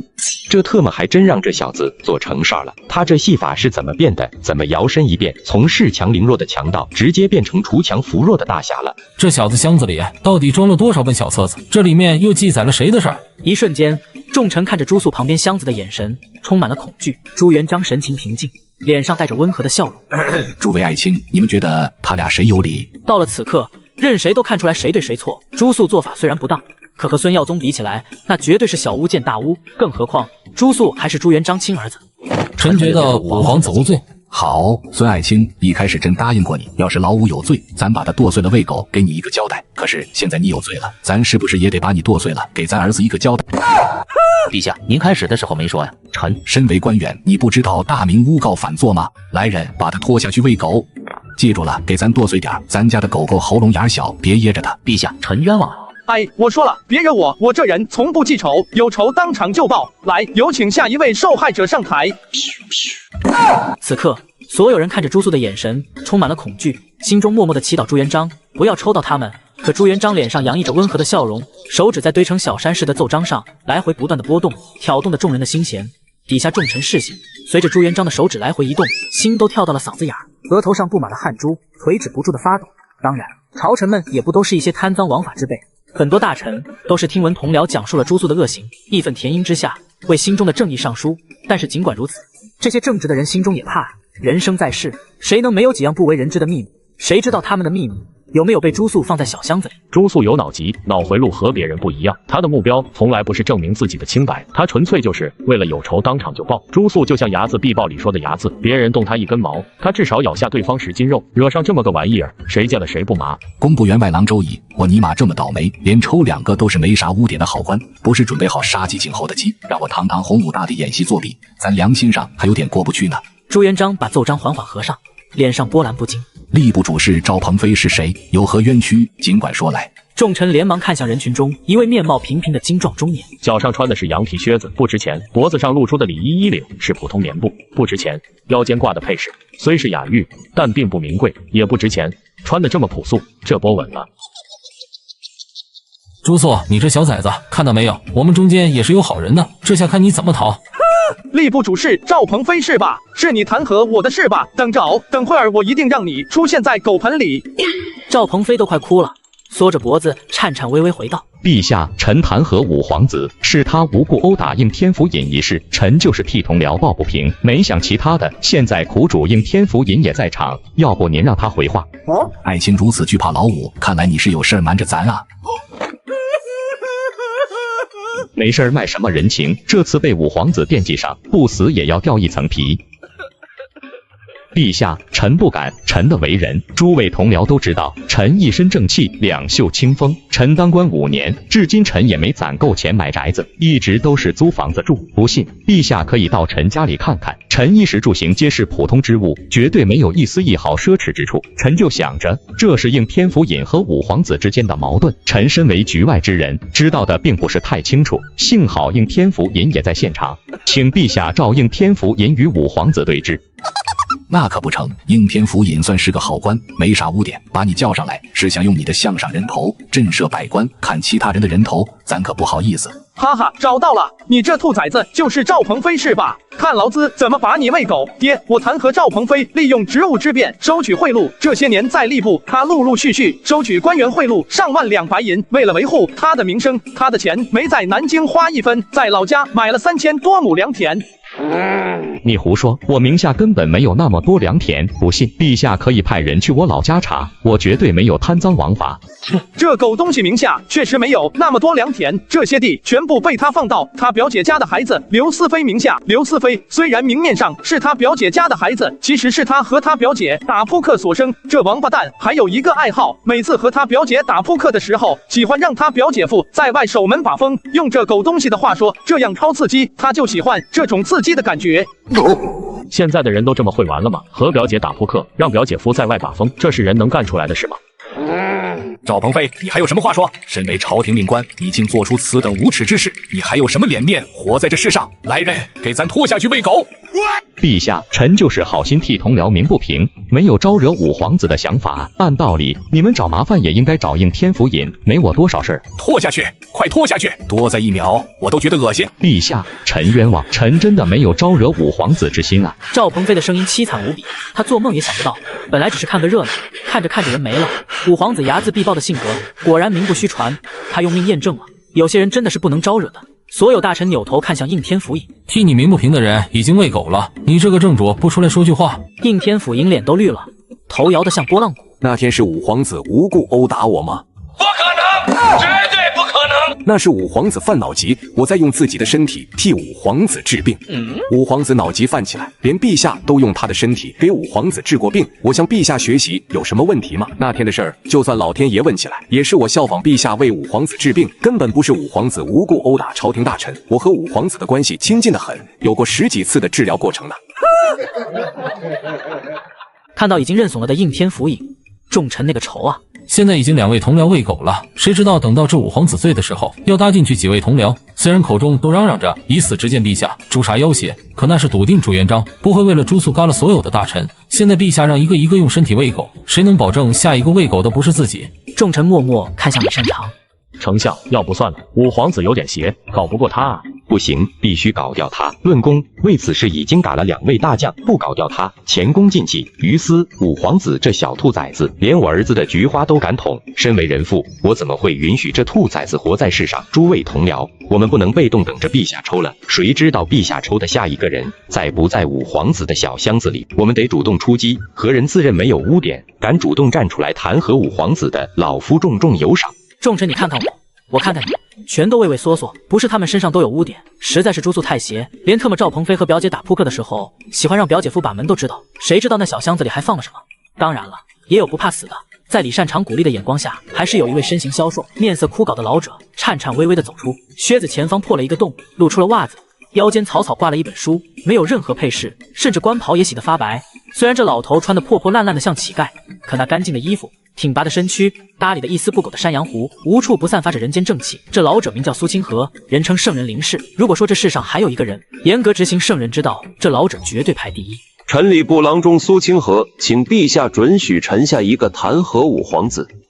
本来看这老头年纪大了，把他安排在后面几名在嘎的，这是迫不及待自己跳出来送死了。朱元璋满脸温和的笑容道：爱卿只管弹劾，你要是能找出这兔崽子的死罪，咱重重有赏。殿下，您可以先找臣的罪过。说着，苏清河面向朱元璋，脸上涌现无限的自豪。陈一生无儿无女，无父无妻，孑然一身，只一草庐足矣。陈一生清贫，所有俸禄皆被陈救助孤苦儿童。一碗清水挂面，一碟豆芽粉丝，陈足足吃了18年。陈的所有衣服都是破的，陈脚上的烂靴子是陈唯一的一双。陈睡觉铺的是稻草，陈出行从来都是用陈这双老腿。说到这里，苏清河忍不住仰天45度，尽量用鼻孔对着朱素。陈的一生奉行圣人之道，不图权力，不为富贵，只想圣人的君子之风在陈的身上得以传承。本来按照吾之心思，当众炫耀自己有违圣人之道，可既然五皇子如此咄咄逼人，吾只有违心一次了。哎呦我去，你这批装的我也真是服了。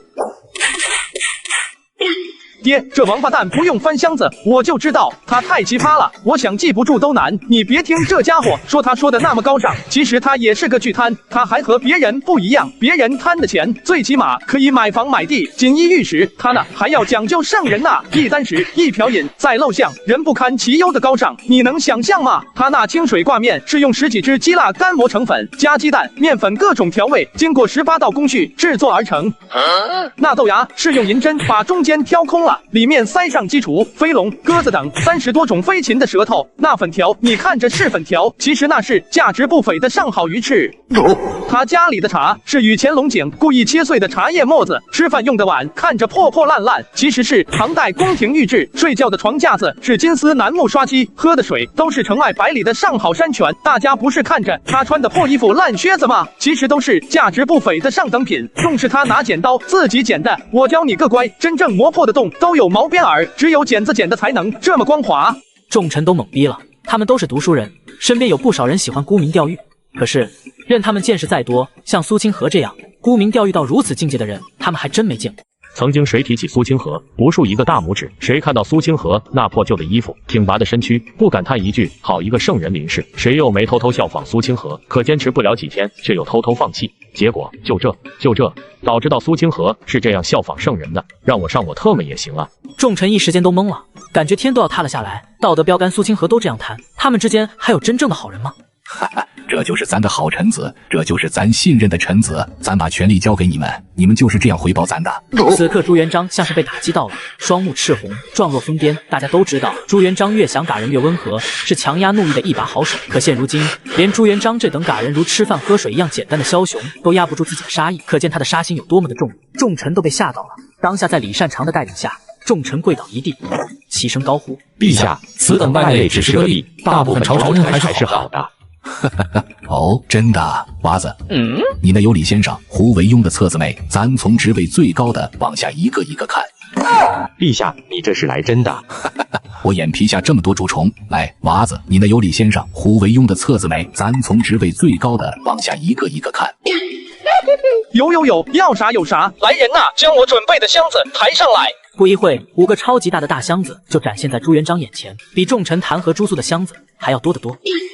这么多，这得嗝屁多少人？坊间传闻，李丞相3岁的时候不学好，往小女孩裙子上尿尿。李丞相5岁的时候还吃奶，把他半岁大的弟弟饿瘦3斤。李丞相8岁的时候去读书，烧了教书先生的胡子。李丞相12岁时候用1根麦芽糖忽悠4岁小女孩私奔。甘霖娘，李先生3岁的时候，老子还没出生，你上哪知道这些乱七八糟的事儿？朱素眨巴眼睛，一脸无辜。风闻奏事，不就是不管真假一通胡说吗？难道您还想要只听真事儿？甘霖娘，风闻奏事，最起码得合情合理。像你这种胡说八道，你敢拿出来污了咱的耳朵？有，不就是合情合理吗？要啥都有。胡丞相16岁第一次去窑子，被姚姐儿包了10两银子的大红包。胡丞相考试的时候贿赂考官，才考取的童生，胡丞相借好友80两银子，至今未还。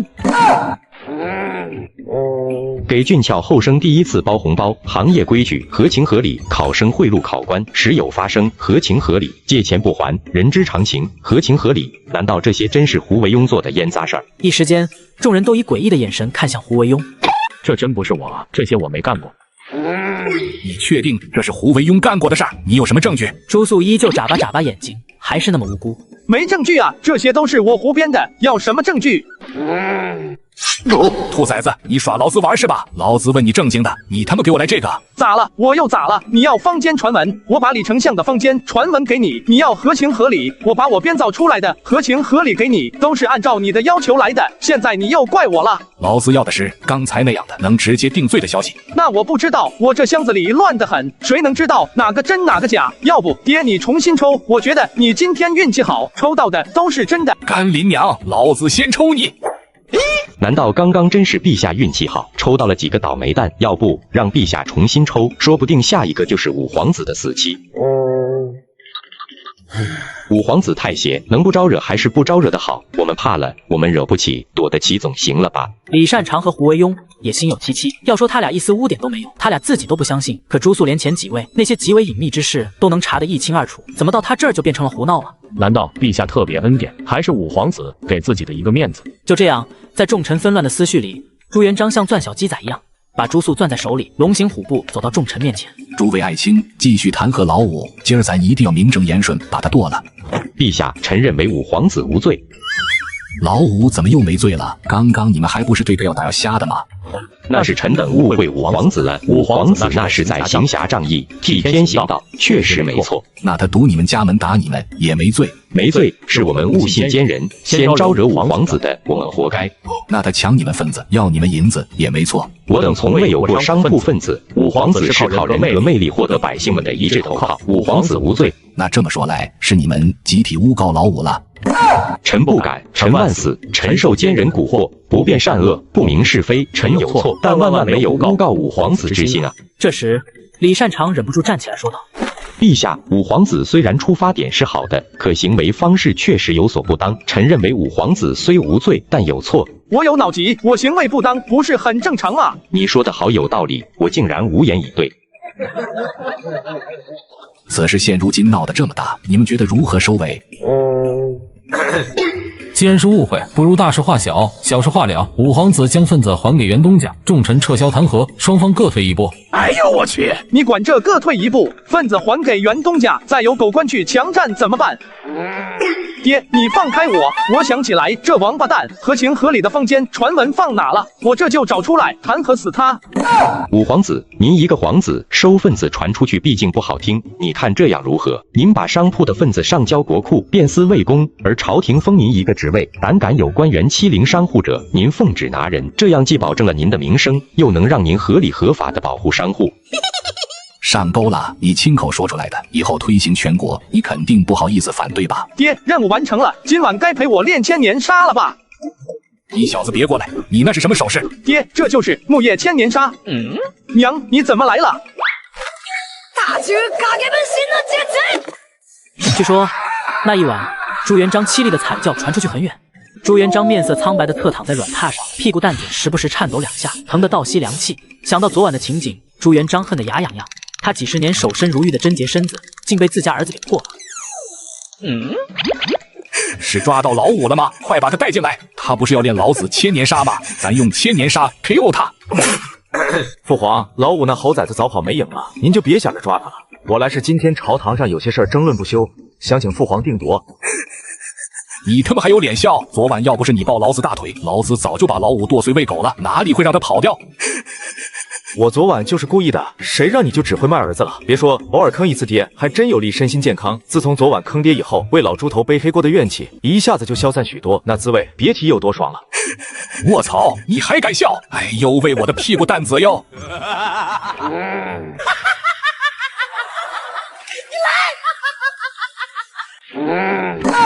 父皇，说正事儿，正如你所料想的一样，今天朝堂上果然有变故。今天李先生好像意识到有什么不对，暗中指示手下心腹一顿弹劾，说什么自古以来商税没有那么高的，说什么皇子掌权必有大患，说什么士农工商，自古商人地位低下，从来没有一个专门为了保护商人而建立的部门。反正就一个意思，老五不在，他们又支棱起来了。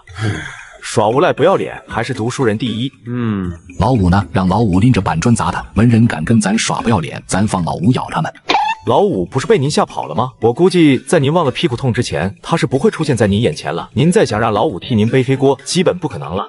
忘了这茬了，这情况咱也提前想到了。咱昨天不是还留几个人没嘎吗？你时不时的提溜几个人出来杀鸡儆猴。当然，你是太子，老五那样事儿的脑残方法你就别用了，你得拿捏好那个度。提议减普通商税，你就勉为其难的同意；提议减奢侈税，你就直接开嘎。和大臣扯皮，有时候就像菜市场买菜，你得学会降价。朱标点头答应。其实他知道该怎么做，就是来请示一下朱元璋。他可不想做李善长，事事善专，私自做主。朱元璋信任他那是恩宠，可他要因为朱元璋的信任而私嘎大臣，哪怕朱元璋也是这个想法，也会对他不满。你去给老五几个李善长心腹的名字，让他给咱找这些人的罪证。这次的事儿不小，咱得多留点淮西集团的把柄。当然，你明面上必须更尊敬李善长，绝对不能表现出不满。说到这里，朱元璋眼神里冒出无尽的杀气。咱该给的荣耀给到李善长，该提起的屠刀砍到他手下身上。希望李善长明白咱的意思，主动归隐，要不然咱的屠刀并不是不能砍向兄弟。空气陡然安静，屋内的温度瞬间下降好几度。淮西集团是个大问题，一个整不好就是大明动荡。可为了大明，却又不得不下狠心。这个毒瘤要是不早点去除，早晚会威胁到大明的根基。父皇，您让老五干活，是不是意味着不罚他了？只要他帮您办事儿，您就饶过他这一回。不饶了他能咋样？亲生的，咱还能嘎了他不成？你他妈别以为咱不知道，昨晚就是你把老五藏到你床下的。他麻麻的，小的坑爹，大的也学着坑爹，老子还得为你们事事操心，老子这都是做了什么孽？爹，老五坑爹不假，我可没有，我可是你认定的老实巴交朱老大呀。皇宫外，朱素吊儿郎当的走在大街上，浑身上下显露着轻松。嗨，你说这事儿整的都给老猪头捅出血来了。老猪头还得忍气吞声求我办事儿，所以说啊，人啊就是得有本事。你要有本事，哪怕你犯再大的错，对方总有10000个原谅你的理由。老猪头残暴又怎么样？还不是被我拿捏的死死的。老猪头这能屈能伸的劲儿，我还是挺佩服的。朱素高高兴兴的往总部前仓走着，可刚一拐弯，就看到了让他目瞪口呆的画面。朱亮祖，你好大的胆子！这是我大哥的钱仓，谁给你的胆子让你来抢？我尼玛，你个兔崽子！现在连爹都不叫了是吧？陛下让我来接收钱仓，你们也敢来？两军交战，没有父子，没有大哥的命令，谁也不准踏进钱仓一步。哟呵，反了！陛下是你老大的爹，我是你爹，我们一起的话你都不听。翟种，亮锤吧！老子今天要看看你学到老子几成本事。哟呵，三哥，这老家伙我打不过，直接点炸药。早等你这句话了，你就瞧好吧。这可不兴炸了。朱素腿都迈出幻影了，紧赶慢赶，总算在炸药爆炸之前把引线扑灭。你是不是彪？你是不是彪？炸药这玩意儿往你爹身上怼，你这是从哪学来的坑爹？这不都是跟你学的吗？这都是什么事儿？我朱素是那种坑爹的人吗？朱叔，你别跟这孩子一般见识，这孩子随他爹长歪了，从小脑子不好使，是个傻的。我就是他爹，你的意思是我傻？五皇子，陛下有令，您的钱仓全部冲入国库，还望五皇子配合。配合，肯定配合，还不让开？真想让我爹治你们爹管教不当之罪吗？大哥，不能让啊，这是我们的家。朱素眼神带着一丝不舍，可还是劝道：没事，钱不重要，关键是咱兄弟们在一起。大哥给你们找了个好差事，咱以后收保护费，再也没人敢骂你们抢劫了。大哥，我们宁愿不要好差事，我们只要我们的家。那个领了好差事之后，坑爹的机会更多，奉旨坑爹，皇权特许，以后咱兄弟走路都得带着风。爹，您别动手，您歇着，让儿子好好孝顺你。朱伯，马车够不？不够，咱院子里有，尽管用。来，清军都尉的兄弟们，喝点水，别累着了。我他妈带的都是一群什么小弟呀？为啥一听坑爹就这么兴奋？五皇子到底是什么人啊？儿子跟了他，怎么变成这样了？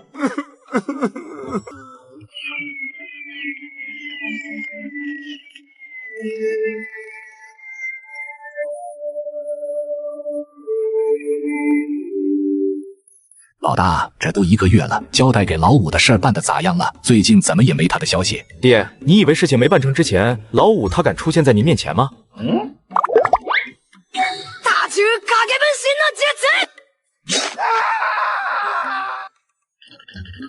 那他总得有点成果吧？留给你的人快赶完了吧？再不抓点鸡，拿啥杀给猴看？确实不多了。我现在手里还有2只，就剩俩了。娘的，你个败家子，你也不给老子省了点用！老子那是3个月的准备，你他妈就剩俩了！朱标闻言也是一脸怒气，爹，你可得凭良心说话啊！朝堂上你和李善长争论的时候，属你眼色打得最勤了。老大，李善长太猖狂，砍一个吓唬吓唬他。老大李善长不听咱的话，嘎个人让他开开眼。老大，这会儿您倒是不认了，倒嫌我浪费了。你说这天底下哪有这个理儿？老子是你爹，你小子还敢跟老子发牢骚是吧？说着，朱元璋脸色又变得温和道：“彪儿啊，这不是朝廷需要吗？咱先不说浪不浪费的问题，咱让老五找的鸡找的咋样了？”朱标气哼哼的回应：“没怎么样，最近老五买了个印刷作坊，好像要印什么报纸，这个月也就奏了10几次大臣儿子，顺了6个大儒的手稿，绑了7、8个有名声的读书人，扬言要选出京城第1美女当老婆，其他的好像啥也没干。”那俩独苗苗嘎完以后，岂不是无人可嘎了？走，跟咱一起去找老五，咱问问他这1个月到底在干什么。在朱元璋和朱标来到朱肃总部大门的时候，突然听见里面传来一阵对话。千年杀是木叶不传之秘，它讲究3个要素：快、准、狠。首先，你要绕到敌人身后，看好了，双手结印，别结错了。这招威力很大，我可以很负责任的跟你们讲，挨了这招的人最起码蹦3米多高。兔崽子，老子要亲手摘了你的西瓜！领了！兔崽子，你下来！我不下，有本事你上来！嘿，你个兔崽子，哪你都背着蹄子，又跟咱耍无赖是吧？你下来，朕不让你爽翻天，咱就不是你爹。爹，讲道理，我全都是为你着想。你想啊，你一个人尝过千年杀，那年有多尴尬？要是您的老兄弟们都尝过千年杀，您是不是好多了？所以我做这一切，全都是为了您啊！你他妈还有脸说？朱元璋提着刀在庭下气急败坏，又是朱标抱着朱元璋大腿阻拦。旁边围观的小弟看着树上的朱肃，眼中充满了崇拜。瞅，啥叫坑爹之王？像大哥这样能把皇帝坑到这个份上还不挂的人，大明绝对独一份。小弟们默默给朱肃精神上的支持，然后悄无声息退出了院子。陛下身上的煞气太重，只有大哥能抗住，他们还是躲远点好。不知过了多久，朱元璋蹦累了，一把刀扔在地上，端起水壶咕嘟咕嘟喝茶。朱肃有经验，知道朱元璋气撒过了，基本安全了，从亭子一跃而下道：“爹，怎么今天过来了？您也不通知一声，我好去接你呀。”哼，老子来看看你给老子惹了多少祸！惹祸？没有啊，我这个月乖得很，根本没惹祸。大臣儿子偷大儒手稿，绑知名学子，全京城选美，你他妈有脸说自己没惹祸？朱肃眨巴眼睛，更无辜了。我有脑疾，我干这些事儿还算惹祸的吗？你说的好有道理，我竟然无言以对。我那时候到底怎么了？怎么不多忍几秒，甩墙上一了百了？短1个月，你给老子惹了多少祸？我有脑疾，惹点祸不是很正常的吗？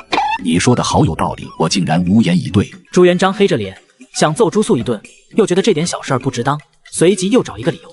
你胡闹1个月，咱交代你的事儿，你是不是一件都没办？咱交给你的都是朝廷大事儿，你要是耽搁了咱的事儿，咱跟你没完。我这1个月就是在办您的事儿了，要不然我干那些事儿干嘛？多研究点木叶绝招防身，它不香吗？大臣儿子偷大儒手稿，绑知名学子，全京城选美，都是为咱办事儿。这么说，咱岂不是要谢谢你？朱元璋瞬间就把刀提了起来，双目赤红，如地狱爬出的恶鬼。你最好给咱一个合理的解释，要不然你就等死吧。朱肃漫不经心地将刀刃拨到一边，死死地盯着朱元璋的眼睛，极为认真地问道：“爹，我问你，你是不是准备先拿我和我小弟当刀，等收拾了李善长之后，朝廷动荡，再嘎了我们，给百官一个交代？”看过明朝历史的朱肃知道，老猪头最会卸磨杀驴。毛湘身为初代锦衣卫指挥使，为他做尽脏事，最后呢，被他随意找个理由嘎了，给百官泄愤。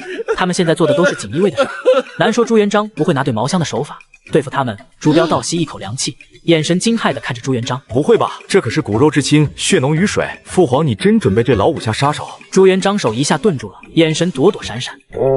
我只能保证不嘎你，其他的我只能尽量保全。说着，朱元璋丢下大刀，颓丧长叹：“老五啊，人在朝堂，身不由己。你爹是大明地位最高的人，可你爹大部分时候也得向局势妥协，不是咱老朱没良心，而是咱得靠那些官员替咱管着大明啊。”我懂，我也知道，我知道咱朱家人离不了朝堂百官。朱肃默默低语，声音里充满了无奈，可突然随即抬头，眼光里充满希望的光芒。可是爹，我这些兄弟不为名不为利，放弃一切跟随我，我不能眼睁睁的看着他们走向死路。我答应过要带着他们建功立业，光宗耀祖，我就一定要做到。朱元璋、朱标惊骇对视一眼，一个不可能的猜想涌现他们心头。难道这臭小子想到了两全其美的办法？朱元璋、朱标二人瞬间把注意力放在了朱肃这俩月新整的报纸身上。难道这就是老五用来对付百官的法宝？老五，来坐。喝茶，老大你也没点眼力价，没看见你五弟刚刚爬屋顶累了吗？还不给他捏捏肩？老五，你给咱好好说说，你整的这个报纸，咱看着挺新奇的，是个什么说法？朱素一脸不屑，顶着朱元璋不耐烦的目光开口道：“爹，我问你，你怕朝廷百官心生不满，朝廷动荡，具体怕他们什么？”具体怕他们什么？咱怕那些文臣举刀造反吗？不怕，那些文臣都是书生，不够咱一个人嘎的。怕那些文臣勾结武将举兵造反吗？不怕，有哪个武将会多看那些文臣一眼？文臣有硬骨头不假，可不全都是硬骨头，咱嘎一批留一批，分而化之，总有解决的办法。要说咱最怕的就是那天下悠悠众口，是咱朱元璋的名声，是百姓对朝臣的看法，是读书人对朝廷的信心。大明行君子之道，咱不能让天下人认为咱朱元璋毫不讲理，咱不能让天下百姓对大明没有希望，咱怕的是百官那张嘴。爹，自古以来，朝廷治理百姓，皆以教化为重，天子守德，朝臣牺牲。天子和朝臣皆用自身的德行给天下百姓做榜样，而如何评判天子和朝臣德行的，唯有读书人的那敢而比。想秦始皇千古一帝，倾全国之力修建长城，读书人认为修建长城暴虐无道，百姓民不聊生，中天下怨秦久矣。在秦二世揭竿而起，大秦暴乱，可实际上呢，长城成为我中原抵御北方的最重要的防线。几千年过去，它依然是屹立在中原土地上坚不可摧的屏障。想隋炀帝2世而亡，倾全国之力修建隋唐大运河，读书人认为因修大运河枯骨遍野，隋炀帝好大喜功，钟世家联合反抗，被唐李得了天下。可隋唐大运河真的不好吗？隋唐大运河打通南北交通，使中原南北联系更为紧密，哪怕到如今，部分大运河河段仍是我大明南北运输的最重要的航线。朱元璋和朱标被朱素这一番话干懵逼了，张大嘴巴，满脸不敢相信地看着朱素问道：“秦朝暴政，隋炀无道，这都是天下认定的事情。你的意思是，他们自身没问题，都是被读书人的笔给写嗝屁的？”来，爹，口渴了，倒杯茶，我慢慢给你捋捋。秦朝暴政，隋炀无道，这都是天下认定的事情。你的意思是，他们自身没问题，都是被读书人的笔给写完蛋的？不，他们自身政策也有问题，朝堂崩灭也并不意外。我是想说，舆论猛如虎，对朝堂而言，天底下的舆论有时候比凶狠10倍的外敌都要恐怖。我们为什么不想办法控制住读书人那敢比呢？就拿您将要整治淮西集团来说吧，您以往的做法是啥？先派个心腹当刀，疯狂打压淮西集团，您不惜给他先斩后奏之权，不在乎他找的罪证是否真实，只要能帮您收拾淮西集团，哪怕您明知道您的心腹冤嘎大臣，您还会坚定不移地举起手中的大刀。可天下人的眼睛是雪亮的，冤嘎太多，必定导致百官愤怒，百姓民怨四起，天下读书人群起攻之，最后您咋办呢？把心腹嘎了，黑锅全扔给心腹，最后说一句，这不是俺老朱干的，都是这狗东西的错。您就是怕天下人骂您冤嘎功臣，您怕天下百姓对您失去了希望。咱在你小子心里就是这么不要脸的人，别怀疑，你就是这样的人，甚至说你不要脸都侮辱了这3个字。好吧，咱承认这确实是咱的想法，不过咱也没办法，这是每一任皇帝都能做出的选择，哪怕是亲儿子，该舍弃就得舍弃，咱最多能保亲儿子一命，这已经是咱仁至义尽的选择了。朱标握紧朱素的手，拉着就走。老五，回家，这差事咱不办了，咱爹卖儿子卖上瘾了，你是我亲弟弟，我不答应。大哥，且慢，听我继续说，我既然接了咱爹的火，就有办法不接他扔的黑锅。爹，您看哈，现如今百姓知道的消息只有2条，一条是朝堂下发的各种布告，一种是千奇百怪的小道消息。布告太简洁，最多提一嘴什么什么官儿犯了什么什么罪，是以什么什么刑罚，根本不会详细说明。小道消息又太乱，说句玩笑话，一个观看同僚被嘎，忍不住感叹一句：陛下不仁，吾当挂印而去，说不定传到百姓耳朵里就成了陛下暴虐，吾当揭竿而起。这2样都不能详细的说明事情的情况，百姓想了解事情真相，能怎么办呢？只能从信任的读书人那里打听。而我设立的报纸就不一样了，这官贪没了哪里银子，造成什么样的后果，支持哪里生灵涂炭，民不聊生，一点一点的全都能说清楚。最重要的是啥？必须坚定不移的给百姓说明，皇上明察秋毫，嫉恶如仇，嘎官是为民做主，只有坚信皇上，皇上才能还百姓一片晴朗的天空。百姓拿到手里一看，陛下圣明，说不定还自发聚集，拿臭鸡蛋砸贪官。此时的朱元璋内心充满了震。咱为什么这么恨贪官污吏？不仅仅是贪官污吏鱼肉百姓，更是因为贪官污吏败坏咱的名声，百姓被多收赋税了，骂咱贪婪；百姓受朝廷欺负了，骂咱暴政；哪里受灾，赈灾粮食被贪污了，骂咱不发赈灾粮食。其实呢，都特么是贪官污吏搞的鬼。这些年咱受的委屈多了去了，有时候咱说理都没处说去。你这相当于朝廷发给官员的底报，以后百姓也能像官员一样及时了解各种朝廷政策了。朱标此时也回过味儿来，眼神渐渐亮起了光芒。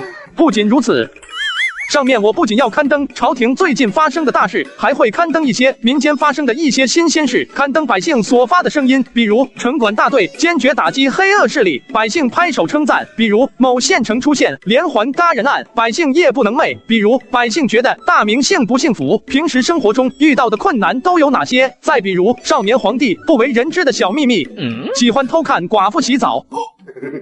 哎呦，这个拿错了。爹，收你的刀，我真不小心拿错了。朱元璋收起刀，拿起朱素手中的本子，细细打量。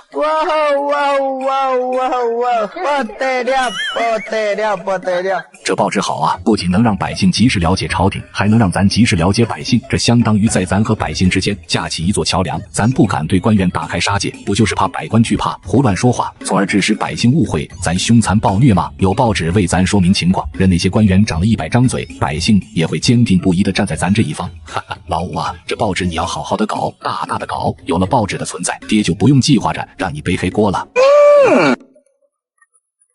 爹，一次千年沙换报纸出世，值不？值，太值了。那报纸发行的资金也用千年沙底，你看行不？啥意思？让你坑我，让你拿我背黑锅。我告诉你，我可不是好惹的。下次再敢瞒着我，还卖我10倍千年沙伺候。老猪头这味儿也太大了，我不干净了。几日后，皇宫书房，朱元璋手拿一张墨香四溢的报纸。哈哈，老五这报纸整得好啊！你瞅瞅，北方大战被他写得多提气，百姓们的信心一下子就上来了。金陵商人幸福度也写得好，商税推行的压力小了很多。他把李善长心腹徇私枉法的事儿捅到报纸上了，百姓大骂狗官，哈哈哈，真解气呀！这篇朱十六和徐地行偷看小寡妇洗澡的趣事怎么这么眼熟？朱十六也学咱把徐地行的下巴卸了。太子在下边偷乐。爹，那人叫朱16，你叫朱重八，2个八，你猜猜老五写的会不会就是你？朱标也不提醒，自顾自的禀报正事儿。爹，最近淮西集团的败类也积攒了10几个了，咱是不是找个时间昭告天下，全部摘了西瓜呢？你还昭告天下，明正典型呢？丞相连嘎都不愿意嘎，丞相不发话，你敢动手？特么的，已经给他们机会自己查了，省得他们说冤枉他们。谁能想到，人家淮西集团的人，哪怕在证据确凿，都不愿意嘎自己人。今儿找个这借口，明找个那理由，反正就是能拖就拖。老大，正好快上朝了，咱听听李丞相今天怎么说。诸位爱卿，今天有什么事儿要跟咱说的？陛下，前几日处理的官员，您看怎么处置？最近城内歹人极多，关押的牢房有些不够用了。牢房不够用了，还有更扯一点的理由吗？想嘎就直说吧，还找什么借口？李先生，你负责细查案情，查的怎么样了？是否有冤屈？没有，人证物证一应俱全，他们的确是各有各的罪名。哦，这样啊，既然没有冤屈，那就推出午门，明正典刑吧。正好给你们腾腾房子，省得浪费粮食。推出午门，明正典刑。明正典刑可是按照律法处以极刑，不仅要摘了西瓜，更要把大臣的罪行昭告天下。这于他们而言，与羞辱何异？都说士可杀不可辱，他们苦读多年，为的不就是一个名声吗？众臣立马看向他们的精神领袖李善长，期待李善长能救一下他们的同伙。不是我不想救，而是我真没办法。以往碰到这种情况，我都是往房间流传点消息，要不了几天，必定民怨四起，废反迎天。到时候我在网上一报，说杀官不祥，有失陛下仁德。朱元璋看民情汹涌，必定妥协。可这次呢，我都把消息传出去几10条了，民间都是陛下圣明，嘎得好，狗官不得好嘎，嘎了狗官的呼声。关于陛下的负面消息，一个都没有传出来，我特么都服了。到底是谁把舆论操控的这么好？让我知道，我绝对第一个站出来拜他为师。李善长长叹一口气，还是站了出来。不站不行啊，手下人看着呢，他要是不救，人心不就散了吗？臣请陛下善待大臣。《礼记》有云：礼不下庶人，刑不上大夫。自古以来，朝廷对士大夫极为优待，就是为了让朝臣感受到陛下的恩典，报答陛下的恩情。宋朝中期，一朝都没有严惩一位士大夫，这才换来了百官前赴后继为宋粉身碎骨。臣请陛下学宋，善待百官，善待士大夫。臣请陛下善待百官，善待士大夫。刑不上大夫，李先生，咱问你，什么是士大夫？士大夫起源于春秋战国，原指贫苦百姓中有一技之长的人，后来慢慢演变为官或者有声望的读书人。不是这样的，咱理解的是，不需有多高的身份，不需有多丰富的知识，只要他有一颗忠君爱国之心，他就是咱大明的士大夫。可你看看牢中那群狗东西，书读的比谁都多，官做的比谁都大，最后他们忠君爱国了吗？说到此处，朱元璋有些伤心，有些失望，默默说道：咱前2年听你们的话，善待大臣，善待士大夫，官员犯鞭刑，咱说罚俸算了；官员犯徒刑，咱说要不打一顿可好；官员犯嘎刑，咱都是再三斟酌，再三考虑，唯恐亏待了一丁点官员。最后呢，换来了什么？朱元璋越说越生气，气得双目赤红，气喘如牛，死死地盯着眼前的大臣，用尽全身力气大吼道：换来了贪污受贿，换来了欺压百姓，换来了官官相护，换来了为非作歹。你们告诉咱该怎么善待百官？咱该怎么善待士大夫？咱的善待都换了什么？你们对得起咱的善待吗？陛下最起码的给臣子们留点体面啊！大明当与士大夫共治天下。那你错了，我大明从不与士大夫共治天下，我大明与百姓共治天下。来人啊，将一干人等押至午门，斩首示众。韦庸啊，陛下恐怕已容不下我了，大明的重担怕是迟早都要交到你手里。丞相莫要胡说，您老当益壮，志在千里，大明离不开您的掌舵。我等还期望着在丞相的带领下完成心中的抱负呢。老夫老了，没那个心力了。经此一事，陛下怕是对我的忍耐已经到达了极点，我这百官之首的位置怕是做到头了。丞相别乱想，陛下就是被那些违法官员气到了，不是冲您，大明是离不开您的。不必多言，老夫若不归隐，陛下对淮西兄弟的打压不会停止。老夫最近就准备上书解甲归田，请辞之时，我欲向陛下推荐你继承我的位置，就是不知道韦庸你有没有信心接取这个重任。丞相放心，韦庸必继承丞相遗愿，粉身碎骨，在所不辞。承认继承我的意愿就好。我的那些门生故旧，胡惟庸多多少少都得有些照顾。我一向看人看得很准，胡惟庸是个比老夫心狠手黑的家伙。有胡惟庸当百官之首，大明的风短时间停不下来。此时的李善长仿佛一下子老了许多，神情疲惫，身形一下子佝偻了下来，双眼迷离地看着金碧辉煌的大殿，眼神中充满不舍。时间飞逝，2个月之后，胡惟庸顺即继承了左丞相之位。继位后的胡惟庸规规矩矩，相应的也成了朱元璋的应声虫。朱元璋让他干什么，他就干什么，完全没有李善长在位时皇帝和丞相之间剑拔弩张的紧迫感。朝野上下一片祥和，朱元璋也渐渐松开了悬在淮西集团头上的那把大刀。父皇，老五请旨，疏通秦淮河，有几段河段经常堵塞，朝廷年年都要花费巨资清淤，可今年老五主动请旨，他出钱疏通堵塞河段，可为朝廷节省了一大笔开支。这玩意又憋着什么坏？他会这么好，替咱出钱疏通运河，我怎么就不信呢？父皇，这次北伐虽有失利，但总体结果还不错。冯胜的西路大军大获全胜，李文忠的东路大军略有斩获，中路大军虽因蓝玉冒进中了王保保的埋伏，幸而徐达及时率兵增援，大军主力未失，全被救了回来。虽没有完成大败北元，可也打压了北元的嚣张气焰，不日即将班师回朝。外面风大，您去里面待会儿吧。朱元璋眼睛死死盯着远方，头也不回。咱要想暖和，在宫里不比这暖和。咱既然来了，就要亲自站在城墙上等着。咱要让咱的兄弟们进城的第一眼就看见咱，咱要让大军知道咱在记挂他们。父皇，没那么简单吧？你是不是想老四了？想第一时间看见老四，要不然你派我来这受苦就行了，何苦自己来？没有大胜的军队，可不值得你这洪武大帝亲自迎接。朱标的话像重锤一样砸在朱元璋心头，哪怕他这种心如磐石的人，也忍不住怅然若失。是啊，想老四了。咱10几岁提刀打天下，最知道战场的凶险辛苦。虽然往来的军报里都带来老四平安的消息，可咱还是忍不住担心他受伤了没，吃苦了没，有没有被战场的凶险吓到。最近是不是瘦了？父皇放心，都说傻人有傻福，老四绝对不会出事儿。你想啊，老四逃出宫的那会儿，他被老五卖了，还替老五数钱。老二绑着他来宫里领赏的时候，他还猛圈着呢。要不是老二将老五卖他的那封信交给老四看，他到死都不相信是老五出卖他呢。这么傻的人，必定福星高照，满天神佛保佑，有这股傻气儿在，老四绝不会出事儿的。你他妈有脸说老四？你忘了以前在咱儿子里说你最木呢？跟着老五学会几次坑爹，你他妈自豪上了？你不说，老子还想不起来，你他妈跟着老五坑了几次爹了？来，趁现在有时间，咱跟你好好算算。我就是想安慰你，又犯啥错了？为什么受伤的总是我？没犯啥错，就是这城楼风大，吹得我有点冷，闲着也是闲着没事干，可以一对儿子活动活动筋骨，暖和。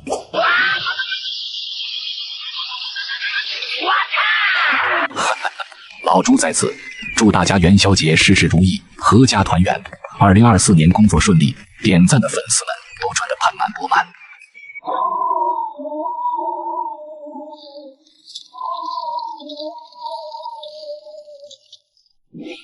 臣等参见陛下，臣等奉陛下之命，北上抗元，此一共杀敌2万有余，俘虏3000，更突袭北元都城和林，大挫北元士气。此一打出我大明的威风，打出我大明将士的霸气，我大明千秋万代，大明山河永固。好，天德、冯胜、文忠，你们全都回来就好，都回来就好啊！今儿咱哥几个好好聚聚，不醉不归，传令下去，犒赏大军3日，酒肉管够，尽情享乐，给咱大闹3天。哈哈哈！父皇，你看看我，我也回来了。朱棣忍不住心中的思念，跑到朱元璋面前炫耀：父皇，此役儿臣也立功了。此次北征儿臣共参加9场战斗，亲手斩打13人。儿臣从一普通小兵，凭自己的军功升职百户，儿臣没有给皇家丢人。壮了，黑了，也有血气了，看起来的确不是以前只会吆喝着北上参军的皮娃娃了，的确成熟了。想来这次没少吃苦，也没给咱老朱丢脸。你妈妈的，没点眼力劲，没看到劳资和兄弟们叙旧呢吗？想吃奶找你大哥去，少在劳资面前碍眼。老四，没事别往父皇身边凑，最近父皇跟儿子犯冲，凑上去准没好事儿。怎么大哥也学会吐槽父皇啊？好玄幻。酒宴上，百官们敬徐达都是大将军威武，来干一杯；大将军喜提贤训，来干一杯；大将军神机妙算，来干一杯。到他们这儿变成了。冯将军，这杯你必须跟我喝。你儿子他们的把劳资家的茅房炸塌了仨，我跟你喝杯酒，不过分吧？李将军，这杯必须跟我喝。你儿子给我下泻药，让劳资10来天离不开公桶，我跟你喝杯酒，不过分吧？冯将军、李将军，你俩一起跟我喝。你儿子逼我儿子投他姨父的手稿，气得他姨父半个月内去我家上吊3次，我家被你儿子害得那么惨，咱喝一杯不过分吧？好家伙，冯胜和李文忠都懵逼了，短短半个时辰，全都是围着他敬酒的。端起酒杯就是你儿子如何坑我，你要是不喝就对不起我云。他俩放眼望去，整个大殿一大半的朝臣他俩儿子都坑过。这2货现在这么牛屁，惹了这么多大臣都没被打死。李文忠和冯胜赶紧询问附近的大臣他儿子的具体情况，然后他俩的嘴巴都没合上。于是李方英共计给大臣下泻药38次，揍大臣儿子75次，拆妓院15所，打砸商铺73间，雷煞冯天赐共计炸大臣茅房17座，炸围墙51堵，炸倒房屋43间，炸毁赌坊27所。这是何人之子，竟是如此的坑爹悍将！李方英不是你儿子吗？不，我不配，我特么就这一个脑袋，不配当这货的爹。我特么也只长了一个脑袋，不配当他爹，没有给他擦屁股的能力。他俩赶紧继续打听，这才发现隐藏在幕后的坑爹鬼才朱素。他俩儿子就是因为认了朱素当大哥，才会变成这样的。尤其是那些奇怪的坑爹条件，就是朱素设立的，他俩的儿子才会在如此道路上越走越远。李文忠和冯胜听后，当时就不乐意了，一人拎一个酒坛，气冲冲的就朝朱元璋走了过去。老哥哥，这就是你的不对了，我俩提着脑袋替你征战，你就这么对我吗？我俩把家交给你照顾，你就让你儿子霍我们的儿子。咱也没办法，咱他妈也很无奈呀，咱也想揍朱素，让朱素停止坑爹的行为，可朱素有脑疾，不听咱的呀。哈哈哈，好弟弟，你俩听我给你们编。哦不，听咱给你们解释。要是解释清楚还好，要是解释不清楚，你不得干一坛子酒？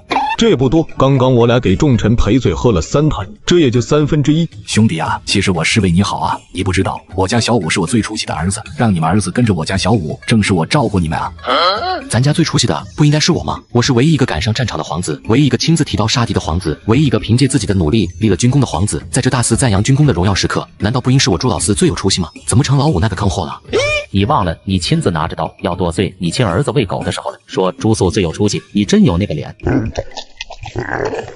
父皇也开始学老五，编瞎话忽悠人了。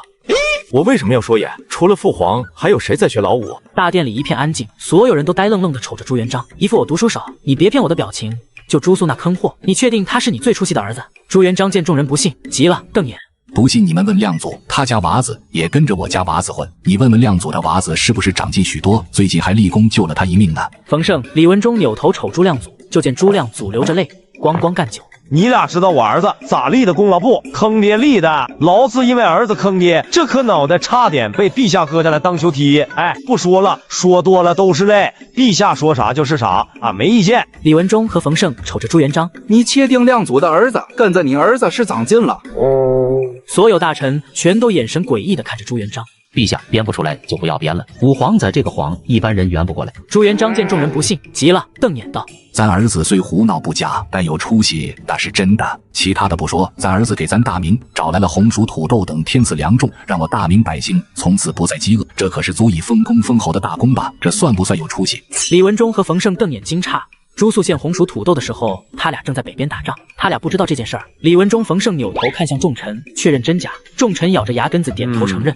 红薯土豆的确造福大明天下，是经世大功不假。可是你不能第二天就给全部百官下泻药啊，还特么给丞相之子一根棍，让他憋不住了就毒。五皇子立如此大功，我们儿子跟着五皇子，哪怕喝点汤也足够了吧？朱元璋见众臣点头，继续说道：咱儿子还会做生意，拿了7000两本钱出宫，不到2月挣了几10万两。不仅如此，还帮大明改善了商税，那奢侈税提的谁不竖大拇指？光奢侈税一项，我大明税收最少多好几百万两。文忠、冯胜，你俩家也大赚，你两家娃子和亮祖他家娃子共分1成份子，几10万两银子的1成份子，你俩算算有多少钱？李文忠、冯胜默默心里一算，一家至少分1万两，这他妈比他家任何一项生意都赚钱。他俩儿子能这么有出息？李文忠、冯胜扭头看向朱亮祖，确认真假，就看朱亮祖还是含着泪，又是光光干酒。没错，是分了万把两银子，可特么这点银子不够给人家赔罪的。你知道这些兔崽子得罪多少人吗？俺2个月挨了176次闷棍，被亲朋好友97次围着圈踢，有52个亲戚要吊剐在俺家门口，无数次被人指着鼻子骂。呵，银子，那银子你有命花吗？陛下说啥就是啥，俺没意见。李文忠和冯胜双眼亮了起来，虽然娃子能惹祸一点，可要是能往家里捞银子，并不是不能接受哈。可两人还是犹豫了，异口同声道：老哥哥，是真的吗？不是诈我俩的吧？你俩儿子是我大明的未来呀！经过朱元璋的一顿忽悠，李文忠和冯胜深信不疑。朱元璋见俩人表情松动，继续加料：刚说的都是小事儿，真正重要的是跟着咱儿子能学到东西。你们能想象，你们儿子跟着咱儿子2个月，抓了20多个贪官污吏，个个证据确凿，罪行累累，这是啥？这是当官的能力呀！现在他们入咱眼了，他们这么有能力，咱能不提拔他们？这叫啥？简在地心呐！还有这几天，你们儿子跟着我儿子一直堵大儒门，虚心向大儒求稿，向往圣人之道，这叫啥？求学上进啊！前一段疏通秦淮河也算，他们自掏腰包疏通秦淮河，这叫啥？心怀天下呀！还有，编不出来了，等会呀，让我想想该咋编。李文忠和冯胜听的那个激动啊，那是他俩的儿子，这不得光宗耀祖，既有当官的能力，又简在地心，还求学上进，又心怀天下，这特么不得祖坟烧了那种冲天炮，飞黄腾达吗？李文忠和冯胜正激动呢，谁料朱棣比他们还激动。父皇，我也要向老五学习，我也要跟老五混，我学着老五变成咱朱家最有出息的孩子。让你学老五，让你跟老五学，说你还敢不敢了？妈妈的，你想上天啊你！下次再敢说学老五，老子就给你打断。你说陛下为啥不让他家老四跟老五学？朱元璋瞅着冯胜和李文忠诡异的眼神，讪讪的笑了笑，然后脸皮一厚，指着殿内的众臣道：咱能保证咱没有说一句假话？不信你问他们，咱要是说一句假话，咱的头赔给你们当球踢。众臣咬着牙根子点了点头。假倒是不假，就是有些关键的地方没说。话说陛下跟谁学的？忽悠起人怎么一套一套的？李文忠和冯胜见众臣点头，信了，然后就疯了，跪下来哭天喊地的，就是一顿吼。苍天啊，大帝啊，你终于开眼了，我儿子终于有出息了。爹，你看到了吗？你孙子有当官的潜质，咱冯家也出文人了。我儿子现在跟大儒求稿，那不得学富两车？不成，俺也得读书，俺不能给俺儿子丢人。陛下，俺高兴啊，俺家终于有个能扛事的了。陛下，看着这一幕，你良心不痛吗？看把你兄弟给忽悠的，都快疯了都。朱元璋老脸一厚，强拽着朱亮祖一起为他们有出息的儿子庆祝。只见李文忠、冯胜他俩满心欢喜，朱亮祖有气无力。来，借着今天大喜的日子，咱们兄弟为咱们有出息的娃子干一杯。陛下，不好了！五皇子联合朱敢、冯天赐、李方英等人在秦淮河拦河抢劫。他们在秦淮河上建了一个关卡，上面挂了一副极其嚣张的对联，上联“此河是我开，此树是我栽，要从此河过，留下买路财”。下联“我哥是太子，我爹是帝皇，没我地位高就别跟我狂”。横批“排队交钱”。来人呐，拿刀来！老子要亲手剁了小兔崽子！朱元璋、朱亮祖、李文忠、冯胜风风火火朝秦淮河关卡处狂奔。一到地方，众人看见了极其震撼的一幕：秦淮河进入南京拐口，修建了一个5、6米高的船闸，船闸一面堵着数不尽的船，大到官府承运的官船，小到普通船家的乌篷，乌泱乌泱一眼望不到边。船闸有3个入口，2个小的在旁边，上书便民通道。便民通道很窄，只容得下渔家小船通过，中间那个巨大的入口有隔板阻挡。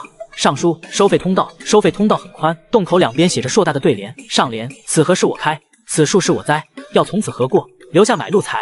下联我哥是太子，我爹是帝皇，没我地位高就别跟我狂。横批排队交钱。此刻船闸上，朱素挥着黄金板砖破口大骂：你特么还敢拔刀？谁给你的胆子？赶快放我们过去！我家主子可是胡丞相。丞相咋了？丞相牛批啊！我哥是太子，我骄傲了吗？我爹是皇上，我自豪了吗？赶紧的，麻溜交钱，要不然我让我爹灭你家丞相的9族！你麻麻的，别插队！你的船不符合便民通道尺寸，过不去。谁他妈敢不按规矩扰乱便民通道，老子炸沉了他！哟呵，是谁给你们的权利在这里拦河打劫的？我爹是冯胜，我爹李文忠。你们说谁有我们的权利？都特么按规矩交钱，要不然我让我爹派兵打死他！你这个小兔崽子，我是你3舅老爷，你管我收钱？大哥、二哥、三哥，这儿有个熟人，咱先炸了他的船，杀鸡给猴看。4个当爹的怒火冲天，手里不知何时人手一把炼瓦武器，各自找准各自的娃子，使尽全身力气，恶狠狠地朝自家娃子脑袋砸了上去。大哥，怎么这么多鸟在天上飞？大哥，我怎么看见我爹了？还一次看见了5个。大哥，我也看见了6个爹，我爹啥时候瞒着我，给我生了几个叔叔？傻缺，你叔叔只能你爷爷生，你爹生的那叫弟弟。咦，我爷爷不是早死了吗？啥时候也瞒着我，给我生了几个叔叔？老子现在就剁了你，让你们自己下去问你爷爷。兄弟们，爹真的来了，点子扎手，风景扯呼。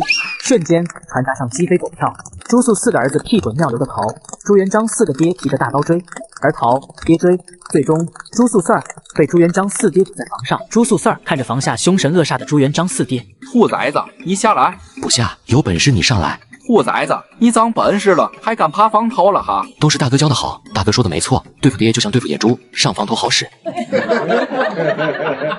嘿，几天不见，你长本事了啊！你大哥是谁？老子看看你大哥。我大哥的大哥是太子，我大哥的亲爹是皇帝，有本事你砍啊！你敢砍，我大哥就让他亲爹诛你9族。你让你大哥下来，老子亲手剁了他！大明容不得你大哥这妖牛批的存在。我大哥他爹是啊，陛下您也来了。最终一番鸡飞狗跳之后，这才勉强制服了4个小孩子。谁的主意？说，你们他妈的好好的少爷皇子不当，给咱当劫匪了？谁教你们的？李芳英3人默默瞅了眼朱素，然后眼睛一闭，都是我们提议的，不关大哥的事儿，要杀就杀，要剐就剐，大不了脑袋掉了碗大个疤。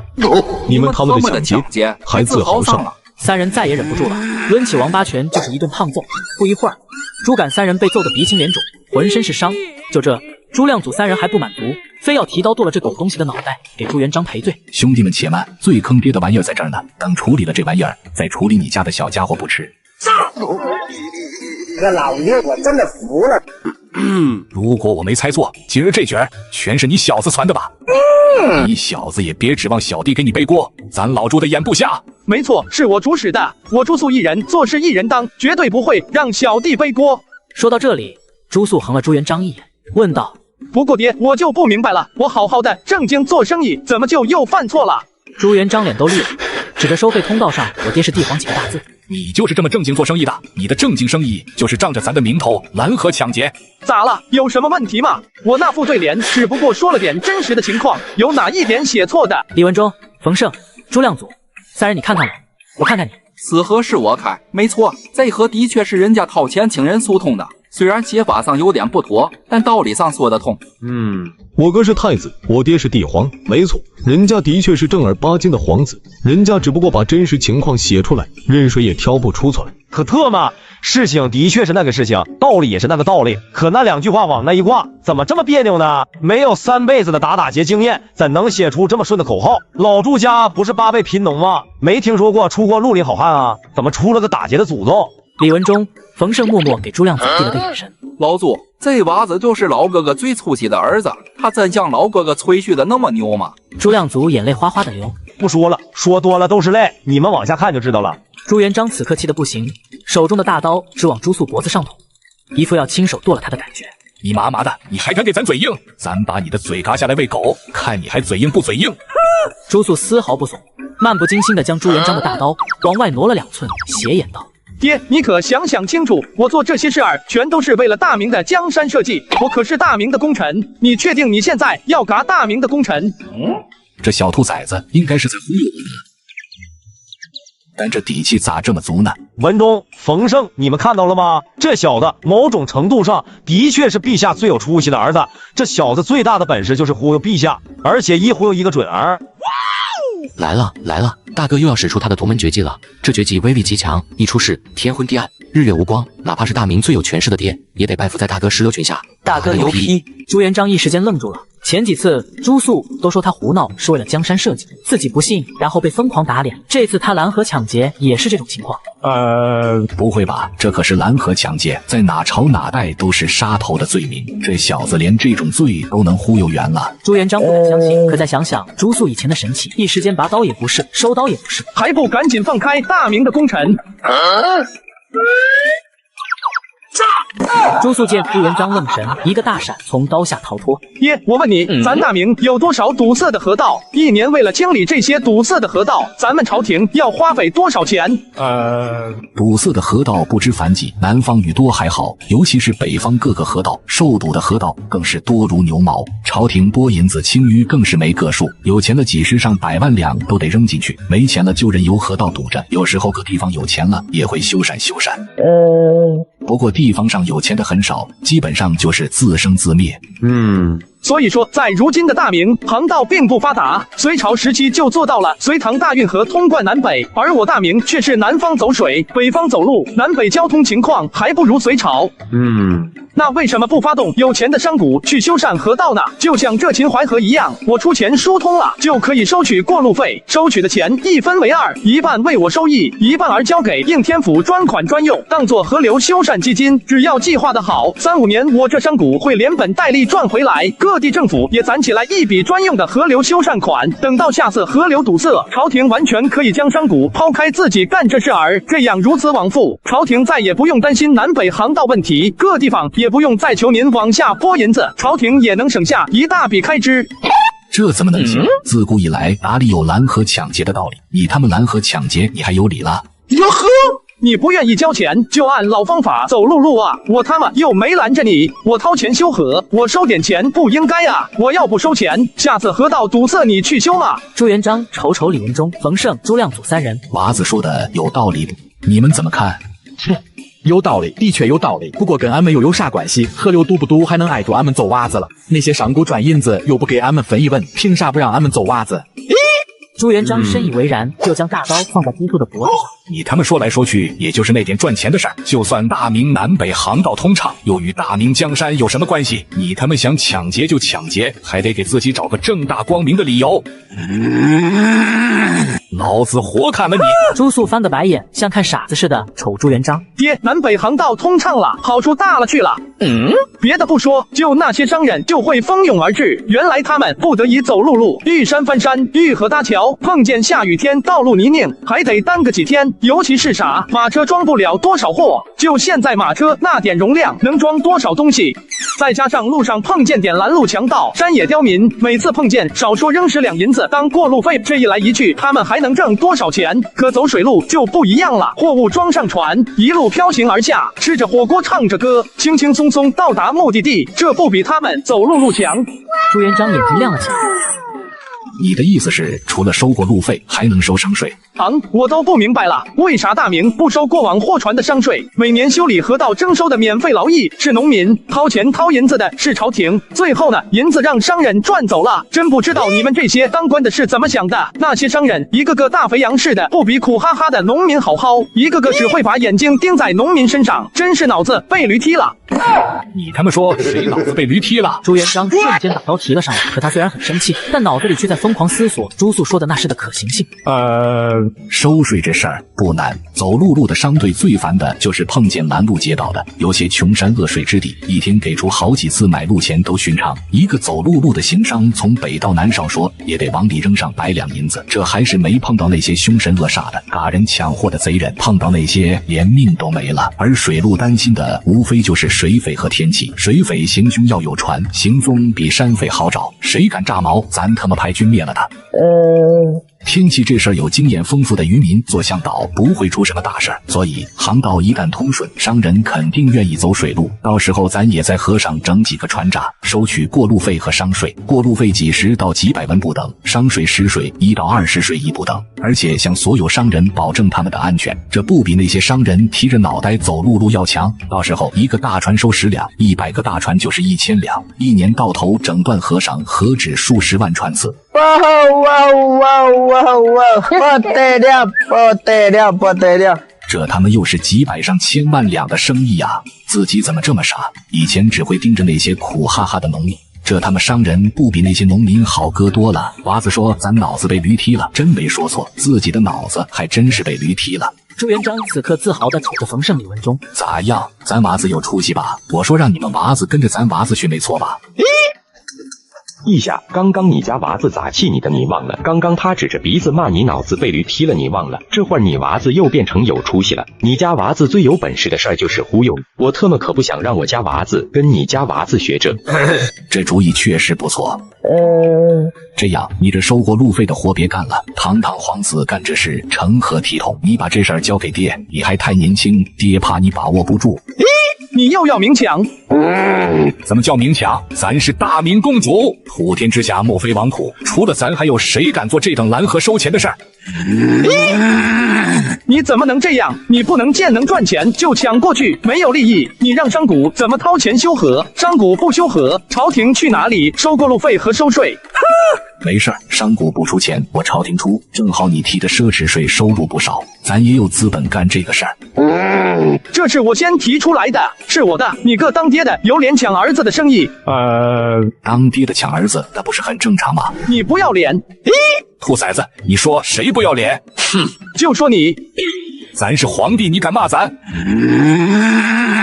就骂你了，咋地吧？我他妈有脑急，你砍死我啊！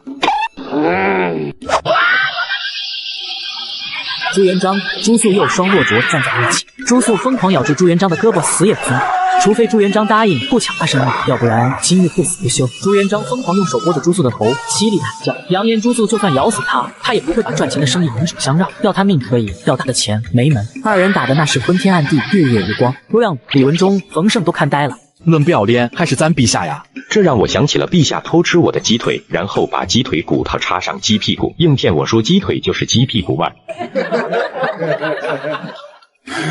你那算啥？陛下第一次带俺上青楼，硬说10两银子的花魁不好。那一晚，陛下睡花魁，俺睡老鸨，俺花10两银子，陛下赚5两。俺花的10两银子是陛下睡花魁的过夜费，陛下赚的5两银子是老鸨给俺包的出夜红包。不要脸的玩意儿！朱元璋、朱素打了火一会儿，最终以朱元璋完胜告终。朱元璋拎着朱素如拎小鸡仔一样轻松，仰着脖子哈哈大笑。娃子，你还差得远，想跟爹斗，你再练10年武艺。爹，你根本不懂，这个船闸在你手里只能收过路费收税，但在我手里那就是未来的商业帝国。你收了我的船闸，就是砸了我的未来，一年数千万两的银子毁在你手里了。那又咋了？咱又没在你那生意里占份子，咱又不分钱，你那生意赚几千万两还是几两，跟咱有啥关系？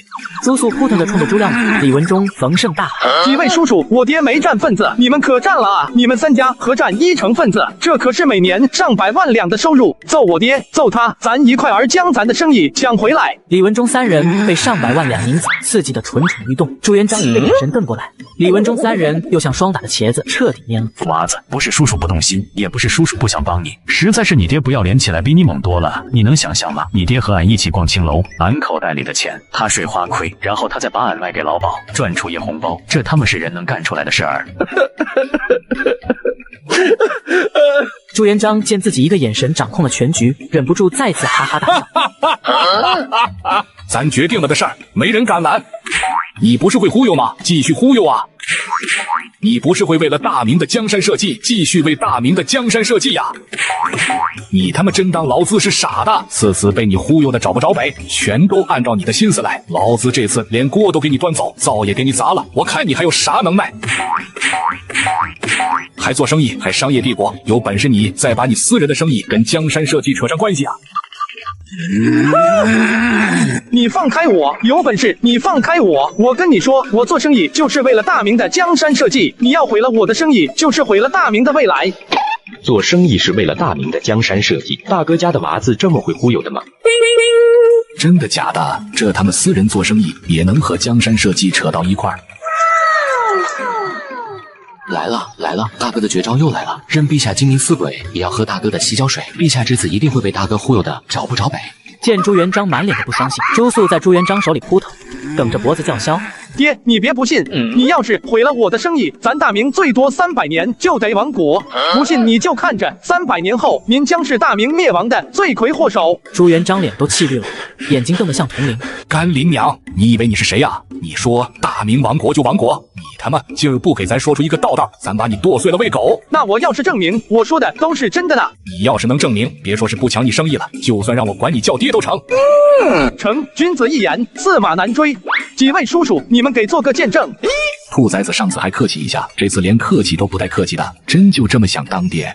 这见证我们可不敢做，谁做谁死。都说五皇子闹鸡饭了，六亲不认，我真名不虚传。朱素也不顾朱元璋要吃人的表情，不看李文忠、冯胜、朱亮祖三人恨不得将头埋在土里的尴尬，一个闪现从朱元璋手里挣脱，笑道：“爹，我问你，你是不是给宗室定了俸禄？亲王年俸万石，郡王2000石，镇国将军1000石，辅国将军800石，镇国中尉400石，抚州中尉300石，中尉200石。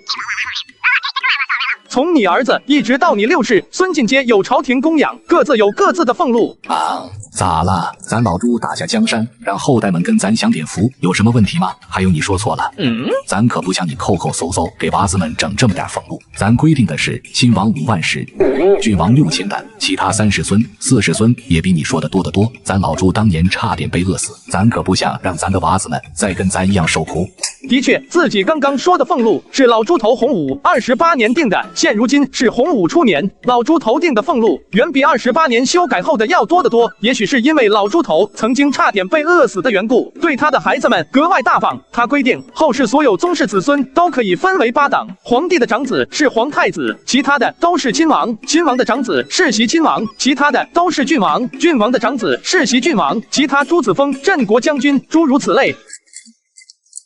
镇国将军往下还有辅国将军、奉国将军、镇国中尉、辅国中尉、奉国中尉，一直到他好几代孙子都有爵位。他所有子子孙孙，哪怕是隔了10几代的孙子，也都接受朝廷的供养，都能每年在朝廷领到不菲的俸禄。最终造成的结果是啥？到了明朝中后期，宗室人员急剧增长，朝廷根本发不出那么多俸禄。嘉靖帝时，朝廷就开始欠宗室薪俸，最终逼得嘉庆帝不得不用太仓银补缺口。明末的皇帝更是愁得头秃。按当时宗室的人口，哪怕把整个大明的财政全扔上去，也都是杯水车薪。最后朝廷躺平了，欠薪发不出来，各宗室子弟不得不疯狂的兼并土地，为非作歹。土地兼并多了，百姓们没有活路了。最终各地农民起义，大明战乱不止。再加上外有皇太极，内有李自成，堂堂崇祯皇帝竟被逼得吊死在煤山上，大明几百年的基业就此毁于一旦。可以这么说，庞大的宗室开支是压在大明财政身上的一座大山。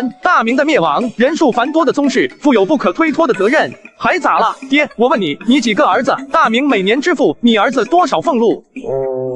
咱20多个儿子，每年朝廷给咱儿子100多万担的俸禄。朱元璋脖子一梗，满脸自豪。虽然不少，但架不住咱有钱，整个大明都是咱的，咱多给儿子们发点钱，怎么了？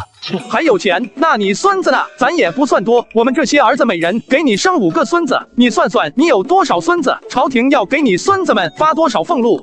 朱元璋8指头一算，100多个孙子，郡王年俸6000石，这少说也得上百万的俸禄往下发。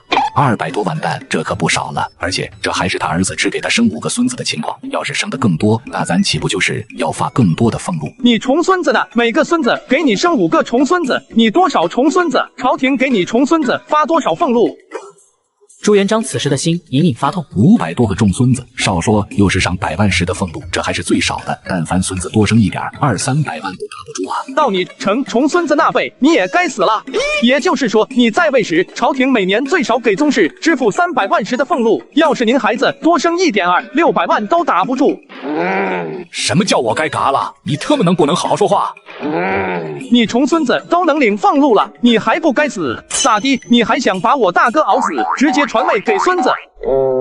话是那么个话，理是那么个理，可你小子能不能好好说？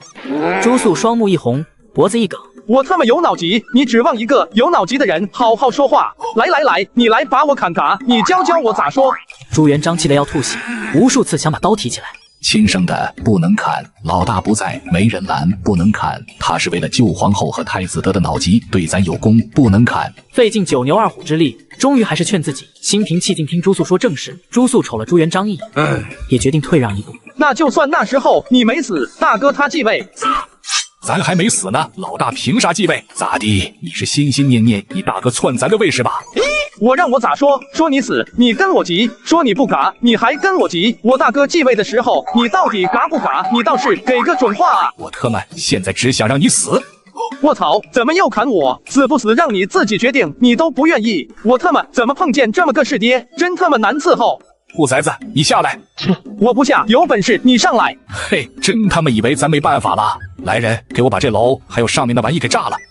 别以为我看不出来，你是明知道自己输了，故意找茬儿。你不想履行承诺，不想叫我爹就直说，咱父子俩的关系，我还能逼你？兔崽子，你让谁管你叫爹？再者说了，老子啥时候输了？哟呵！你不服是吧？你不服的话，让我继续往下说啊，看你最后输不输。来，老子先剁了你，然后你再说。不要脸的玩意儿，你还是不敢让我往下说吧？说你输，你还不承认？你他妈说谁不要脸？你他妈说谁不敢？哟呵！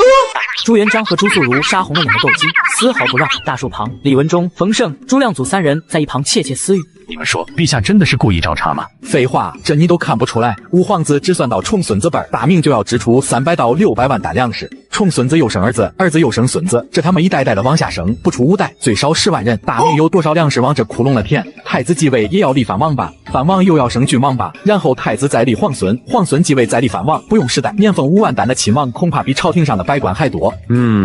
再加上数不清的郡王，镇国将军、辅国将军、奉国将军、镇国中尉、辅国中尉、奉国中尉，我的妈！朝廷一年岂不是得扔进去数1担粮食？朝廷一年收入有5000万担吗？哦，这么说，陛下真的是在掀桌子耍无赖。陛下对他儿子都这么不要脸，你忘了陛下把你卖给老鸨赚你出夜红包的事儿了？信我，陛下比你想象的更不要脸。朱元璋见3人窃窃私语，忍不住斜眼看了过来，满脸狰狞。你们仨在那嘀嘀咕咕什么呢？是不是偷偷在说咱的坏话？李文忠3人满脸惊恐，随后不约而同薅过来自家娃子，疯狂盘自家娃子的脑袋。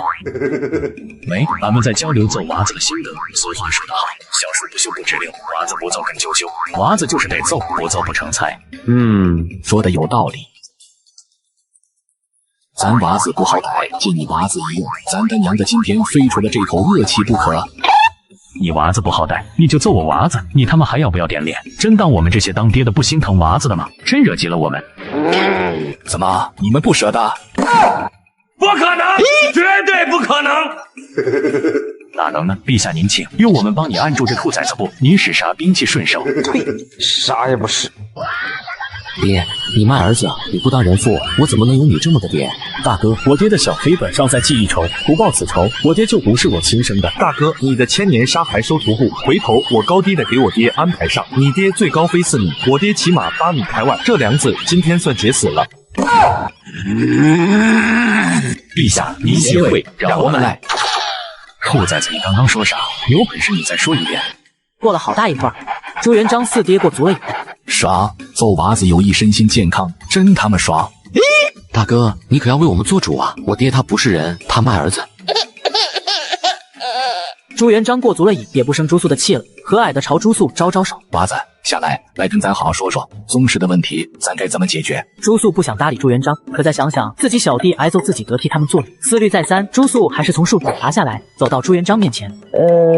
宗室的问题哪朝哪代都是大问题，就算您削减宗室的俸禄，不过是让朝廷苟延残喘多上一段时间，根本不能从根本上解决。所以要从根本上解决问题，只有将宗室的俸禄和朝廷的财政按比例分清楚，比如强行规定宗室俸禄最多不得超过大明财政的1成，我大明当以百姓为重，不能将过多的财政浪费在宗室身上。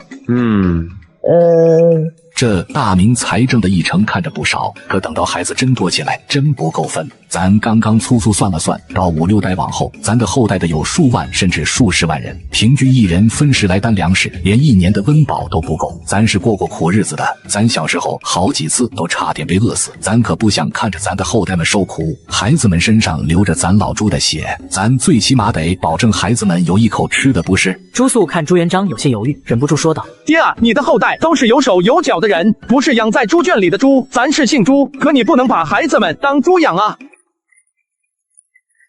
为啥我顶着您的大刀也要做生意？不就是想给咱皇家做个表率吗？我就是要证明，哪怕不靠朝廷供养，我朱素1年照样能赚数千万两银子。我不仅能养活自己，我还能孝敬父母。我的生意给我娘5成份子，我大哥2成份子，他俩这辈子的花销我包了。你的后代谁要是埋怨你给他们的待遇不好，你在地下提着刀给他们托梦。你个兔崽子，你就不能学学你祖宗？老子端着碗要饭，打下了大明，老子儿子脑袋有病，年入几千万两，你们有手有脚就不能学着点我们？朱元璋眼中忍不住蕴含着泪水，看着口若悬河的朱素，不由万分感动。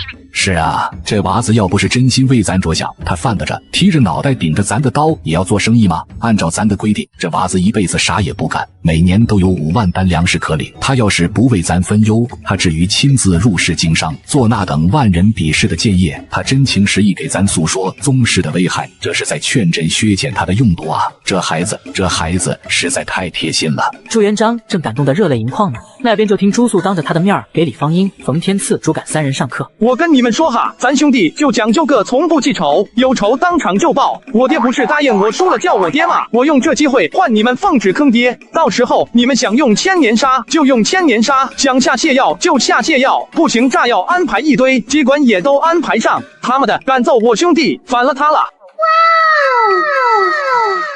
大哥威武霸气，大哥牛批。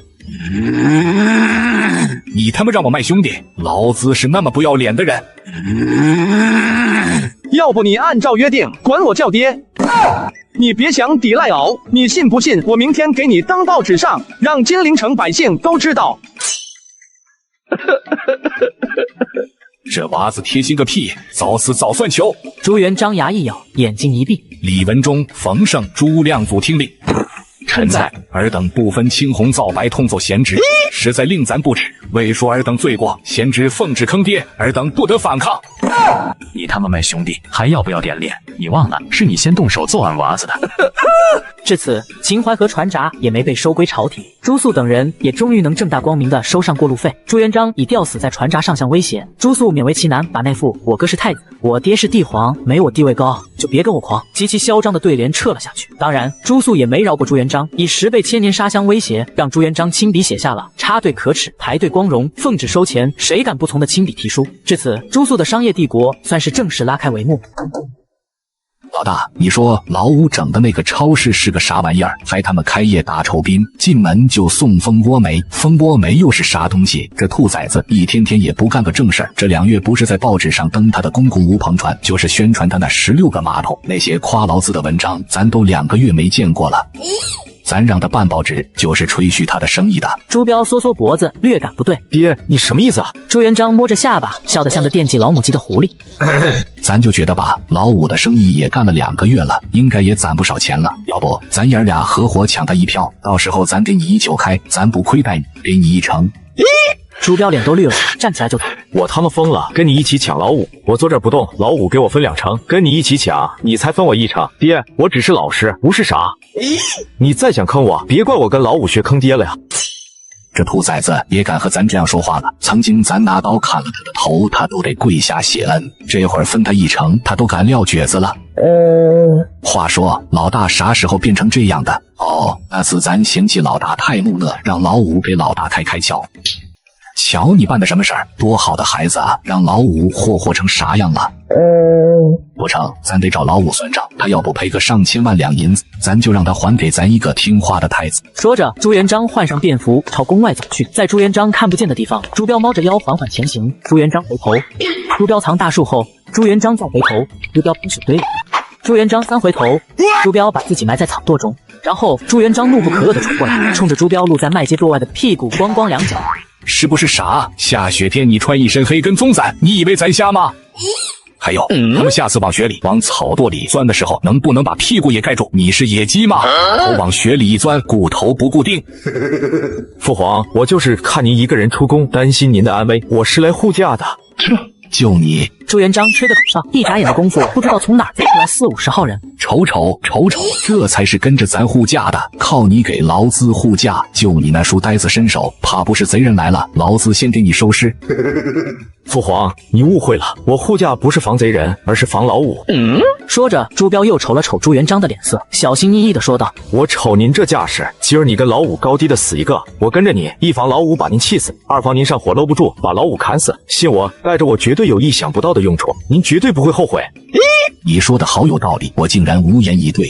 思索再三，朱元璋还是决定让朱标跟着，不为别的，就为朱素爬树上的时候手边有另一个娃子可以揍。朱元璋带着朱标往公共乌篷船站点走，这次他想亲自体验自家娃子整的便民项目。光听报纸上吹嘘公共乌篷船多好，那都是虚的，亲自坐上一次，那才是眼见为实。朱元璋往河边走着，一路上越走越荒凉，别说报纸上那种人山人海、热闹非凡的景象，连个鬼影子都他们没看见。老五不是说他那公共乌篷船整得很成功吗？咱们怎么连个人影子都没看见？难道他报纸上写的都是假的？他在骗咱？朱标瞅着朱元璋的眼神像看傻子，犹豫半晌，试探地说道：“爹，有没有一种可能，秦淮河结冰了，走不了船了？”你他妈不早说！老子一路走来都快冻岔劈了，快他妈走到了，你给老子说河面冻住了，可你也没问啊！哟呵！你是不是傻？这么冷的天儿，老子不坐马车，为的是啥？不就是体验一下老五的生意吗？你他妈眼睁睁看着老子冻成傻批，你也不说拦着点！朱标捂着脑袋，委屈极了。我还以为爹你准备坐老五的公共马车呢，谁能想到您寒冬腊月是傻？咱俩也不知道谁傻。这么冷的天儿，傻子也知道河面会结冰的呀。你说谁傻？老子他妈从小就没见过秦淮河结冰，没想到结冰这一茬不是很正常吗？就他妈这2年邪性，饶是南方的冬天也能冻死个人，娘的也不知道老天爷怎么回事，再他妈冷下去，让百姓怎么活？百姓怎么活我不知道，我就知道你在抽我，咱俩都别活。朱标被抽急眼了，瞪着眼，板起脸。爹，我是好心好意来护驾的，你再抽我就回宫了。你跟老五爱谁死谁死，我不管了。朱元璋伸出手又想抽朱标，可想到了等会儿砍老五的时候还要朱标做垫子，不由改抽为柔，温和地盘着朱标的脑袋，笑道：“你个兔崽子，长出息了，现在支棱起来了，连爹都敢对了。老子2月没揍娃子了，拿你练手感你都不愿意，你忘了小时候老子一把屎一把尿喂你的场景了？”就这玩意儿，但凡不是亲爹，我绝对亲自拿一把刀和他拼了。说的那叫人话吗？揍娃子是怕手生疏，拿我练手感，还他妈拿屎尿喂我，你才是屎尿喂大的，你全家都是屎尿喂大的。朱标气疯了，气呼呼的闷头朝公共马车站点走，不想搭理朱元璋。朱元璋或许也觉得自己做的有些过分，不断和朱标搭话，缓和即将崩溃的父子关系。嘿，老大，你看老五整的4轮马车挺像那么回事的。嘿，4轮马车空间宽敞，这玩意儿怎么转弯的，你知道不？老大，你瞅老五整的马更像那么回事，身高8尺，骨架粗壮，一看那壮硕的肌肉就知道是匹难得一见的千里驹。咦，这马我看着怎么这么眼熟？毛发乌黑亮丽，鬃毛飘逸潇洒，尤其是马蹄上那4朵祥云和胸间的闪电形印记，跟咱的宝贝儿竹电一模一样啊！嘿，老大，你还记得不？想当年咱跟陈友谅大战骑的就是竹电，那么多战斗，竹电最起码救过咱好几次命。竹电跑起来那叫一个风驰电掣，认得什么宝马良驹，在他面前都不是个儿。想当年，朱元璋正话痨着，朱标在旁边冷不丁扔出一句：“爹，有没有一种可能，您看到的马就是您的竹电？”什么意思？老五把咱的心肝宝贝儿给偷了？朱元璋满脸不敢置信，这怎么可能？咱的御马被盗，咱还不知道王景洪那群狗东西都是死人吗？朱标缩缩脖子，爹，有没有一种可能，盗马的消息我来一点点，母后来一点点，王景洪再来一点点，然后就这样了？原来是你小子瞒着咱！朱元璋抡起王八拳，对着朱标就是一顿揍，红着眼睛破口大骂：“你还敢替他瞒？从小你就帮老五那兔崽子瞒咱，现在你还瞒？老五就是被你给惯的，老子打死你这个坑爹的玩意儿！”爹，你能先停手不？我跟你说个让你不那么生气的事，你能饶过我不？老五那兔崽子还能做出不气咱的事儿，是啥？说。爹，其实老五对您还不错，您的御马他只偷了一半，他对其他人可没有这么好，包括我在内。大明6宫28侯，但凡是在金陵有马的，老五带着他手下的小弟，将我们的马偷的是干干净净，连根马毛都没留下。你的意思是，咱还要谢谢那兔崽子了？朱元璋气的又是一顿王八拳。你他娘的就任由老五胡闹，现在连劳资都敢炸毛，怎么碰见老五就蔫了？你不是会制冷吗？有本事你面对老五也制冷起来呀！爹，我支棱了。我听到消息的第2天就带着所有丢马的公侯，又点了2000亲军都尉，说啥也要把马给抢回去。然后呢？大明所有的公侯又是2000精兵，逼宫都他妈够了，你们还收拾不了老五？朱标一副快哭了的表情。爹，你也知道，老五他的手下都是个公侯家的娃子，他也是我亲弟弟。我们准备用强的时候，老五带着他所有的手下，拿着刀放在他们自己脖子上，直言谁要是敢动马一下，就杀了公侯的娃子，砍了太子的弟弟，都是亲生儿子亲弟弟，谁能为了几匹马，眼睁睁看着自家的骨肉去死？血浓于水，都是骨肉至亲啊！你们不舍得，老子舍得。兔崽子也别自刎，老子亲手剁了他。我就知道，父皇知道这个事儿后，他和老五必须死一个。碰见这么个弟弟，这么个爹，我他妈是造了什么孽？爹，您走慢点，要不你先揍我一顿出出气。老五是亲生的，嘎不得呀。另一边，朱肃的老巢，朱肃与一群小弟相聚聚义堂内，每张圆桌周围正襟危坐着10来位小弟，哪怕锅里的香味都让小弟们馋得流哈喇子了。朱肃不发话，也没一个小弟敢动手。诸位，月底拼业绩的时候到了，咱朱老五的规矩就是不看身份，不看地位，咱就看你们自己的能耐。咱都是一个锅里搅食儿的，有能耐的你吃肉，没能耐的你干瞪眼。大哥，我负责码头这一块的生意，最近1个月码头收取仓库租赁费3000两，收取交易提成12000两，这还是冬天河水结冰，商人大量减少的原因。等到来年开春，我有信心将收入提高5倍。好，兄弟们辛苦了！来人啊，取牛羊肉100斤，瓜果蔬菜若干，今儿敞开了吃，不吃土了都他妈别下桌儿！大哥大气，谢大哥赏。大哥，我负责的超市只开张5天，共收入白银9000多两。虽然大部分都是昂贵的瓜果蔬菜定金，可刨除这些，净利润也高达每天1000两白银。另外，蔬菜大棚基地长势良好，咱们的工人预估能多上30%收成。现如今冬日瓜果是金陵城最紧俏的货物，我估计超市的收入还能涨不少。好，自己上来领酒肉，今儿敞开了吃，敞开了喝。大哥大气，谢大哥赏。大哥，俺负责售卖蜂窝煤和公共马车这方面，蜂窝煤销售火爆，这几天连蜂窝煤带着煤球炉，俺一共收入6万多两白银。以后收入虽没有这么多，可每天收入几千两不难。不过公共马车项目俺给整赔了，赔的还不少，每天大概损失好几百两银子。不过俺是真是尽力了，冬天坐车的人少，战马消耗又大，那些战马个个都得吃精饲料，每天消耗的黄豆和鸡蛋不知有多少。俺为了省钱，甚至带着小弟去各家爹那偷他们给战马准备的精饲料，最后没进门呢，就被各自的爹用扫帚揍了出来。不是我说，俺爹他们太抠，俺们替他们养马，吃他们点精饲料怎么了？要不是大哥发话要善待战马，俺非把俺爹的坐骑恶兽50斤再给送回去。俺爹太抠搜，简直不当人父。话说你爹可以了，这么久都没打死你这个大孝子，足以说明你是他亲生的。你偷了他的马，给你干私活，还要问你爹要精饲料，我他妈有脑急，我都干不出这么缺德的事儿。公共马车我就根本没打算赚钱，整这玩意儿就是为了给出行不便的百姓行个方便。我问你，这一段儿时间公共马车有没有救人？说到这个，朱敢自豪了，俺救了，这1个月俺救了500多个冻僵在雪地里的百姓，共计送了8000多个需要送医的病者就医。俺还及时发现了16座被雪压塌的房子，送了800多无家可归的孤寡去咱们的工厂。好，这就够了。第3小队自己上来领酒肉。大大哥大气，谢大哥赏。兄弟，你有这些功劳，就足以弥补公共马车亏钱的损失了。损失点银子算什么？救人那可是胜造7级浮屠的功德。来，兄弟们，咱们兄弟要喝最烈的酒，吃最香的肉，坑权势最高的爹，救地位最低的民。咱们兄弟行事要上对得起天，下对得起地，中对得起自己的良心。咱兄弟要积德行善，造福百姓，建功立业，光宗耀祖。大哥，大道理俺们不懂，可那句坑权势最高的爹，说到俺心坎里了。别的不说，能跟着大哥坑爹，就一个字，爽。我那句话重点是这个嘛？算了，不管了，坑爹就坑爹吧。我会坑爹，我骄傲，我就是大明坑爹界的扛把子。不服你来嘎我啊！来，兄弟们，为了咱的坑爹大业，干杯！为了坑爹大业，干杯！离着聚义堂2里地，朱元璋听着朱素那句为了坑爹大业，干杯，脸都绿了。今天咱要亲手剁了那个坑爹货。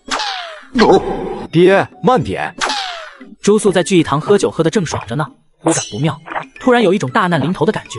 正巧此时，一个外出撒尿的小弟屁滚尿流的跑了进来。大哥，不好了，又有爹来抢马了。哟呵，不慌，不管是谁爹，咱有的是办法。你们自己看看，谁的爹不懂事，自己出门认领，那个爹的儿子自己拿把刀上门口等着，谁敢动马，你们就剁了。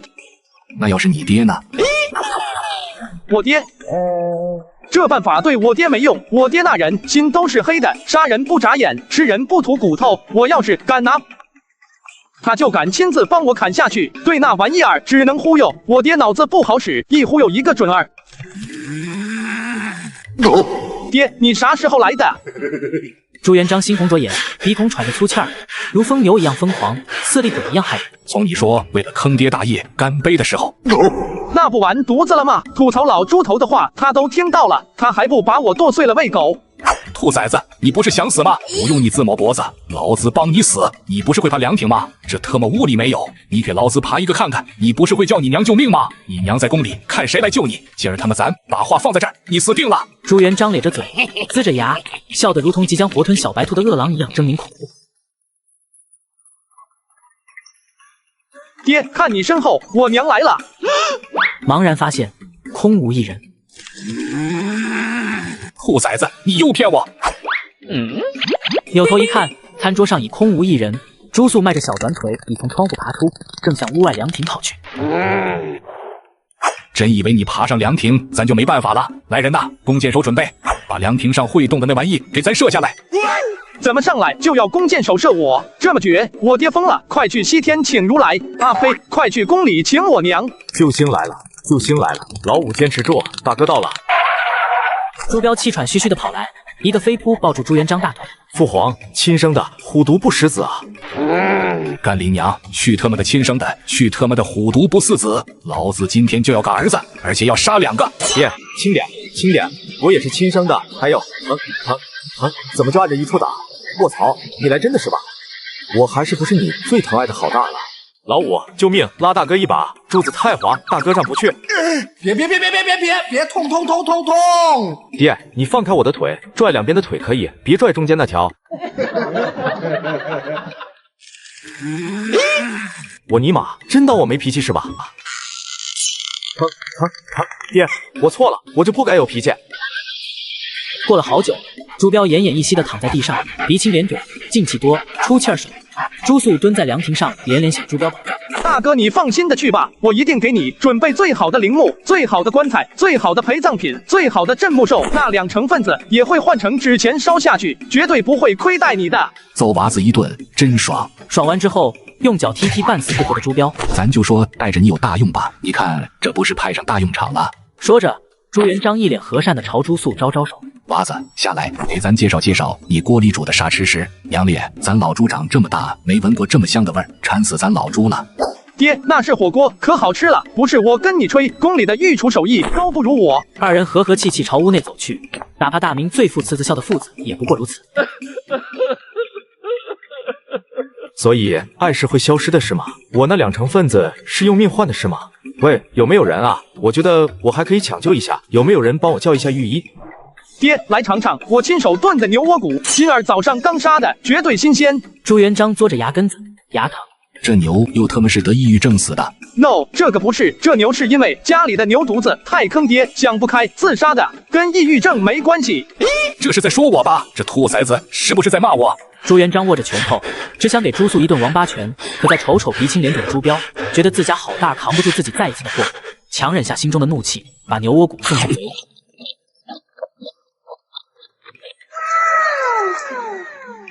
哟，这小味儿还真不错，还麻麻的、辣辣的，爽。哦，这么说的话，熟了是吧？朱素扭头又给朱标夹了一块肉最多的。大哥，快尝尝，别跟咱爹一样傻乎乎硬啃。蘸芝麻酱，蘸芝麻酱好吃。这兔崽子让咱给他尝熟没熟？瞅瞅，老五多贴心，这顿揍没白替他挨啊！朱标美的鼻涕泡都要冒出来了，一边蘸芝麻酱吃牛窝骨，还不忘给朱元璋抛一个挑衅的眼神。朱元璋正要拍着桌子就要发飙，可刚举起手又被朱素一句话镇压。我大哥被你揍成啥样了？你还跟我大哥争这个？你这么对我大哥，你良心不会痛吗？朱素翻个白眼，伸出筷子在锅里扒拉，挑拣挑出一根最长、最红、辣度最高的朝天椒，夹到朱元璋碗里。爹，别说我对你不好，这可是出产土豆红薯那等祥瑞的宝地上才有的千年猪果。这么一大锅牛窝骨，我就舍得放4根，特别珍贵。最大的一根我给你了，我这儿子对你还不错吧？来，爹嚼嚼看。朱元璋得意洋洋地夹起千年猪果，给朱标回个挑衅眼神。瞅千年猪果，你这当哥的只能吃点肉，咱这当爹的才配吃千年猪果。咱家亲娃子对咱就是好。朱元璋把千年猪果放进嘴里，脸上的笑容瞬间凝固，五官扭曲，立马僵在了那里。朱元璋额头上的汗唰的一下流了下来，眼睛唰的一下变红，屁股上像安装了火箭，嗖的一下蹦起来3米多高。辣呀！水！甘霖娘，这他妈是千年猪果吗？这他妈是千年毒药吧？兔崽子，你他妈是不是又故意坑我？朱素脖子一梗，丝毫不怂。我就是在坑你，谁让你揍我大哥的？说着，朱素乐呵呵的又给朱标夹了一块牛窝骨。大哥解气不？咱兄弟从不记仇，有仇当场就给你报。牛逼！知道为啥每次替老五挨揍都挨得心甘情愿不？就因为这个，老五咱俩啥也不说了，这根骨头我啃了，感情都在骨头里。你不偷我爱马，我能揍你大哥？哟呵！我要不是为了给你擦屁股，我至于偷你的马？咦，他妈的！你偷我的马，还是为我好？当然了，你也不看看，自从入冬以来，金陵冻死多少人了？真以为百姓跟你一样，让江南进献俩美女往被窝里一钻就能温暖一冬天？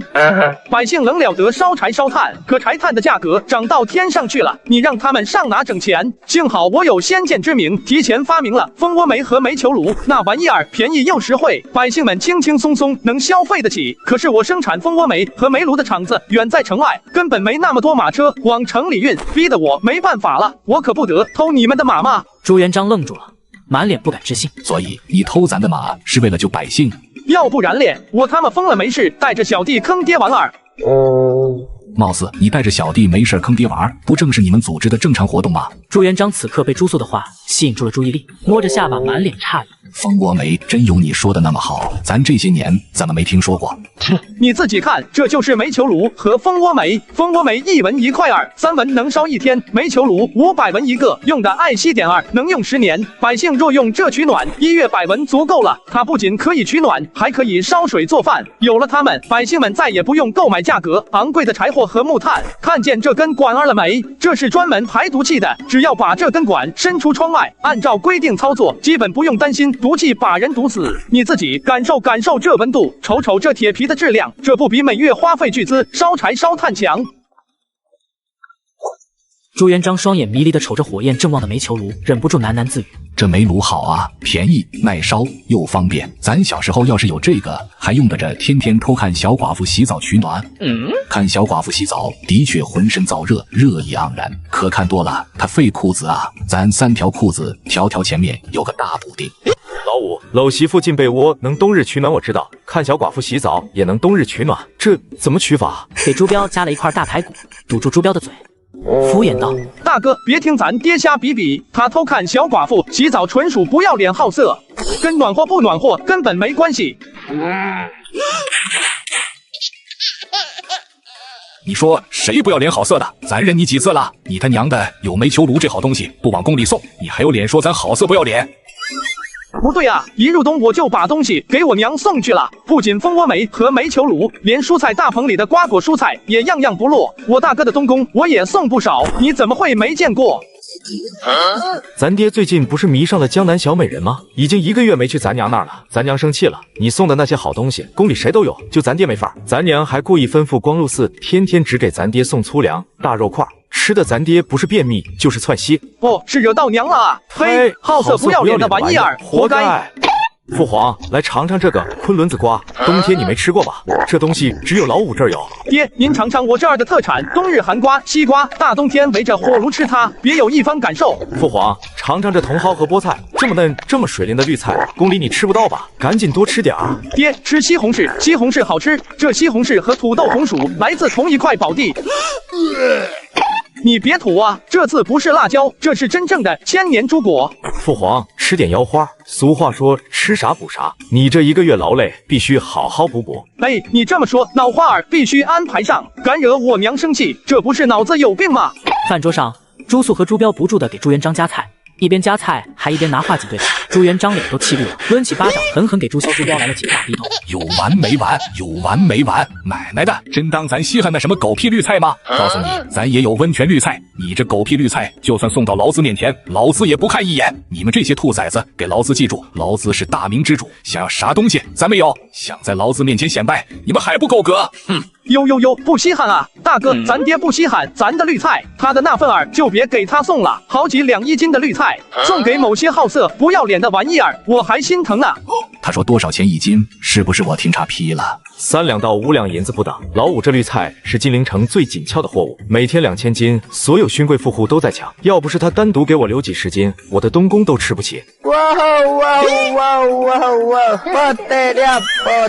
不得了！娘咧，一天2000斤，每斤3到5两银子，那不是说一天能卖6000到1万两银子？小钱儿都是小钱儿。朱素贤摆道。冬日绿菜只是富人在吃，只是赚些小钱儿，最赚钱的还属蜂窝煤这等亲民之物。金陵城1-20万户人口，光卖煤炉我赚10来万两银子。煤球是消耗品，每天更是不停的进账。就前2天朱敢还朝我抱怨呢，说又赚了6万两银子，库房堆都堆不下，真是愁人。那你打算给爹多少呀？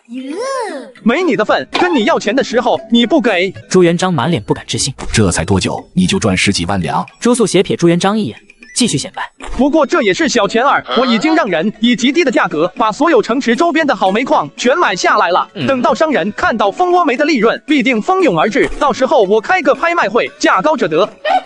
大哥明儿准备扩建东宫的钱库吧，我怕分成的时候你钱库太小，根本装不下。朱元璋心里迅速算了一笔账。买卖煤矿是一锤子买卖，只要有利润，商人一般会用10年甚至20年的利润去买煤矿。大明上千万户人口，就算每户每年买蜂窝煤消耗1两，那就是上千万两的生意。除去成本，少说200-300万的利润，咱就算最低的10年利润买煤矿，朱素手里的煤矿少说价值2-3千万，这他妈还是朱素脑子被驴踢了才会答应的低价。但凡他精明一点，他手里的煤矿少说能翻好几倍。朱元璋倒吸一口凉气，这他娘的都够打3次北元的了，有这么多银子，咱还不起飞？老五，乖儿子，你做生意带爹一个呗，爹从小就宠你，一把屎一把尿把你喂，呸，是拉扯大，你可不能没良心哦。怎么到我这儿就是屎尿喂大的，老五那就是拉扯大的？父皇区别待遇这么明显？别，爹，您是大明之主，这天下都是您的，您能稀罕我这点小生意？我们要记住，在大明之主的面前，我们永远没资格下拜，我们不配。不，是爹没资格，是爹不配，爹小瞧你了，爹给你认错。别，爹，是我错了，我就不该有你这么个爹，让你投钱你不投，分利润你比谁跑得都快。我就很好奇，到底多么厚的脸皮才能让您如此理直气壮的不要脸？兔崽子，给脸不要脸是吧？惹急了老子，老子嘎了你，再抢了你的生意。咱家祖上虽没有劫匪，但抢劫的手艺老子不差。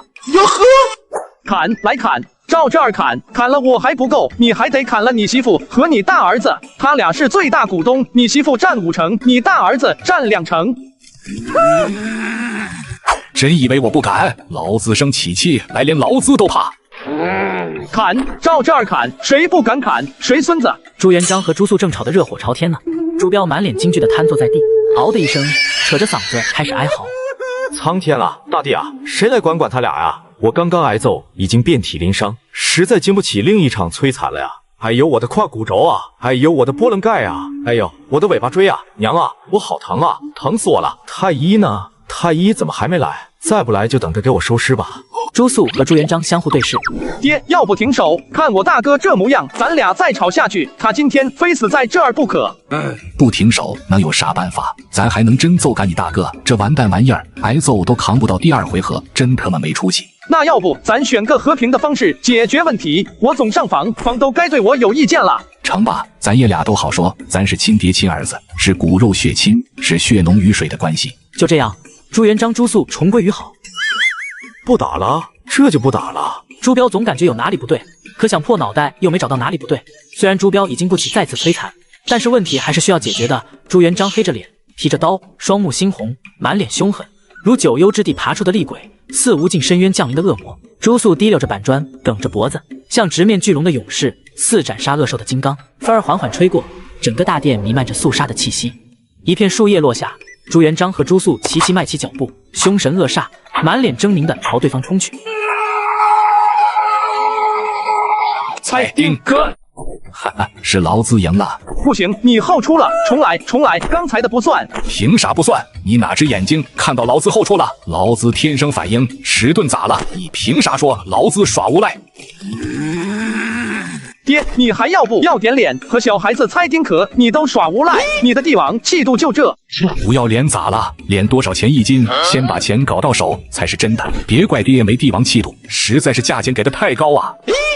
呸！恶心，简直就是土匪，土匪都不如，就是一句话，恶心。朱标好不容易刚爬到椅子上，又被雷得外焦里嫩，再次一屁股摔倒。说实话，我都以为今天这父子俩必须死一个，我都准备好开席了。结果就这，你俩啥时候还有这种解决矛盾的办法了？我在场的时候没见你俩用过啊。你在场的时候都是当出气筒的，每次揍完你事情就解决了，也轮不到猜丁壳出场的机会啊。兔崽子，你就知足吧。这些年咱让过你多少次？第一次你赢了猜丁壳，你跟咱比谁尿得远？你他娘的要站在老子肩膀上往下尿，最缺德的是啥？你他娘的还非得逆着风尿，然后你一尿，风一吹，你没尿到外面，全尿到老子嘴里。老子为躲你的尿，扭身尿了10米，最后结果呢？你0米，老子他妈负10米，窦娥都没老子输得冤。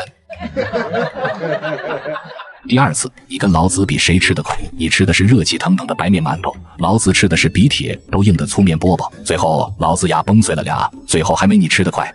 第三次，你跟老子比谁先跑到终点？你他娘的，在终点附近放了40多条狗，老子都跑到终点了，又被40多条狗撵回起点，40多条狗追老子，差点没把老子咬嗝屁喽。还有那次，我。别说了，爹，你赢了，这次让你提条件。朱素罕见的羞红了脸，当年他办的某些事儿的确不是人事儿，这次退让一步，就当安慰自己那黄豆大小的良心吧。然后朱素就后悔了，哈哈哈，老子要给你比谁酒量大。我还未成年，你跟我比酒量，你喝酒来，大明6公28侯能让你干翻一半儿，跟你喝酒，我不是找死吗？哈哈哈，赢你就是要赢的，干脆利落，耍嘴皮子耍小聪明，老子不如你，可论喝酒，老子能打你10个。我特么疯了，跟你喝酒，我还小，喝酒影响我智商，比试条件必须换一个，要不然我重新爬树，咱比嘴皮子。兔崽子，老子按你的规矩玩，是给你面子，你要是坏规矩，那就是给脸不要脸。信我，别逼我坏规矩，坏了规矩的我，你惹不起。不要脸的老猪头已经够难缠了，不守规矩的老猪头岂不是人间恶魔？真要喝酒？对，不比不行吗？也不是不行，你得把你所有的生意输给劳资。那要是咱俩都喝醉了怎么办？就你能把劳资喝醉，你要是能把劳资喝醉，不论你啥样都算你赢。你说的熬，别反悔熬。朱素扭头就走，转头进了库房，找到一坛提纯过的高度酒和一坛兑了水的清酒。就这，朱素觉得还不保险，他又把李芳英叫过来，从身上掏出一个药瓶，就往高度酒里倒。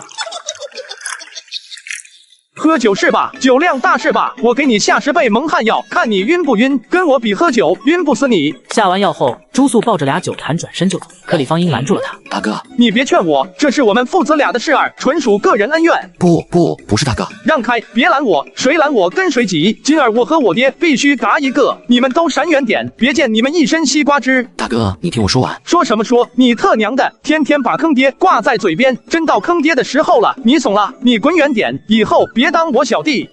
李芳英快哭了。以最快的语速将话说完。大哥，我是想说，你下错药了。刚刚你放的是泻药，蒙汗药在这里。朱素面色如常，一股脑整瓶加在酒里。没事，正好听说我爹最近便秘，加点泻药能治他的病。蒙汗药里加泻药，那不是爽翻天？连我这么牲口的人都没这么逆天的想法。老大竟然说这是为了他爹好。回到聚义堂，下了药的分给朱元璋，没下药的留给自己。朱素正要说两句豪言壮语开喝，兔崽子，你等会儿。朱元璋狐疑的瞅了瞅朱素手里的酒，又瞅了瞅自己手里的酒。兔崽子，你特娘的，不会又给老子整什么幺蛾子吧？咱怎么感觉你又要坑我呢？坏了，老猪头被坑出习惯了，想再糊弄他没那么容易了。算了，人不狠，站不稳，为了坑爹豁出去了。朱素把朱元璋面前的酒坛拿过来，然后亲自喝了一小口，证明没猫腻。爹，这下你不该怀疑了吧？这兔崽子这次真没搞猫腻，喝酒咱就不带怕的。别说你没搞猫腻，就算搞猫腻了，咱也不怕。来干！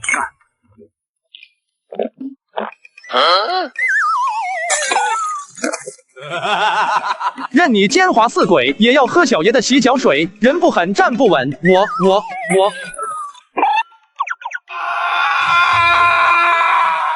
我操！谁他妈拉我被窝里了？而后不约而同陷入诡异的安静。然后就是翻箱倒柜，噼里啪啦一阵滚动，最后是龇牙咧嘴，倒吸凉气，哗啦啦水流洗澡声。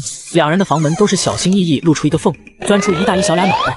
俩人的房间正好门对门，脸对脸，确认过眼神，那是讨厌的人。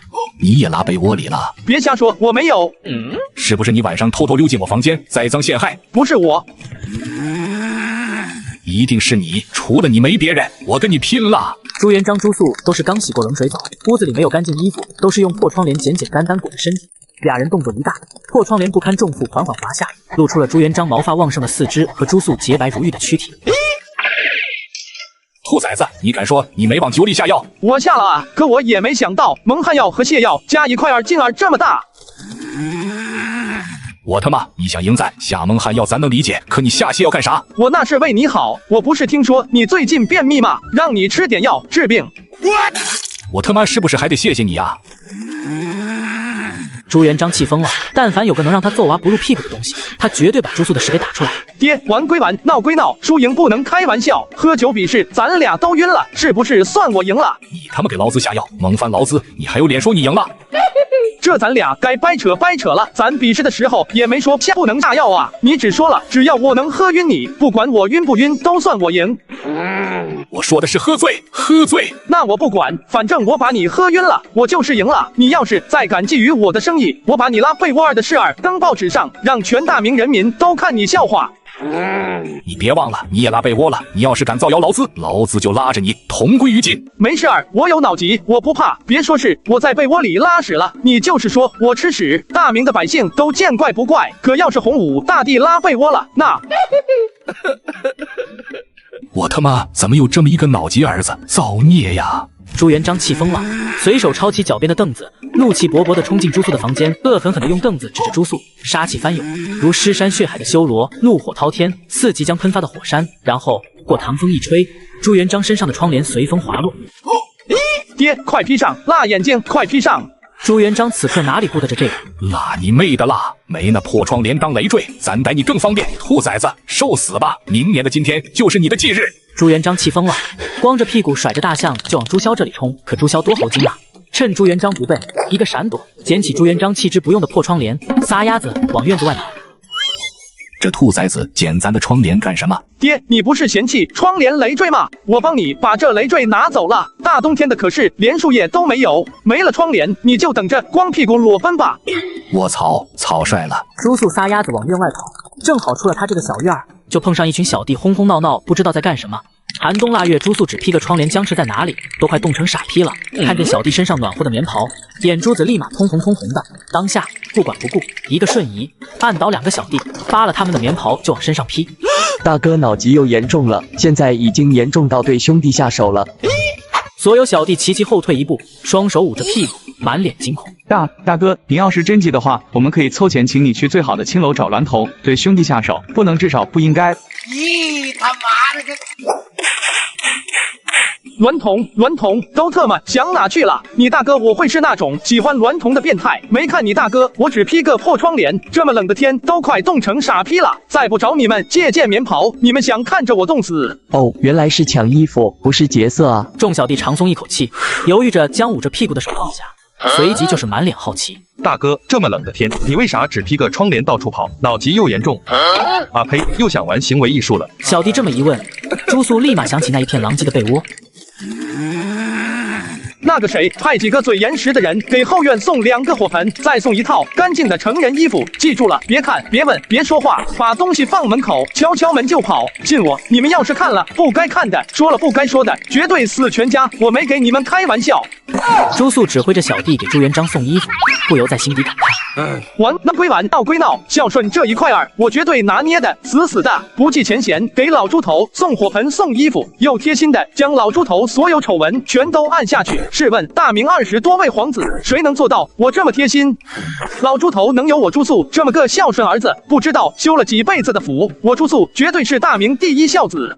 寒风里，朱素如此感慨道。这群小弟刚才闹哄哄的，好像要干什么大事儿，刚刚光顾着扒小弟衣服，根本没注意看。朱素看着小弟们脚边放着的一个个箱子，诧异的问道：你们在这儿干嘛？这是烟花，这些烟花是我亲自带着冯天赐制作的，里面的火药都是根据系统奖励的各种现代知识改良过的。你还别说，冯天赐在火药这方面还真有些怪才，像系统奖励的火药的制备工艺，浅谈几种火药的不同，发射火药和爆炸火药的区别，化学火药的深度解析，这些知识我是看的那叫一个云里雾里。可偏偏冯天赐看得有滋有味，他不仅看得懂，更擅长制作。他和朱敢一起合作，像什么72连发千年杀火箭、9宫八卦崩跌地雷阵、撞跌菊花索命窜天猴、万箭齐发射跌一窝蜂，只有你想不到的，没有他做不出来的。那脑洞开的，饶是我这等经历过信息大爆炸的后代人，也不得不伸出大拇指赞上一声牛批。而这烟花好像是冯天赐做的唯一一件正经的东西了。与以往的烟花相比，这些烟花飞得更高，声音更响，色彩更绚烂。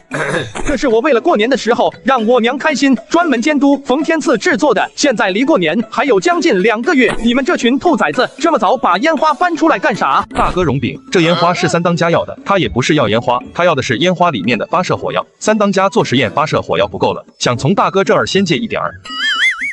他要那么多发射火药干啥？他在做什么实验？小弟瞅了瞅朱素的脸色，犹豫半晌，小心翼翼地回答道：具体情况我们也不了解，就是今儿一大早，二当家说昨晚大哥你又坑你爹一次大的。虽然他不能告诉我们大哥具体做了什么，但若我们什么都不做，将无颜再做大哥小弟。最后二当家、三当家、四当家一商量，决定通力合作，一起坑一次爹。说啥也不能让大哥把我们甩得太远。朱素满脸惊恐道：李方英、朱敢、冯天赐他们仨分开都是难得一见的坑爹悍将了，合在一起坑爹，那他爹不得起飞？他们准备干什么？小弟洋洋得意，语气中充满了崇拜。他们的计划制作一个烟花公桶，等他们爹拉肚子的时候点火发射。三位当家的说了，他们以前最多坑爹蹦3米，这次他们不让他们爹蹦上6米，没脸再当你小弟。三当家的要发射火药，也是为了确保万无一失，他们害怕计划失败，实施计划前准备亲自上阵做几次实验。他爹拉肚子的时候飞天，那不是空中仙女散花？这他娘哪是没脸当我小弟啊？这都有资格当我祖师爷了。我坑朱元璋最多因缘际会，碰到机会才坑。这几个人是搜肠刮肚，没机会创造机会也要坑，这特娘的人才啊！朱素急得脑门上的汗都出来了。他们在哪儿做实验？快带我去，千万不能让他们点火。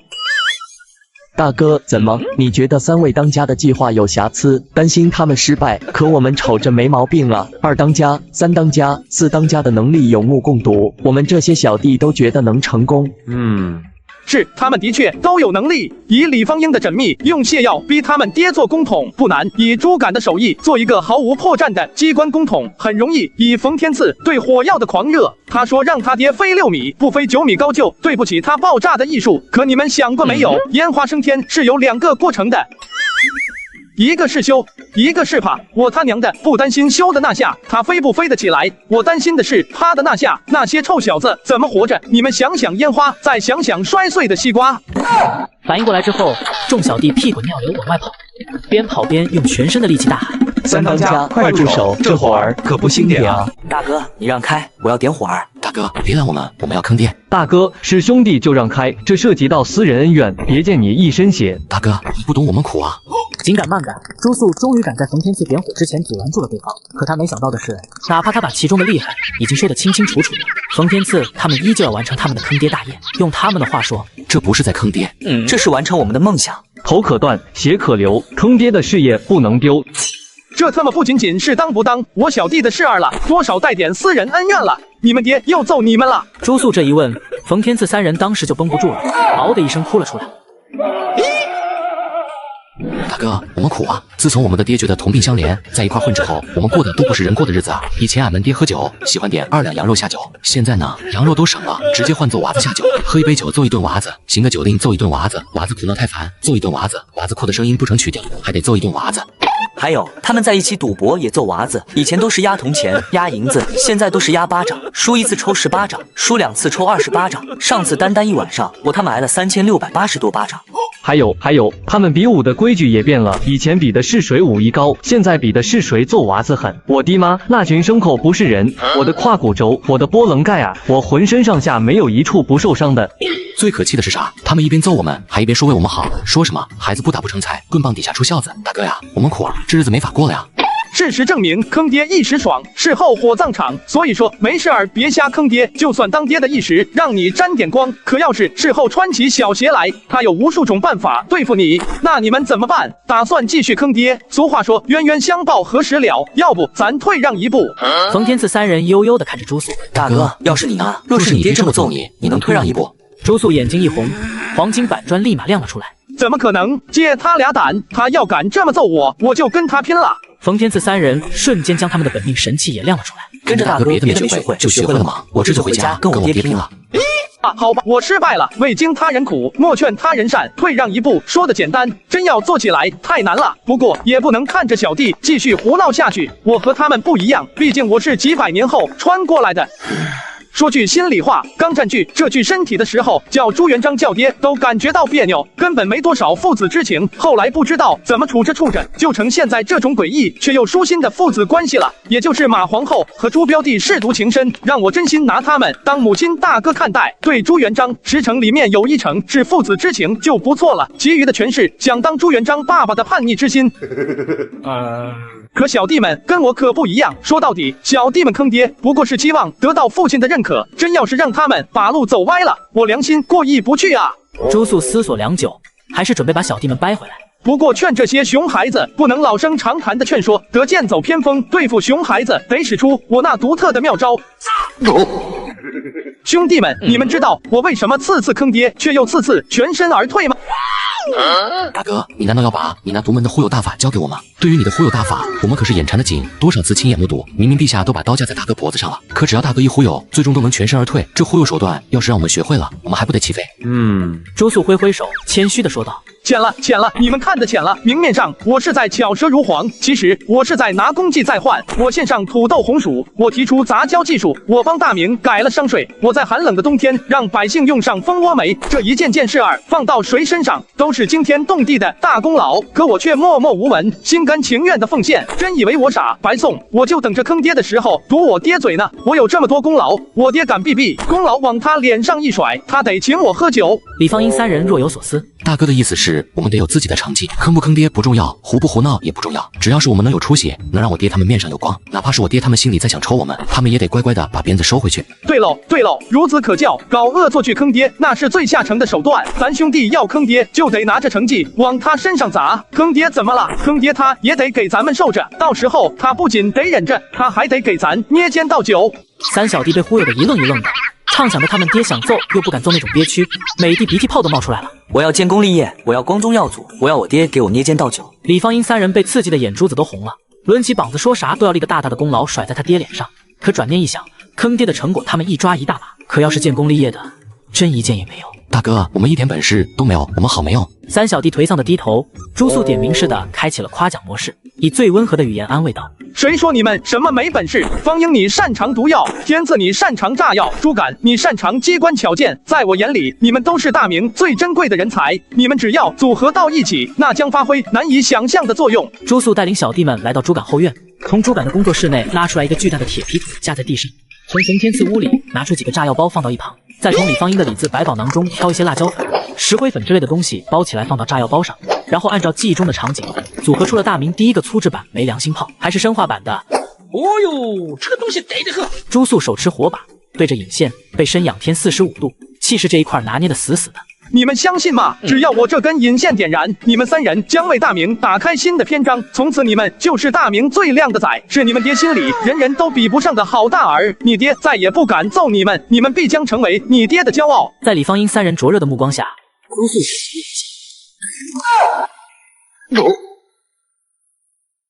我操！谁他娘的这么大胆？胡丞相的别院都敢炸！我操！那个光屁股搂着女人破口大骂的是胡丞相。这家伙屁股怎么比脸白了那么多？书上不是说没良心炮的有效射程只有100多米吗？怎么到他这儿奔着400米去了？兄弟们，惹麻烦了，快跑！再不跑，我爹带着你们爹又来揍咱们了。大哥不是说引线一点燃，我爹再也不会揍我们吗？他跑什么？